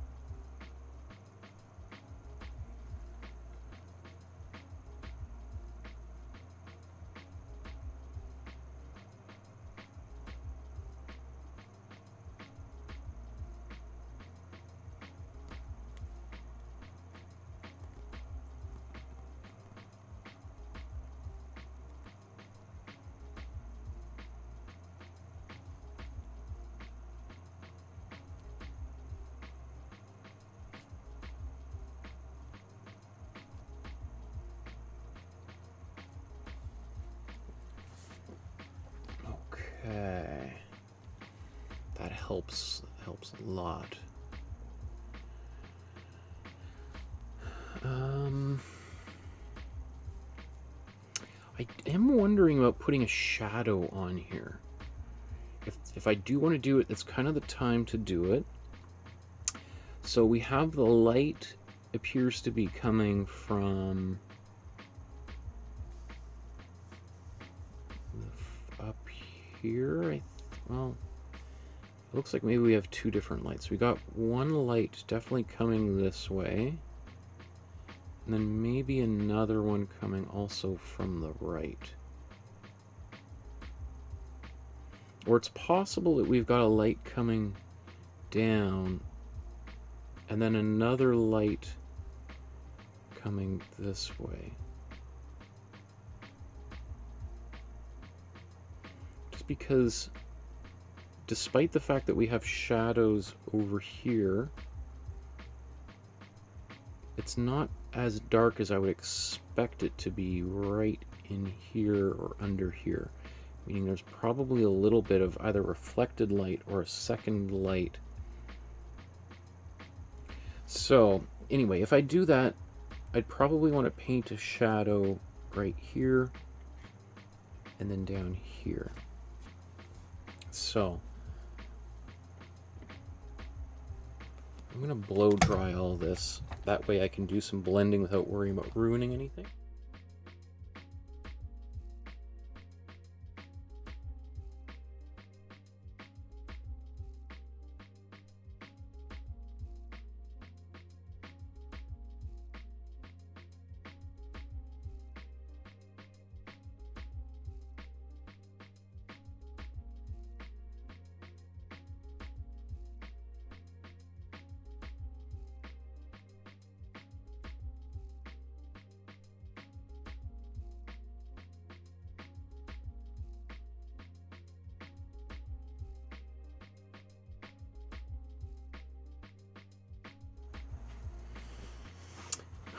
Okay. I want to do a nice, simple,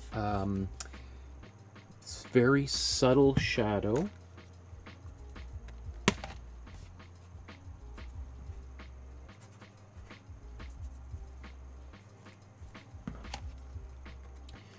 So I'm going to take I took some matte glazing fluid here. I'm just going to get most of that on my brush. And then let's just get a little bit of black. Ooh, this might be a lot, but well, maybe it's okay.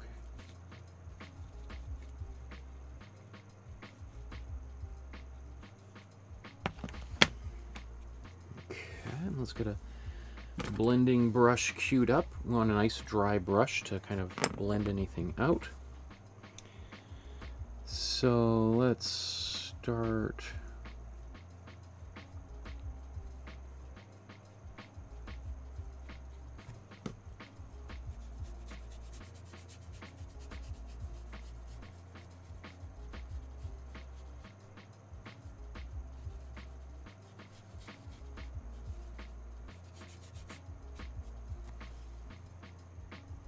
So there's maybe a bit of yellow coming off of that brush. That's okay.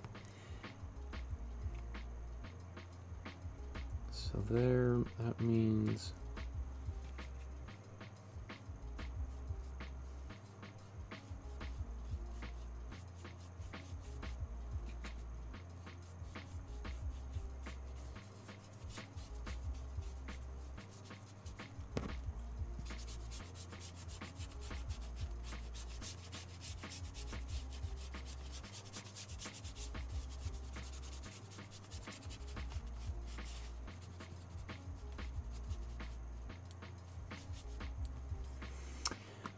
okay, so again, there's a little bit of yellow. This is clearly not a clean brush, but you know, it's actually not bad because it can kind of act like a little bit of some reflected light off the back of it.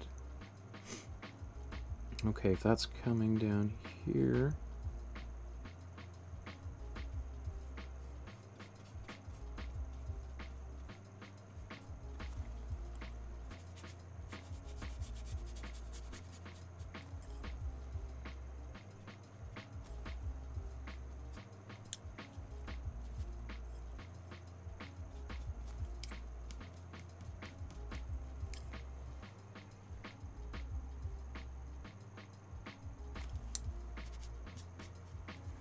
Okay, I mean, that works in terms of subtlety, but the kind of yellowish quality there, less happy with. I want to blow dry this, and then I'm going to use a different blending brush.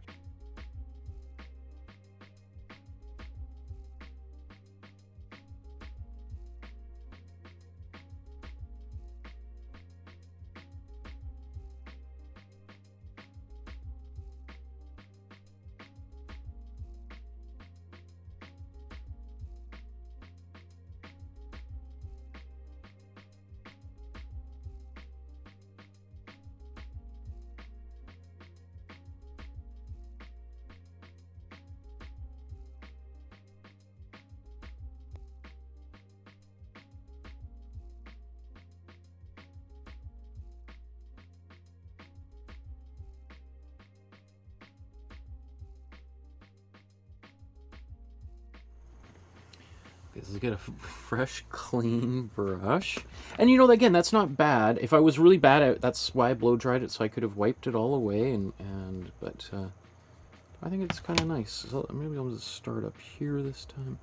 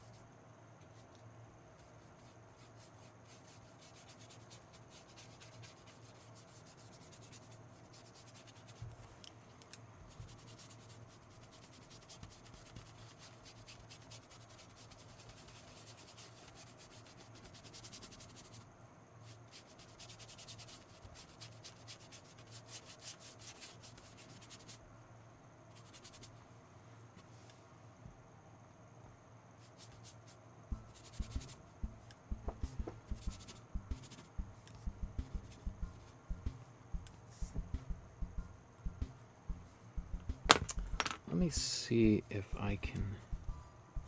Got a little bit dark there.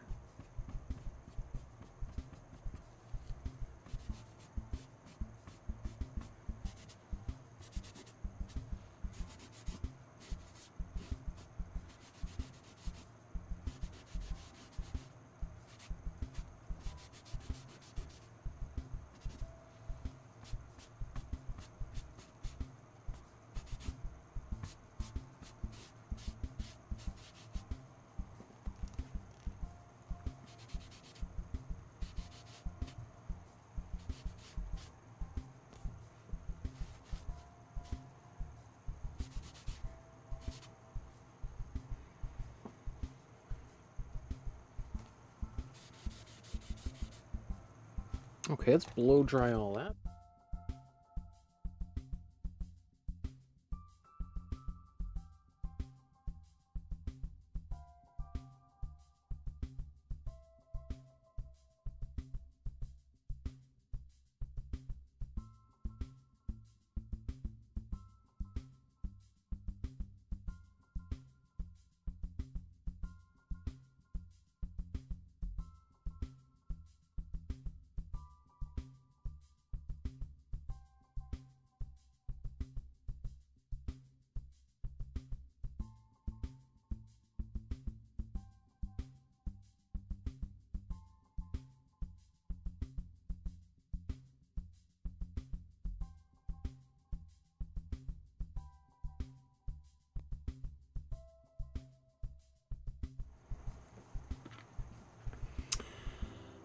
Alexi 3.0 says, looks amazing. Thank you, my friend.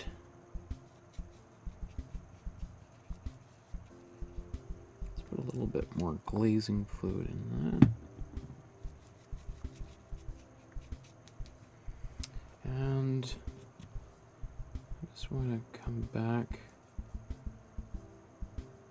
in here again.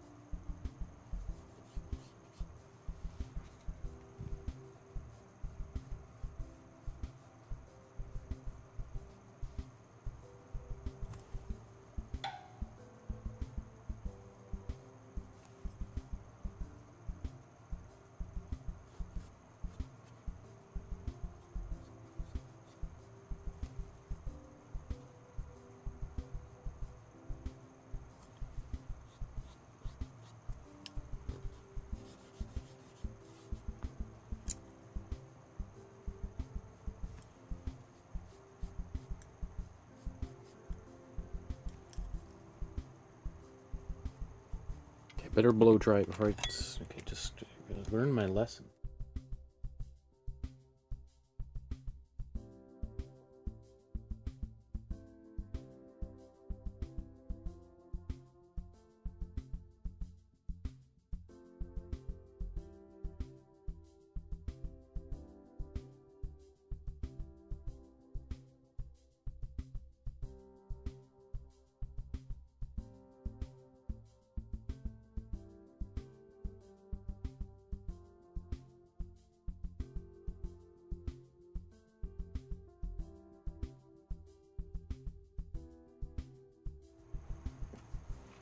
Hey, and there's Lolly.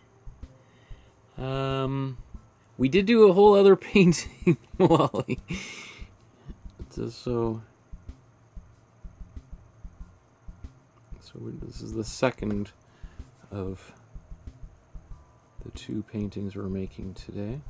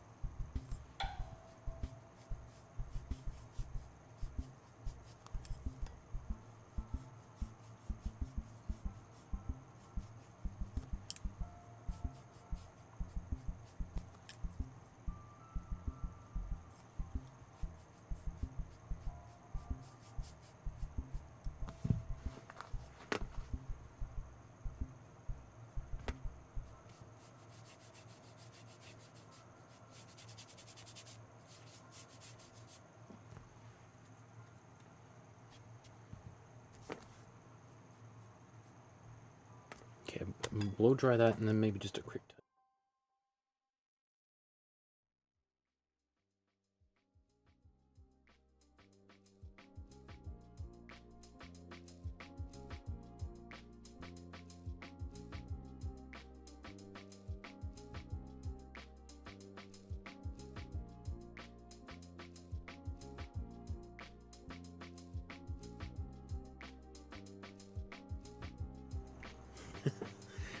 Well, he says, that looks sweet, Michael. I'll rewind. You've done doubly good than today. Value for money in this class, right? Thank you. I appreciate all your hard work. And Paloma says, that looks great. Thank you. I still want to darken it a little bit, but I'm happy with the shadow. Like, a little shadow like that trompe-l'oeil, the illusion, the eye, the trick of the eye, or tricking the eye, can help just give some dimension. Like we've talked many times about the importance of shadows, and I think this is a good example of, you know, the original artwork did not have a shadow. I mean, it's a sculpture. I think it's just obviously been photographed and somebody's just photoshopped out the shadow. But this, you know, can give it that little bit of extra look, like there's subtle light shining on it, and also we're replicating the direction of those shadows, right? Okay, just want to clean a few things up.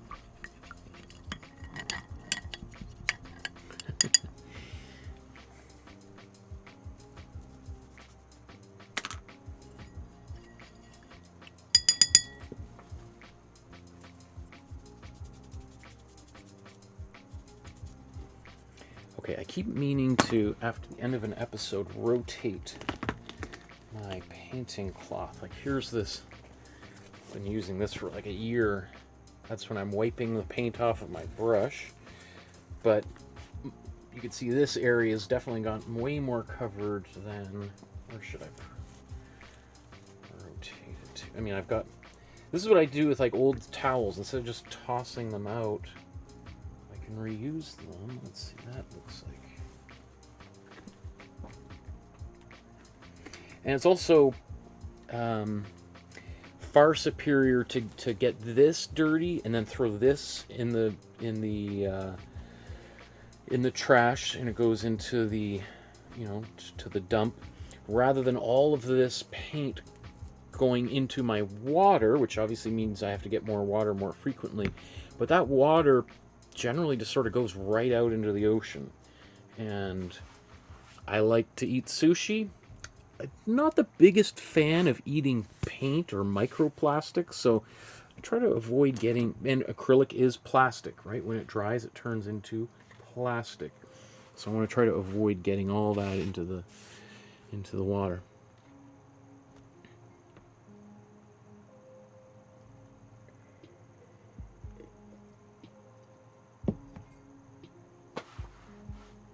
Okay. So let's just take a look of what's next. I think what I want to do is I want to push the shadows a little bit more. Actually, no, I should blow dry this, but I'm going to now go into the dark areas. So we're going to take, like, remember, this is the gray that we mixed here, this blue, warm blue gray. Now I want to take that warm blue, mix it more into just black, and just get some deep blacks in here. And that's also going to help give a lot more volume to this piece, because we've got some highlights, all these little bits, those reflections, those are working quite well, but I think we need to darken it. And then we're going to add a little bit more of this brown, that kind of yellow gold quality back over top of everything. Remember, we put that in to start, but now we kind of want to bring a little bit of it back over top, because if we kind of go back to when I first started painting this, I was pretty sloppy with that. I was just trying to fill in, and then now that I've got that, I want to go back, just like I did with this kind of that yellow, or not yellow, the teal emerald green there. So let's take our black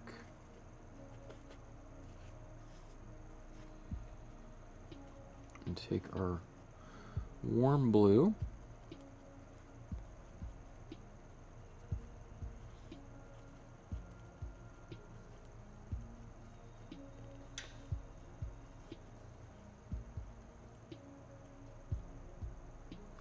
one thing, like adding a little bit of warm blue to a black, obviously turns it into a warmer color. It can make it appear even darker, but even then, if it's a black and it's supposed to be in the foreground, and we have two different blacks, we can have a colder black and a warmer black. So that is something I love, because then we can actually have distinct blacks and that adds, again, more depth in an artwork. Now, ideally, you wouldn't have any black in the background. You'd have like gray in the background, because black always wants to leap forward. So ideally, we kind of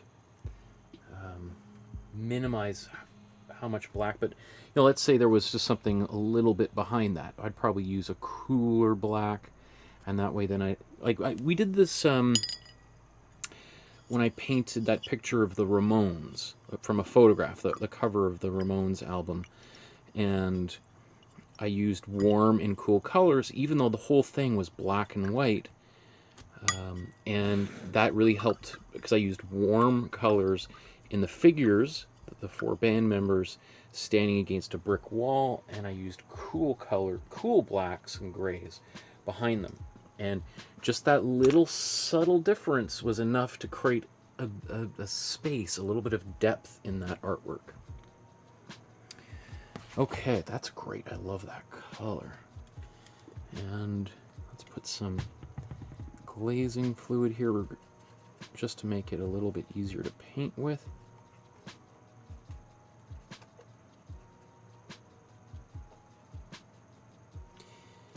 And did I blow dry all of this?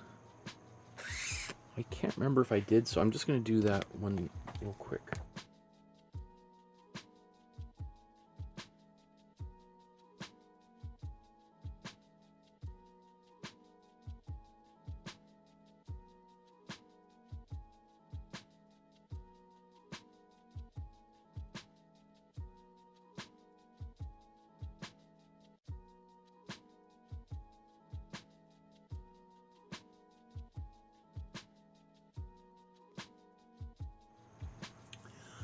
Oh, great question. Paloma says, I just got the materials to start the painting class. I've never painted before. Should I start from the beginning of the course, or can I jump right into the Tuesday's live painting? Great question. I think I'm a huge believer in mixing a color wheel, so I would say that would be your first thing. Follow the first 5 episodes that I did of this Master Study course, and that will probably give you a good background as to like what paints to buy, how to mix colors, some of the basic additives like glazing fluid and matte medium that I tend to use all the time, and just setting up a studio, getting the canvases ready, all that kind of stuff. It sounds, I'm maybe making it sound like a lot more. It's fairly straightforward. And you could skim through those episodes. I don't mind. You don't have to listen to every stupid story that I tell. And then, yeah, like Lolly says, you could just start painting some of the more basic episodes. If you look at the, I'll just show this. If you look at the Dropbox, features the most basic episodes at the very top of the Dropbox, and then these ones are also relatively straightforward, easier paintings to do. All of these ones here, so you can even just look through these folders and look at paintings that you might want to do, and then find ones that appeal to you, and then you can watch those episodes. And then these are the ones that are a little bit more advanced. Like, I mean, there's the Mona Lisa here, and some are far more complex than others. But just practicing and attempting to do a more complex one, is it going to turn out great or perfect the first time? Absolutely not. But I'm a huge believer in we learn best from our mistakes than from our successes. In fact, I mean, one might say, do we ever learn anything from our successes. Often we get blinded by success, and that's how you have like these beginner's luck. Things just work really well, and you're like, "Ah, I'm going to do really great," and then you have all this confidence. You know, an example might be somebody gambling for the first time. I'm not a gambler, but you know, let's say you go and you put, you know, $10 on the poker table and you win $50 right away. It's like, wow, this is so easy. Why doesn't everybody play this? And then you sit and you're like, okay, let's take out a couple $100 out of the bank and we're going to be rich. Let's get a limousine and a hot tub. Let's move to the penthouse of the hotel. And of course, that's how they get you. And then you go and, of course, lose all that money. And then you think, well, maybe I'll just try it again and again. And then, of course, you're sunk, right? So, because we rarely learn anything from our successes, we get overconfident. So, usually, we learn the best from falling flat on our face. And then you realize, oh, I do not want to do that again. Right? And then you pick up valuable lessons. I mean, as I said, I always say, like, I have a young daughter, and it's been really instructive just watching her learn to walk and do very basic tasks, because I forgot how much frustration and pain is involved in learning something from the very, very, very beginning. But you know, when I see her try to, you know, reach up and grab something, it's like, you know, as a parent, it's hard not to just always hover. But sometimes, you know, when I see her fall, you know, it's like, I know she'll never do that same thing ever again, because she doesn't want to hurt herself again. And obviously, I'm not talking her falling off a ladder 20 feet down onto the ground. Talking about, like, you know, trying to reach something on the other side of the couch or something, and you know, it's very instructive to make mistakes. Anyway, long story short, maybe start at the beginning, dip your toes a little bit into the deep end every once in a while, and see how things are going. But I think the important thing is to not lose courage and to keep moving forward. Never give up. There's always going to be ups and downs. Okay. This is going to be like, I'm going to be here all night long. Hopefully not. Okay, let's zoom in here.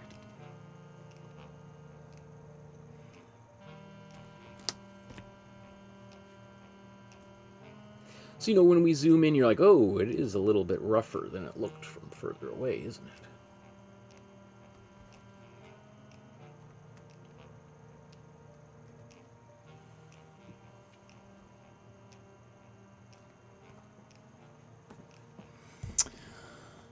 And as you can see, Paloma, there's an incredible community of people that are cheering you on and have been where you are right now. And that's what's so cool. If you join the Facebook group, you know, you can upload your work there.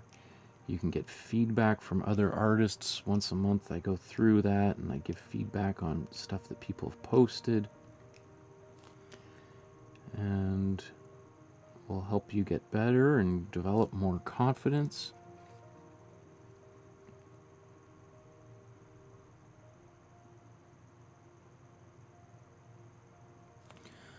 Also now trying to get a little, kind of mess up the clean edge here. Give a little bit more texture in here.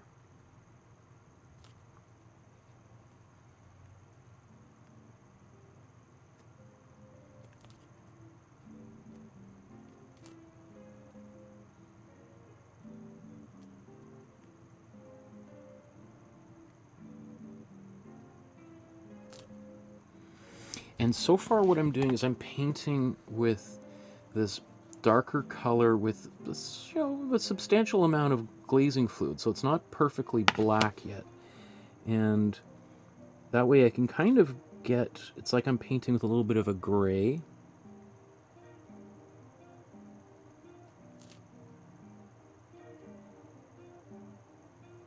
And then if I want, I can always go even darker and darker, and just by adding less and less glazing fluid to my mixture.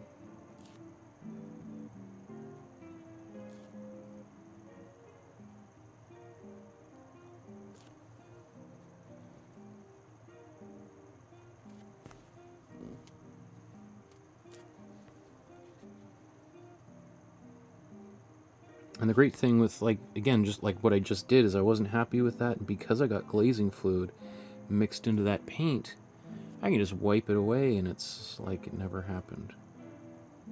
I mean, you have, maybe 20, 30 seconds to do that, which, doesn't sound like a lot, but compared to no seconds, when you're just painting with acrylic paint that doesn't have any medium in it whatsoever, or in this, glazing fluid has a slow dry medium, right? So it slows the drying time down.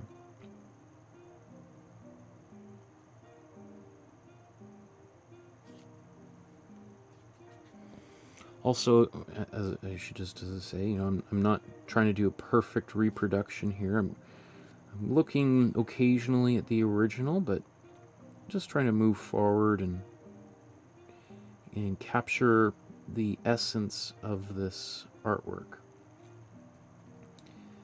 Because I'm not really convinced that having, I don't think there's any particular meaning in the rust being exactly where it is. I don't see any faces or words or anything in there that we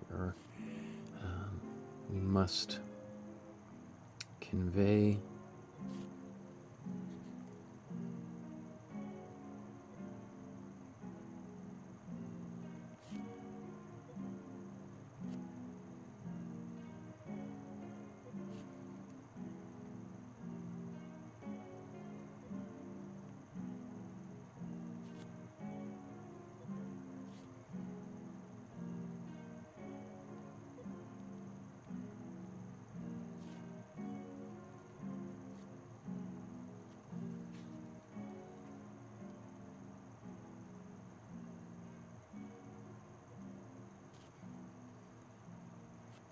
So that black is going to go much darker eventually.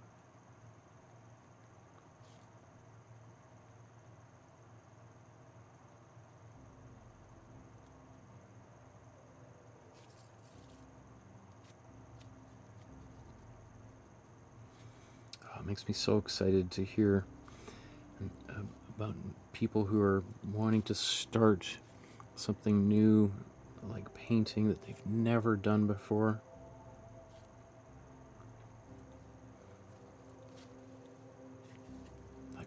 What a great leap into the unknown, and those of you who've been painting for a while might remember what those initial first few paintings and experiences were like, and some of which were a lot of fun, and some of which were super frustrating. Like, it reminds me of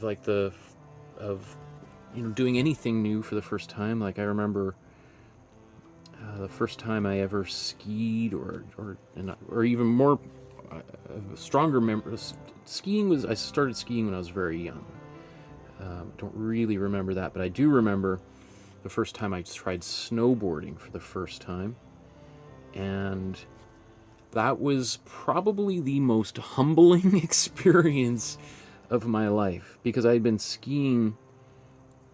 racing for years, like maybe a decade before I first tried snowboarding.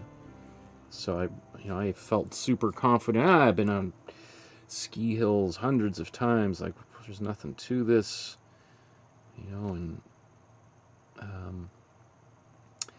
but I was brought down to earth in a hurry. Oh my goodness. It's I think I took a lesson, and I don't think even after the first hour or two, I don't even know after the first day if I was even able to stand up for more than like 2 or 3 minutes at a time before I fell over and over and over again. And then I remember going, coming back home just feeling like super bummed. And I don't think I tried it again for maybe another 4 or 5 years, until I had friends of mine, probably some girl, who was going snowboarding, and probably made some comment about, oh, you ski? Oh.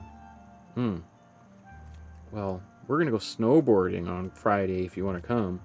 Really? Oh, okay. Well, okay. So I remember I rented a snowboard and where my parents lived in Calgary, Alberta, Canada. There was sort of like a toboggan hill, and I rented a snowboard.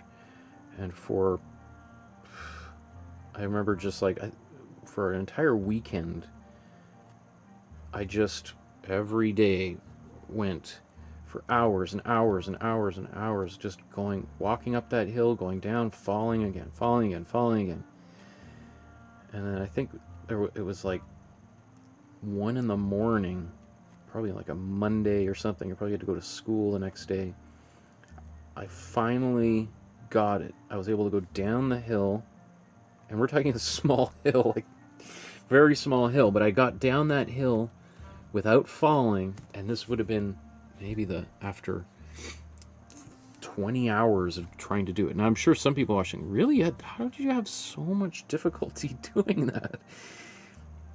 And the satisfaction that came with being able to finally do it was so energizing. You know, it just felt like, okay, I can do this. You know, and then you do it once, and then, you know, you can't stop. Just like painting, you all it takes is you make 1 or 2 artworks that you can be really proud of, and then you just want to do it constantly, like I'm doing right now, painting for hours and hours at a time, just because of how satisfying it can be when you start seeing those results. Like, a big part of me doing all of this is, you know, it's a confidence booster. And, you know, when I'm feeling a little bit down in other parts of my life, if I can do something that, or I tackle something that, you know, I have a vague feeling I might be able to do an okay job at it, and then I pull it off, it'd be very satisfying. I mean, it's like for instance, I love washing dishes because it's something that I can do it well, and when I'm having a bad day and I feel like I made a fool of myself in every other aspect of life, washing a few dishes helps me rebuild my ego and my confidence. I'm like, okay, I can do this. Of course, that's not on camera. I can do one thing right. I can wash dishes.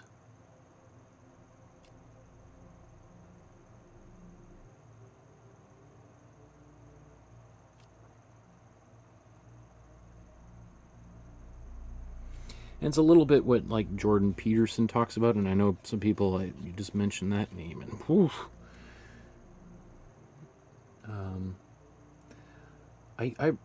Yeah, Jordan Peterson is one of those. First of all, what he talks about, like, making your bed, and how that's kind of like the first step to kind of growing up and taking control of your life. And it's an interesting. I don't know if I totally agree, but I think it's an interesting idea. I think it's.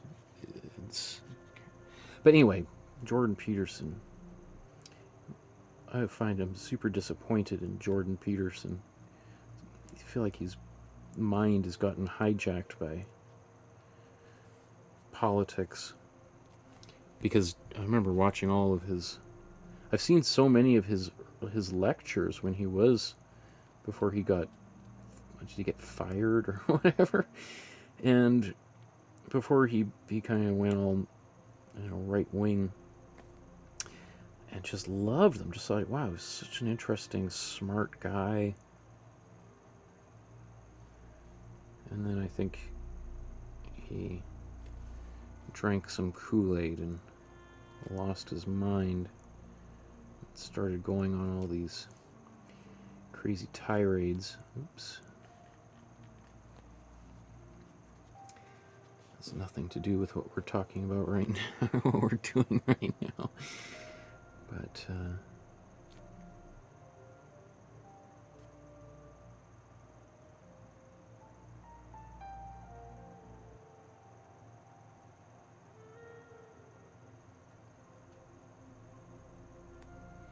and not that people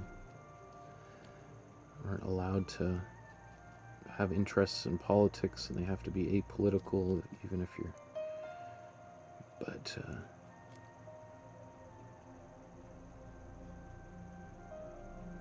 it's just made it very hard to listen to a lot of his more recent stuff without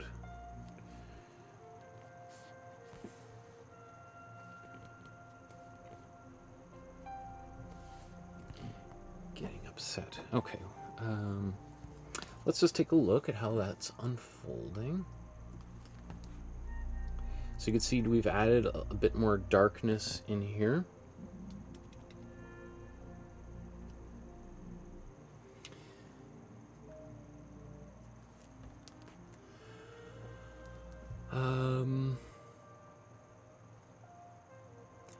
So I think I'm going to go even darker, and then I'm going to come back and maybe add a little bit of a darker, like a middle brown,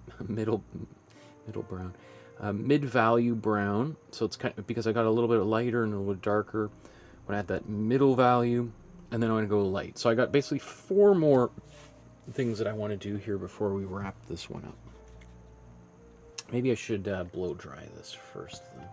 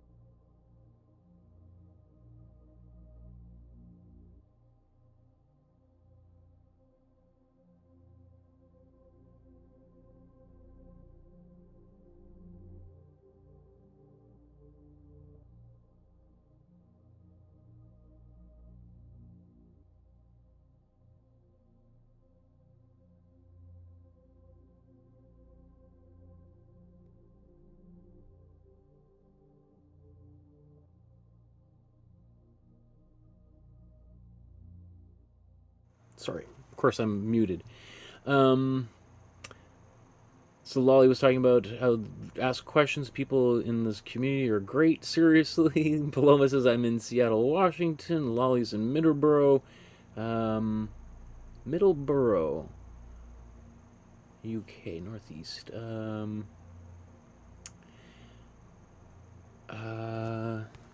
Yeah. So I was talking about Seattle is what I was just talking about. How I was looking at tickets for Pearl Jam in October, thinking about going down there as I'm here in Vancouver, just up the highway. I really like Seattle. It's always interesting, kind of the Seattle and Vancouver are very similar in many ways. They are kind of like, and I've heard some people will talk about how there's more in common between West Coast Canadian cities and American cities than there is between West Coast Canadian cities and East Coast Canadian cities. This kind of similar attitude, architecture, weather.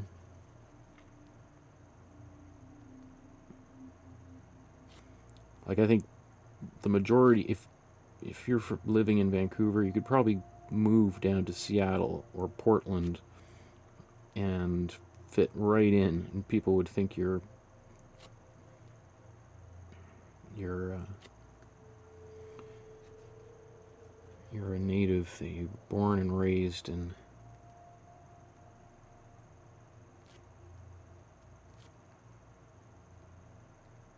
Versus, I love Toronto. I think Toronto's an awesome city. But it does feel very different. Toronto's much more like New York than Vancouver.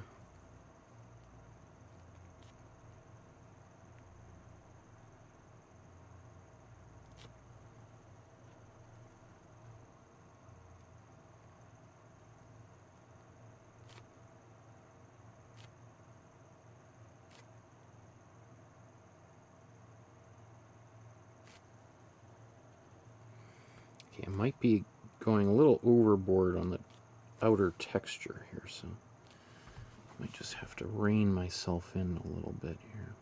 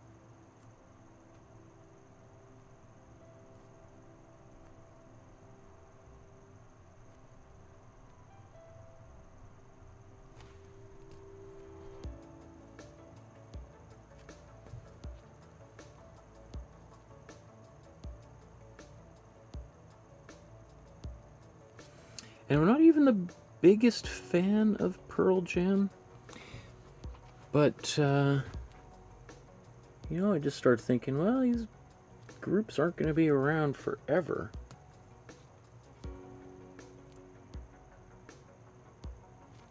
If I'm going to see them, it's either the band won't be around forever, or, you know, people don't live forever either, so...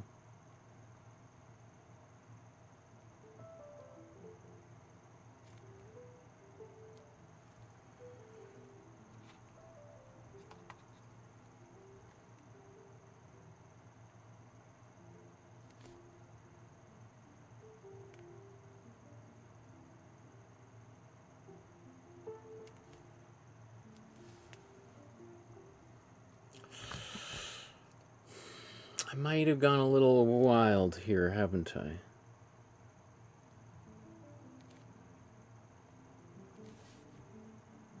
Let's just get rid of some of the... smooth it out a bit. Because the other thing is like, well, what about the other side? How come there's no texture there? I mean, I guess I can add a little bit there, but it just starts to amplify.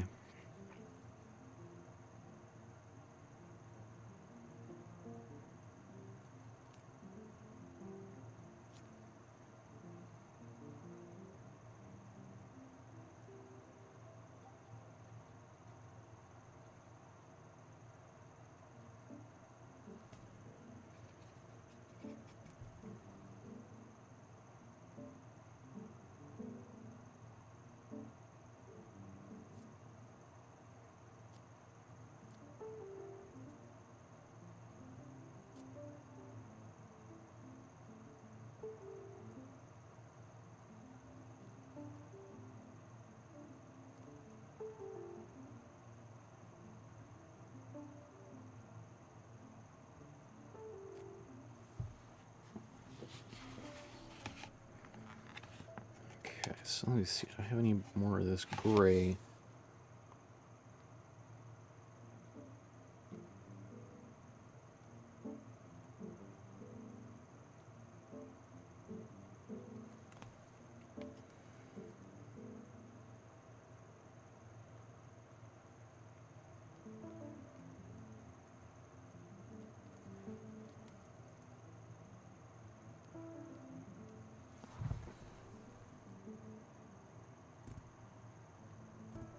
So here I spend all that time trying to get nice smooth edges, and then I'm just going around 2 hours later roughing it back up again. So that's one of those things that, you know, if I was to do this painting again, I would learn, and I would go, oh, okay, well, there's no point in trying to make it all nice and pretty, because I'm going to kind of make it look all jagged later.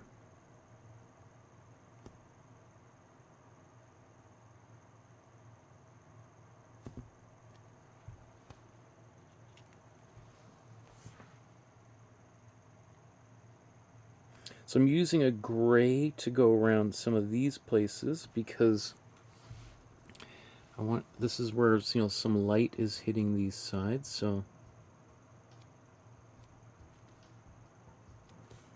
I don't want them to be too big black shapes.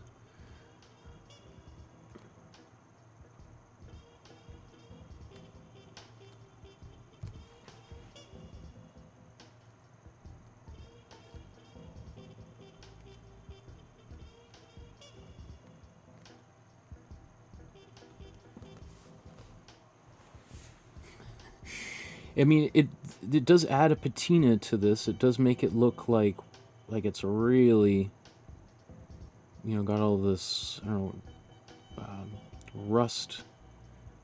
What is that, calcification or something? I don't know what the technical term for this is, but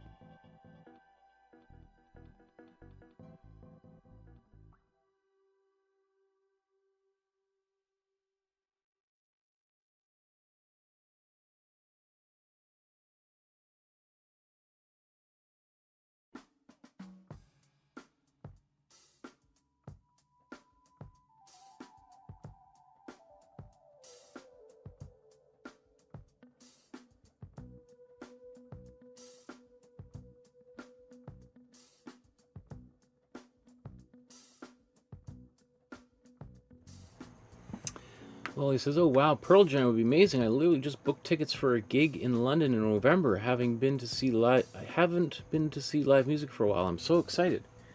Cool. What band are you gonna go see in November? It is nice to kind of get back out after being indoors for years and to go out and see art and music and participate in things. The last few years have been difficult, to say the least.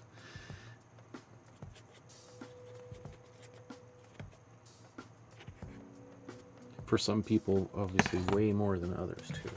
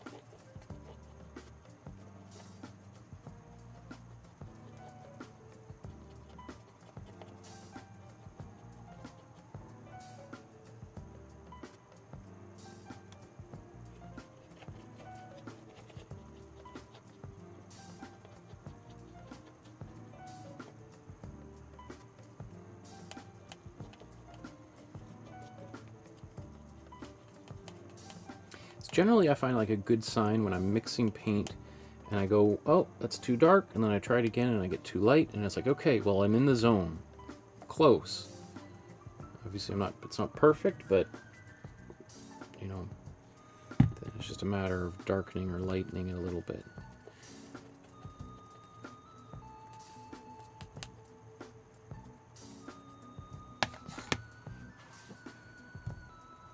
Okay, did I blow dry all that?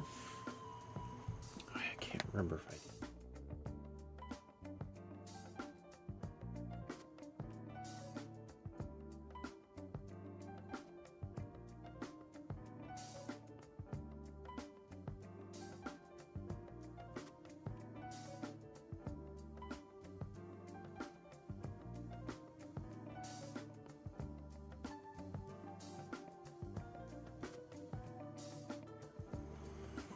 Well, he talks about going to see a guy called Cassided.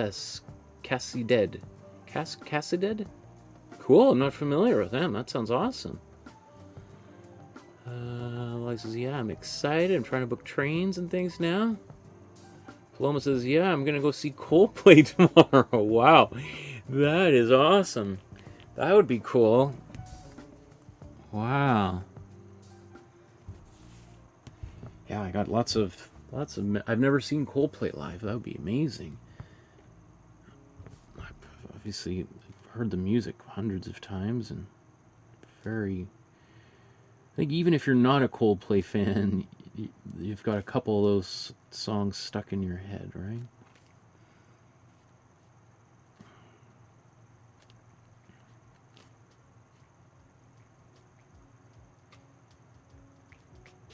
It's also, you know, I think people might forget how Coldplay has been around for a while. They've managed to really hold on, you know, whereas a lot of other bands, especially of their era, have come and gone, and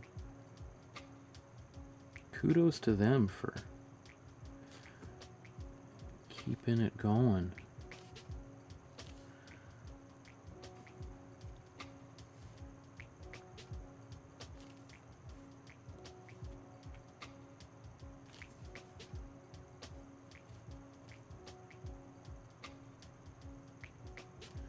So I'm going to go back over parts of this with a lighter brown even.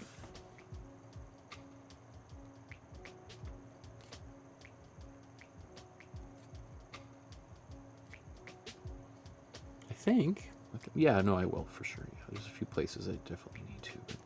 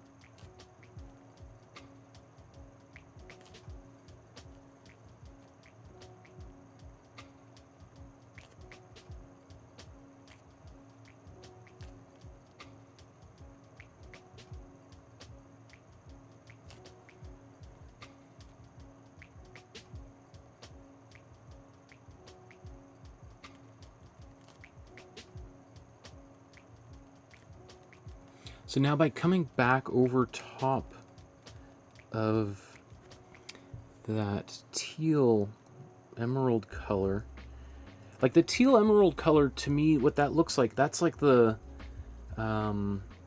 oxidation of that iron, right? So that's closer to the actual surface of the iron bar or ring here.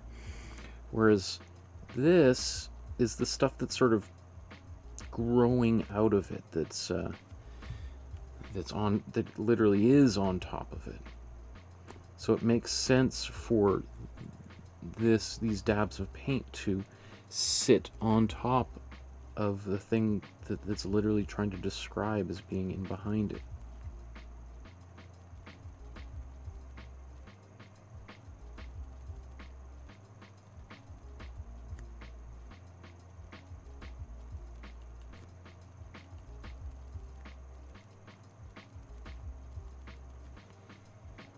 this is pretty satisfying to seeing how it all comes together. And I've never painted anything like this before, so I'm just applying things that I've learned over the years of painting towards this, and taking a risk that it's gonna work or not. And I strongly encourage everyone else to experiment and try doing something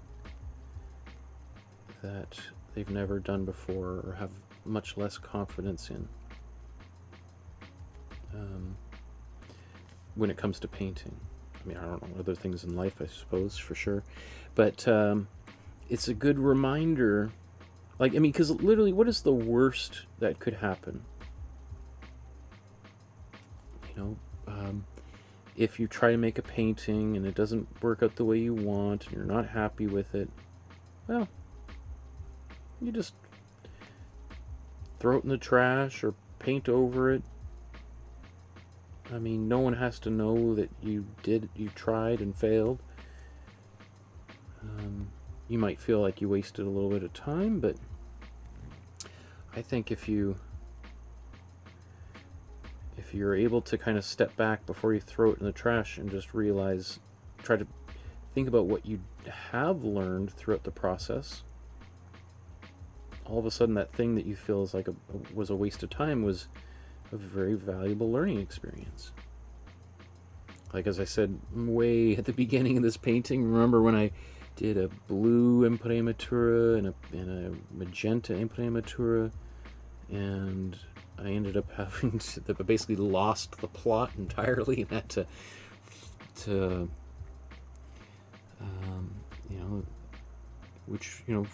I had to kind of redraw everything, but that taught me a valuable lesson of it reminded me of exactly why I use that warm yellow Imprimatura, and why I don't typically use a dark, well, wasn't that dark, but blue or red or anything else.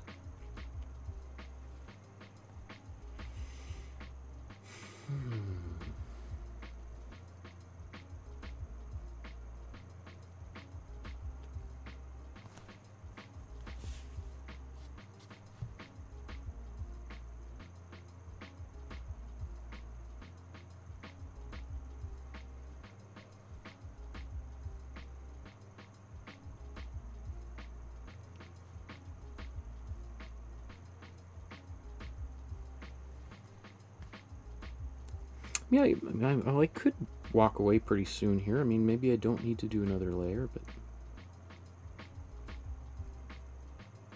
I think I do want to just bring a little bit more highlights back into some of that has been kind of covered up quite a lot, so.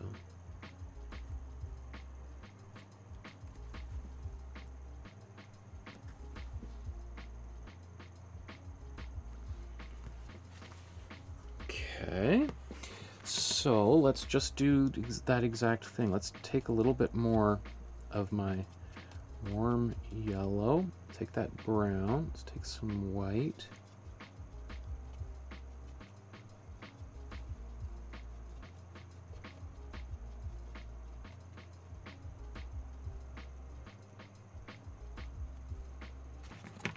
And I'm going to blow dry that because I don't want to get my hands all over it.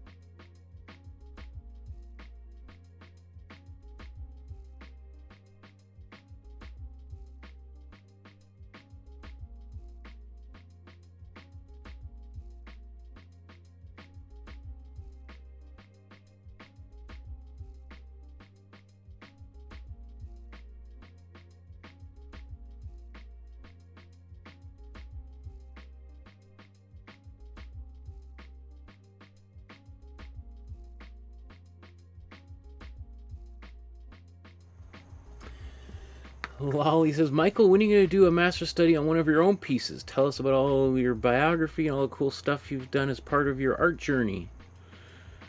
Well, you're not the first person to ask. Maybe you've asked already a few times. Yeah, I mean, I guess that feels. I mean, I guess I have a pretty big ego, but that feels like a big ego move for sure. Yeah, I'll think about it. People have asked before. I just always, I don't know. It's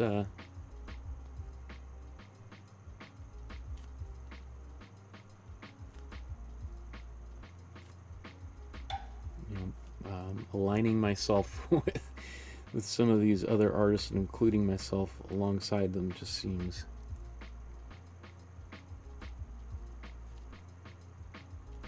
a little outrageous to me.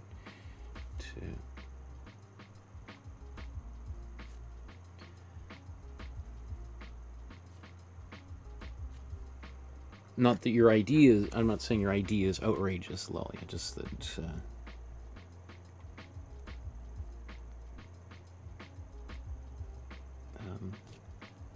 and I do really sincerely appreciate the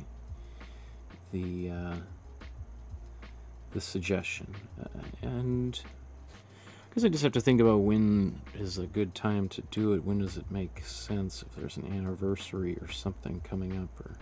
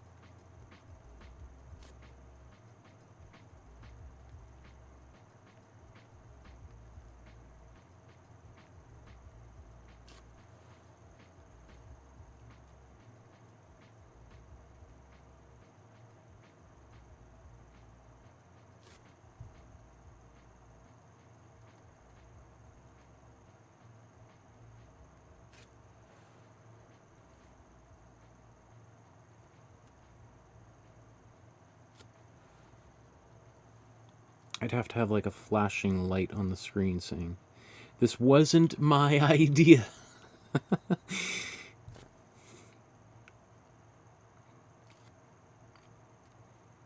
Like constantly reminding people.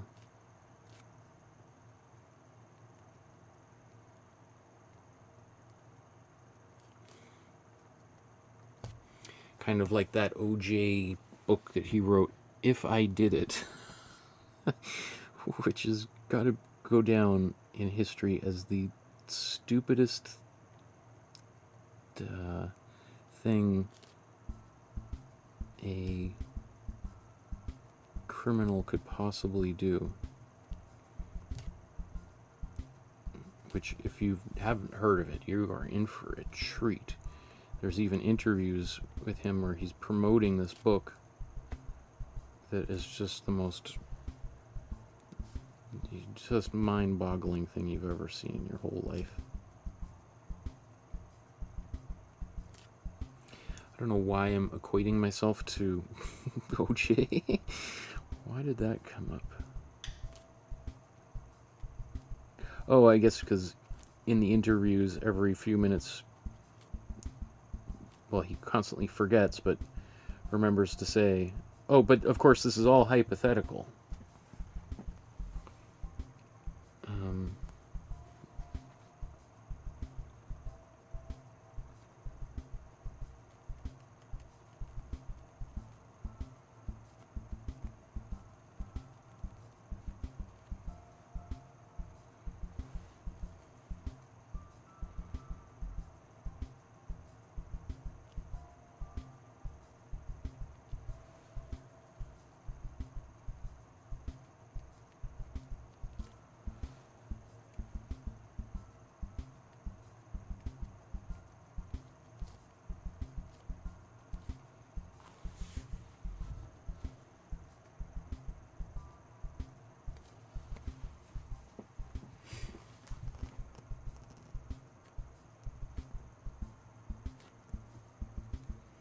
Well, this is feeling very satisfying. I didn't expect this one to turn out quite like this. So, again, that's what I was saying. It's like this painting was a bit of a risk because I've never done anything quite like it. So potential was there for catastrophic failure. It's not done yet, so I don't want to get too far ahead of myself. But now that I've been able to do it, it's like, oh, okay, well, this goes into my back pocket of art techniques. And I can think about applying it towards other things.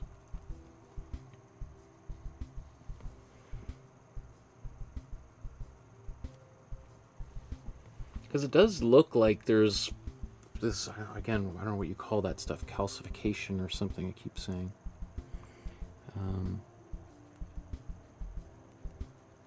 Let's go just a little bit lighter even still. So here's some of my white, mixing that in, got some glazing fluid. Let's do just a few select areas where we get some even brighter.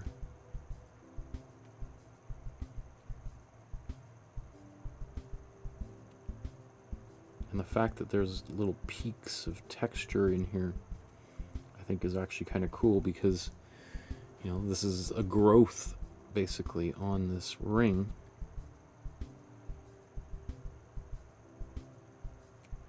So in a very real way, that texture, by coming off the surface, is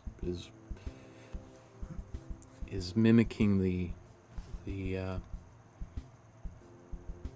what it is that I'm painting.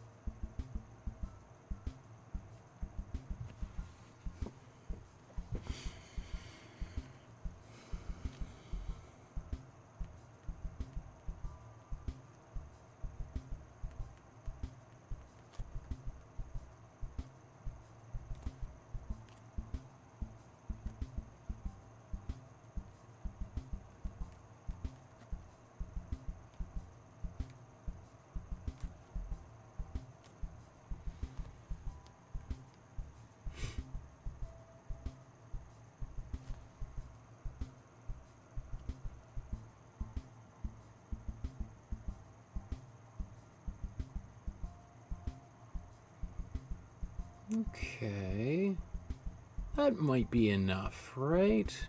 I mean, obviously there's little differences here and there, but I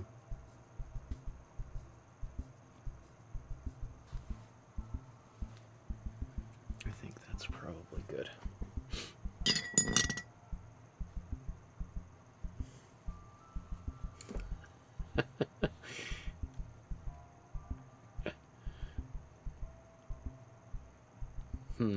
Well, it says, why does your painting of the sculpture look more real than the sculpture? LOL, that's madness. Well, he says, the public demands it, Michael. Yes, you're up there alongside the amazing artists you cover, and who knows how people will look back on your art in the years to come. First fighter jet artist, etc. It's a big deal. I appreciate that. Well, he says, disclaimer, I was forced to do this stream. The stupidest book of murder ever wrote.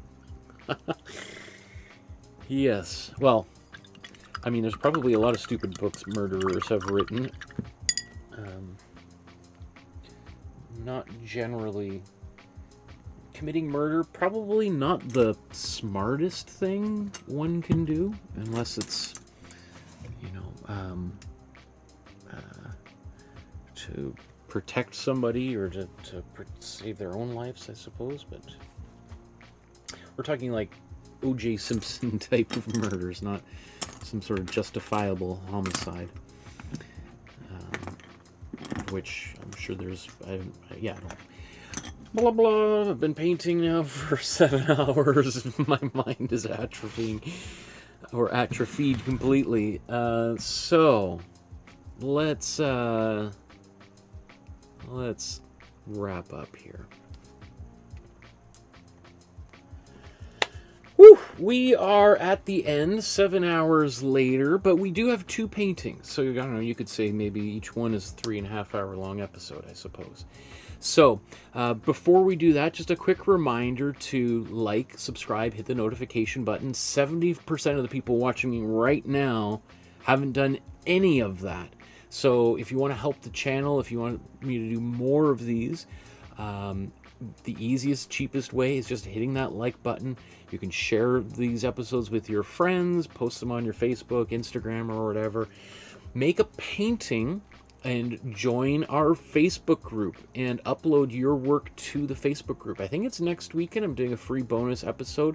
I would love to see what you created. And if you want to support the channel and all the work that we're doing here, you can donate through PayPal, through the Super Chat function here within YouTube during the live streams. You can also send an e-transfer or a check in the mail by contacting me through my email. My email's on my website and on the Facebook group. So another reason to click on some of those links in the description below. So let's look at our first painting that we completed a long time ago. And there we go. There's our first one. This is Elsa von Freytag-Loringhoven's and Morton Livingston Schamberg's God from 1917. We obviously talked a lot about this piece here, and it's most likely a piece that was imagined by Elsa herself, and that Schamberg helped build it and photograph the original version, not this photograph. I think this is a photograph by the Philadelphia Museum of Art, where the work now resides. This certainly falls in line with other works that Elsa von Freytag-Loringhoven created. The Baroness, as often she was called during her lifetime. And I think that turned out pretty good. There's a few little things here that maybe I could do differently. I don't think I have the energy to do any more tweaking on this particular painting. But yeah, I'm happy with sort of the scratches and stuff all over it. So let's take a deeper dive and look in on this work.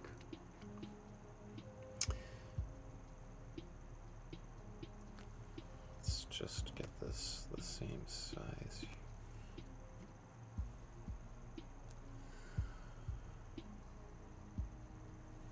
Okay, so how about let's go to bottom right-hand corner there.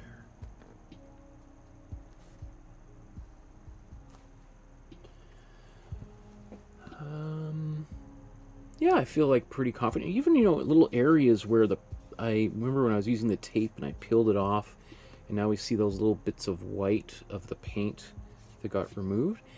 It kind of works now because because it looks all kind of scratched and beaten up.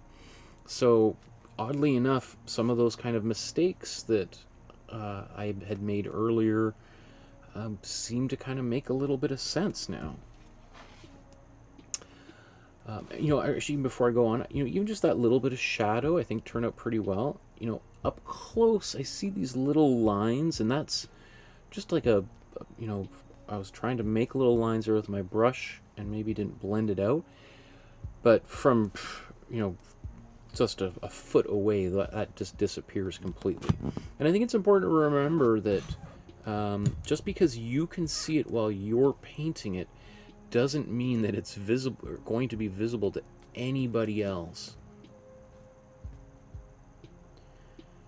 Up close, yeah, it's a little bit sloppy around those edges. That's actually why I ended up using tape, just to help me get a little bit of a sharper line. The this kind of slopes down there. Not a big deal, but a little bit of a bummer. Let's kind of look at this piece of plumbing here. I did add maybe a few extra highlights where there weren't any, just because as I was painting it, I kind of lost some of those shapes. So I felt like I had to kind of fudge those details a little bit. I don't know how it happened that my painting, that's straight up and down, I maybe unconsciously, my OCD tried to straighten out the artwork so it wasn't leaning quite as much. I don't know how that happened, but it seems to have happened. Yeah, I feel like I got... Oh, you know, I just noticed that bulbous area of the pipe, it's kind of slipped down a little bit on mine. Obviously, again, like there's, you know, because I lost all of the drawing through a couple of layers of paint before I even got to the, you know, when I was painting that gray background, I lost a bunch of details, so I kind of had to fudge it. But I think probably anyone who sees this, who's vaguely familiar with the original, won't remember, you know, the fittings that are on here and how accurately I did those. You know, this top of this pipe that's kind of bent, you know, and as I look at it, you know, there's kind of scratches and it's like as if it's sanded away or something. I kind of made a decision to not do that many kind of, or any real scratches or marks on the pipe, just because I felt like maybe it might contradict the form a little bit. Maybe if I was going to spend a little more time on it, I could do that, but I don't think I need to. I don't think it's going to add much more to this than what's already there. So let's just back out one last time on this guy.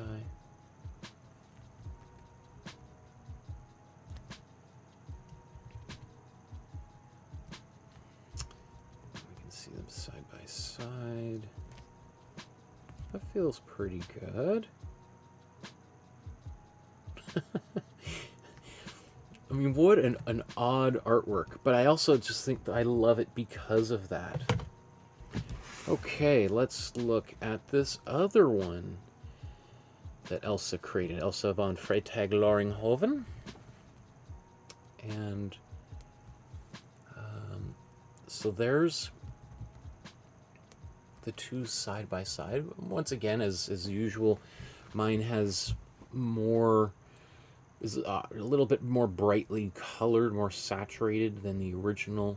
You know, some of this teal emerald color that's inside there is maybe more apparent in mine than the original. It does look like mine is crustier and than the original. I think it's okay.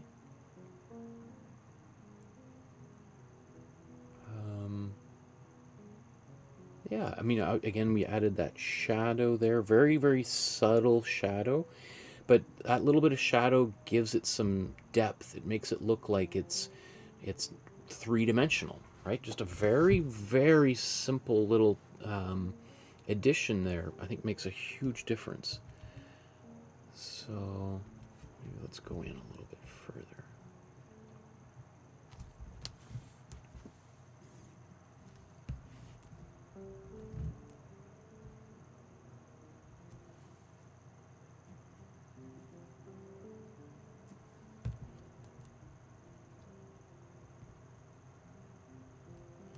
You know, when we zoom in, all of a sudden it's like, oh, it does look quite different.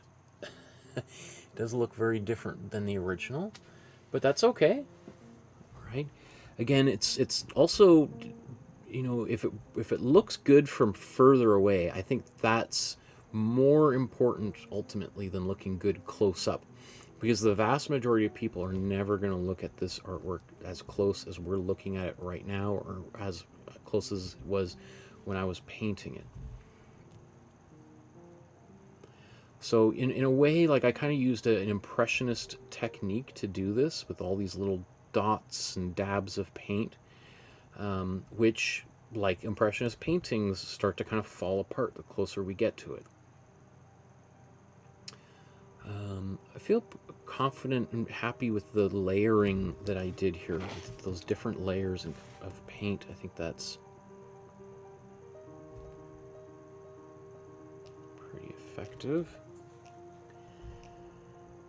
Yeah, I mean, you know, when we see them side by side like that, it's like, whoa, those are very, very different. I mean, the idea is there. Let's turn this into a circle, right?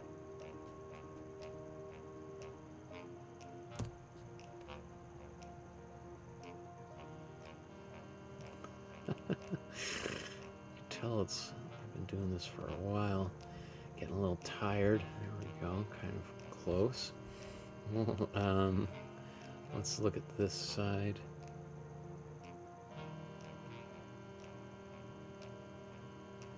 Yeah.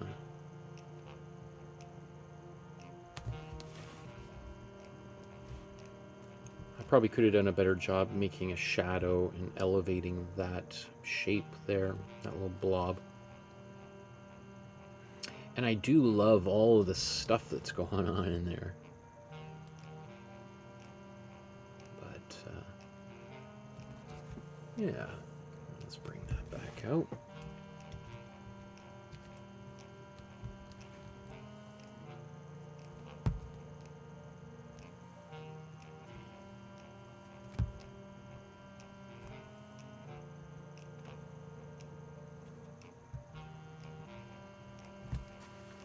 Yeah, so once we zoom back out again, it comes, it works, I think, better, which is, I think, what we really, really want. As I said, I think if it looks good like this, then it's not so important what it looks like up close. And if anything, I think it's kind of satisfying for people to see for it to be different when you get up close. That if it looks a little bit, that if it looks the same from further away as it does up close, as like maybe a photograph might, well, then there's no real incentive for people to get up close to it. I think that's what I like about paintings, is when I do get up close and I see, like, oh wow, look how it looks. That's pretty wild. Before I do move on, I think I want to just take a look. I think we had this one here and this one here, and put them side by side so that we can kind of just take, because remember, one of the reasons I did this, my goals for today was to have two different Imprimaturas so that we could see if there was any difference by the end of the painting.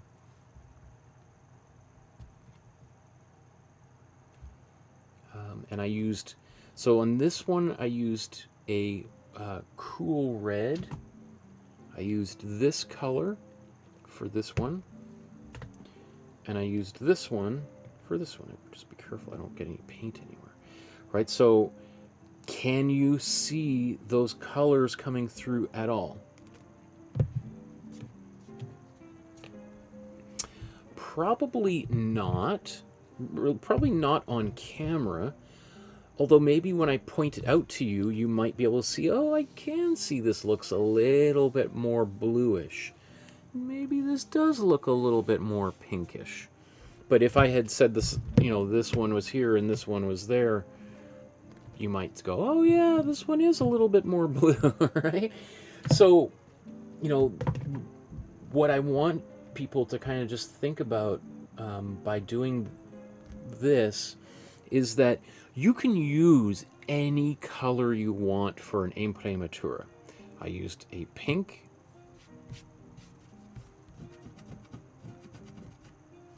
What happened there? We'll deal with that later. Used a pink and a blue here, and the painting didn't, you know, explode or anything. If I was to do it again, I probably would use my typical warm yellow, because I learned kind of quickly there that one of the reasons why I've just been doing that is that when it is a darker Imprimatura, it makes it harder to see the pencil lines, and whereas when it's lighter, the pencil lines are almost become more visible. And then when I put the white over top of it, it made it almost impossible to see my original pencil lines. So it's a good reminder as to, it reinforces in my mind that using the yellow Imprimatura or a brown Imprimatura is probably my best bet. But, maybe some other people might look at this and they might feel like encouraged to experiment a little bit more with different colors of Imprimatura. So, so for all those people who ask me, why do I use yellow? Well, you don't have to use yellow. You can use whatever color you want. I just think that these look so hilarious side by side.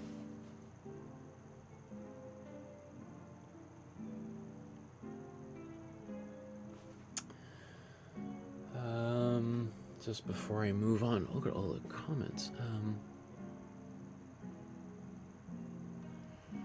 He says, I'm going to go back and listen to the biography.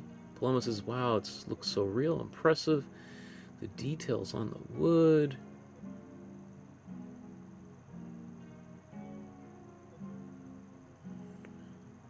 You guys are so sweet. Paloma says, amazing. It looks like it's popping off the page. An inspiration, Michael. Truly, I can't wait to try this.